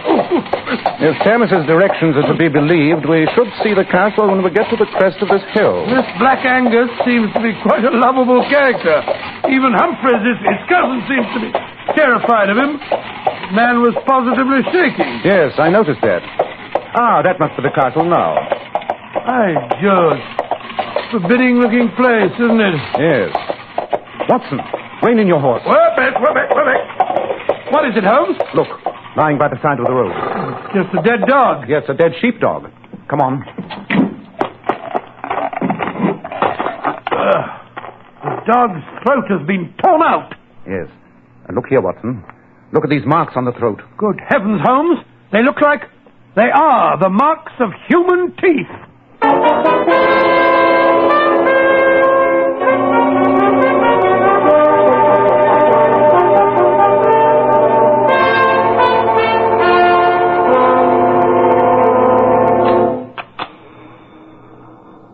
Aye, gentlemen. Is the lad at home? I'm sorry, sir. But the laird will not see people without an appointment. Then will you please give him a message? But the tool... Tell him that Mr. Sherlock Holmes and Dr. Watson have come here from London to see him. Yes, my good man, and tell him it's on a very important and confidential business. If you'll wait here in the hall, I'll give him the message, gentlemen. But he'll no see you. He'll no see you. Stupid old lad. Anyone think he owned the castle? Watson, have a look at these two portraits. A couple of grim-looking characters. Give it the creeps. I think we may reasonably assume they're McKinnon ancestors. Do you notice something odd about them? Well, both of the men are smiling, if you can call that smiling. Looks more like leering to me. Whatever it is, it shows their teeth. Notice the abnormal length of the eye teeth? Sure, yes. And the teeth marks on the dead sheepdog. Quite. Who he is. Tell that man Sherlock Holmes that I won't see him. If he and his friend won't leave peaceably, throw them out. Black Angus seems to be living up to his name. I'm sorry, gentlemen, but the laird will not see you. He asks that you please leave at once. A bit of an understatement. You may tell him we're not leaving here until we've seen Mr. David McKinnon. I'm sorry, sir, Just a moment. I'm David McKinnon. You are splendid. We've come here on behalf of... I know why you're here, gentlemen. I must ask that you leave at once. But Miss Victor, your fiancée... After all, you know, Gentlemen, you heard my father's message. Please go. As for Miss Victor, I have no interest in hearing anything concerning her. Good day. Come, Watson. I think perhaps our visit was ill-timed. This way, please, gentlemen. Let's get away from here. Unprincipled young cadre, David. I'd like to give him a good thrashing. Might be interesting to talk to David McKinnon when he's away from the influence of Black Angus. Oh, you're wasting your time, Holmes. The man's a bounder. Besides, they'll never let us in the house again. By the front door, true. However, we can still try the back. Leave your hat and coat in the bushes here, old chap. Rumple up your hair, dirty your face, and adopt that delightful Scottish dialect of yours. For the moment, we will be plumbers. Plumbers? How do we know they need plumbers? In an old castle like this, you can always be sure of one fact. Something must inevitably be wrong with the drains. They always need plumbers. But Holmes, do you think it's safe? I mean, if Black Angus discovers us, he may be dangerous. I'm afraid that's a chance we'll have to take. Come along, Watson, and try to look as much like a plumber as possible.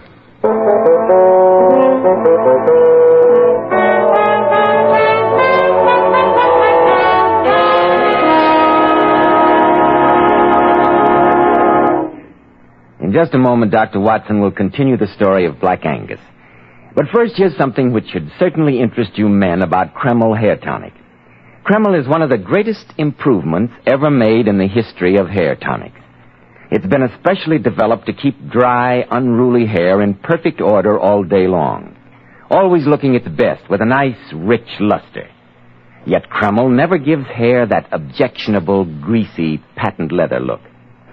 That kind of hair went out of style with handlebar mustaches. No, Kreml goes in for modern, handsome hair grooming. And it does lots more than just keep hair looking handsome. Kreml removes dandruff flakes. It also promptly relieves itching of dry scalp and leaves the scalp feeling so clean and alive.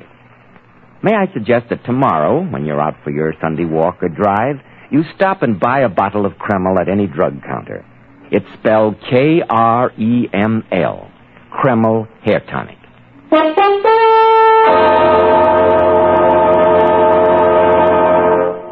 Now, Dr. Watson, did you and Sherlock Holmes manage to get into McKinnon Castle disguised as plumbers? We did, Mr. Bell. Holmes is right about the drains. We were welcomed at the service entrance with open arms, figuratively speaking.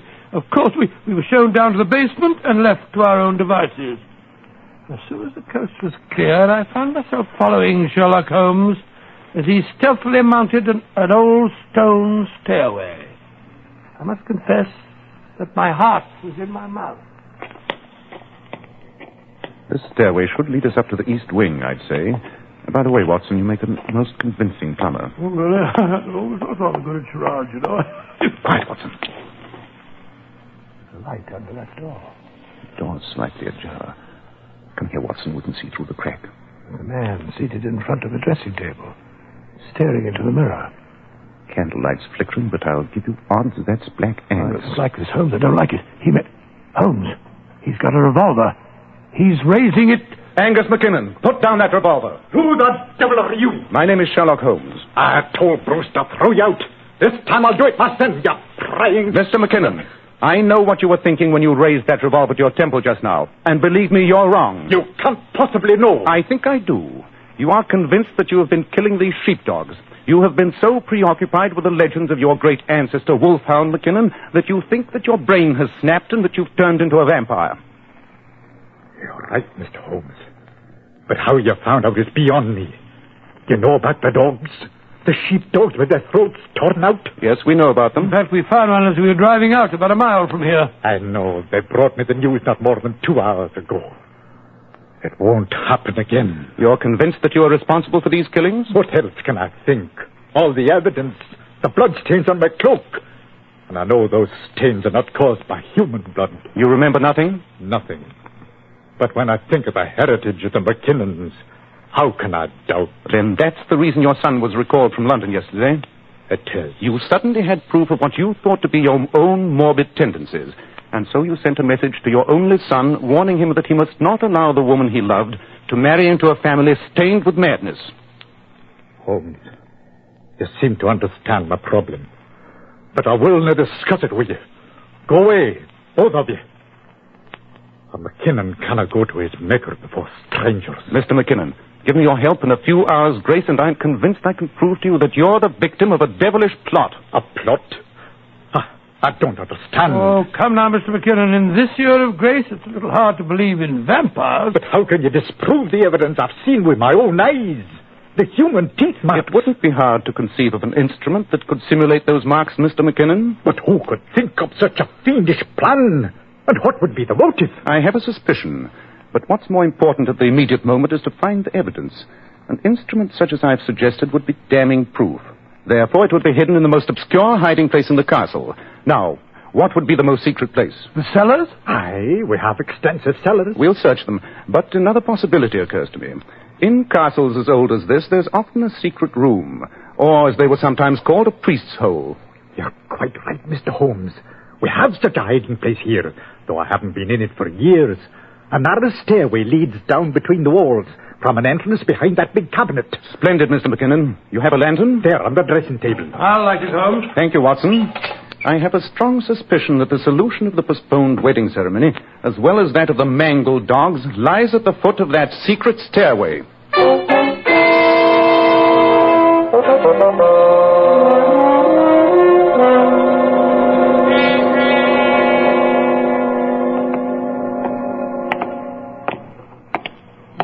Stuffy little place. Festooned with cobwebs. Oh, dear. Just walked into another one.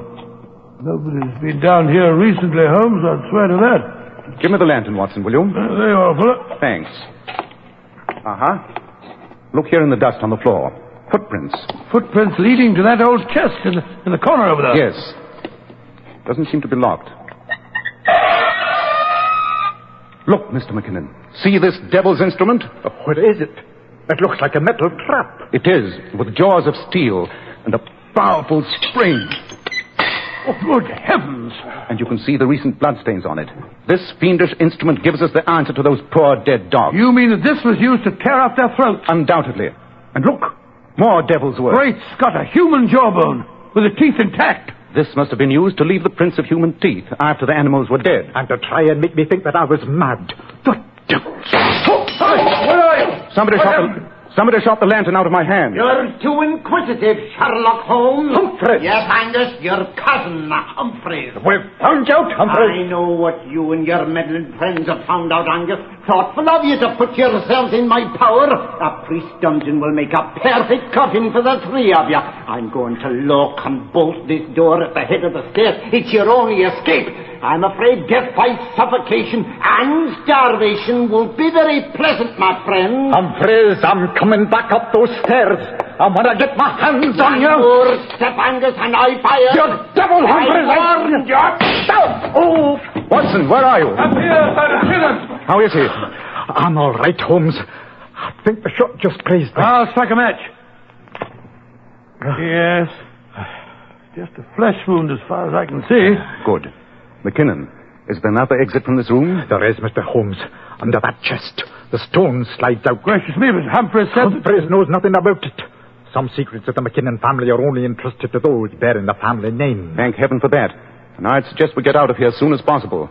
The air in here is getting stale already.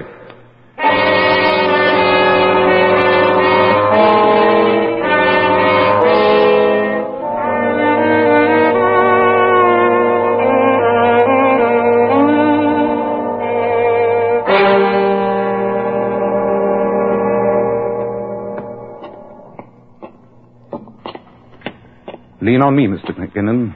That's it. How are you feeling? A little shaky, but I'm all right, Mr. Holmes. Where in blazes are we? We've been following this little passage up and down, round and round. Right now we're behind the wall of the library. The entrance is ahead of us, concealed by a tapestry. There's a faint crack of light. We're behind the tapestry. Someone's in the library. Boy, I don't know how to say this. It's Humphreys. And my son, David. I was worried about those men from London. If Sherlock Holmes should learn of the shame of the McKinnon... David, I'm afraid I've got shocking news for you. Your father has confessed that he has been killing the sheepdog. Father? He knows that he's mad. He left the castle just now with a pistol. He plans to kill himself. Kill himself? We must stop him. No, my boy. Let him go. It's the best way. Poor father. What can I do? There's only one honorable solution, David. Your branch of the family is corrupt, decayed. If your father dies and you disappear, the estate reverts to me, and we can save the McKinnon name with fresh blood. But, Uncle... You can go to the colonies and start life over with a new name. It's the only way. We've heard enough. Come on. Humphreys, you lying devil. Father. They said that... Drop that revolver, Humphrey. Drop it or I'll shoot. We overheard your conversation, Mr. Humphreys. Most enlightening. And we found this where you headed, you filthy beast. A human jawbone. You'd marked the dogs with it and tried to make me think that I'd done it myself. Then what he told me in London was nothing but a pack of lies. Of course. Mr. McKinnon, I suggest you send for the police. The police? What crime can they hold me for? A few sheepdogs killed, and they can't prove I was responsible. There's a mob of people outside the window. Mr. McKinnon, sir, excuse me. What is it, Bruce? It's a crowd of the villagers.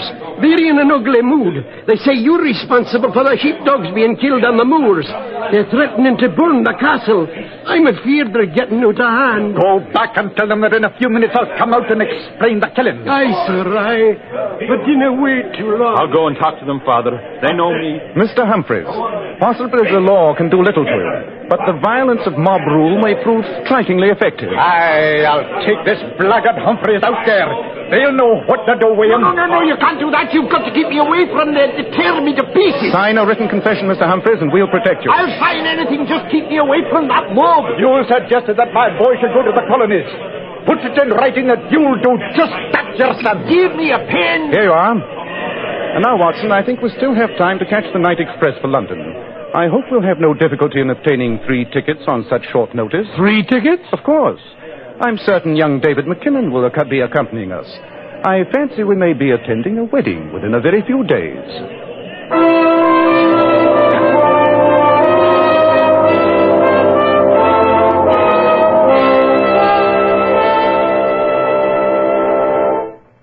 And did you, Dr. Watson?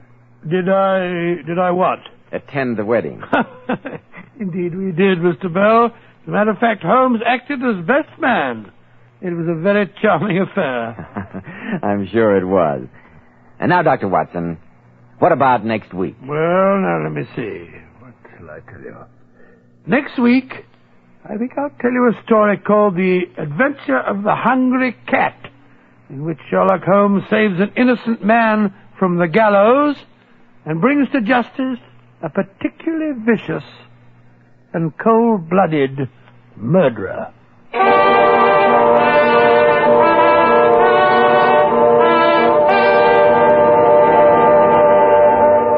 Now, here's something which should interest you ladies. My wife has beautiful natural highlights in her hair. And girls, I'll let you in on the secret of how she does it. I always wash my hair with Tremayne shampoo. It leaves my hair with a natural glossy luster that lasts for days and days. Tremayne shampoo actually brings out all the natural glossy highlights that lie concealed in the hair. In addition, it has a beneficial oil base that helps keep hair from becoming dry or brittle. This famous hard water shampoo works like magic in every type of water. And girls, you'll love the way its rich, luxurious foam penetrates right to the scalp.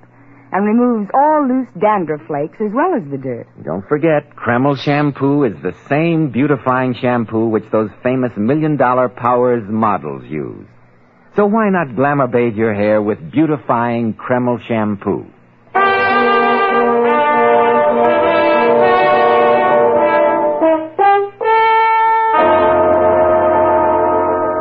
Tonight's new Sherlock Holmes adventure was suggested by an incident in Sir Arthur Conan Doyle's story, The Sussex Vampire.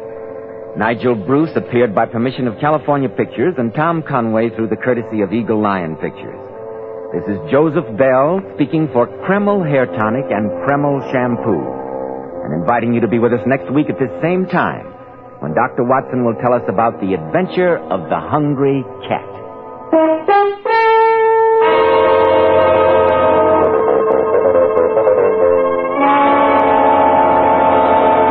This is ABC, the American Broadcasting Company.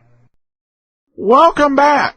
Well, this was a pretty spine-tingling tale with a bit of a reversal in the understanding of what was going on. The one thing that really sort of irked me in this episode was the way Holmes responded to Watson as played by Nigel Bruce. Basically, in the space of a brief episode, about 3 times, Holmes told Watson to shut up because what he was saying was not important in an irritated manner. You have to wonder how audiences at the time felt, having followed Rathbone and Bruce together for all those years, and really developing a fondness for Dr. Watson. Have the new Holmes getting so short, I think had to be problematic for listeners of the time. It should be pointed out that this series did air on ABC, which throughout the age of radio really was kind of struggling to find its place in the market, and never really came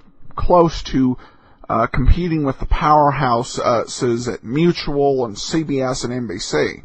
Even if ratings were suffering, it doesn't necessarily mean that they would have felt it on the radio program. We'll see how this relationship, if it smooths out and becomes a little more even as time goes on between Bruce and Conway in the performance. Anyway, we do have the email from Danielle where she says that her husband found your old-time radio detective show when he got his iPod Touch.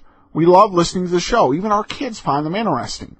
My husband listens to your podcast every day on his way to and from work. He's a police detective himself, so he really gets a kick out of the stories.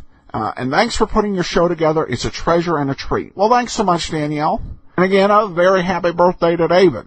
Got a comment here from Lee who writes, I'm sure you might be surprised to be getting an email from a college freshman, but I must say that these podcasts make my day. Growing up, instead of listening to the radio, my parents would play old-time radio tapes when we would go traveling. I often wondered where to get my hands on the old-time Holmes radio shows, and was thrilled when I found this on iTunes. I showed my dad. He, too, added it to his computer. Thanks for bringing Sherlock Holmes back to my travels. Well, thanks so much, Leigh. And one thing I will say that's nice about the Internet age, it has really made the dissemination and availability of old-time radio far more obtainable. It used to be when I was growing up and when Lee was growing up, the only way you got these things was on cassettes and later CDs. But thanks to the wonderful world of the MP3 and dedicated work of folks transferring these programs, we can now enjoy them in a lot more ways and in a much wider variety in terms of the pure number of episodes out there. There are websites that have 60 and 70,000 individual episodes of radio shows available, which is an almost unprecedented amount of material. But I'm so glad to be able to be part of bringing that to you. All right, well, that'll wrap it up for today. We'll be back tomorrow with yours truly, Johnny Dollar. In the meantime, send your comments to box13@greatdetectives.net. Follow us over on Twitter at Radio Detectives. And you can always give us a call, 208-991-4783. Tomorrow, it's the last show of 2010, an episode of yours truly, Johnny Dollar. Join us for that then, and next week, another episode of Sherlock Holmes. From Boise, Idaho, this is Adam Graham signing off.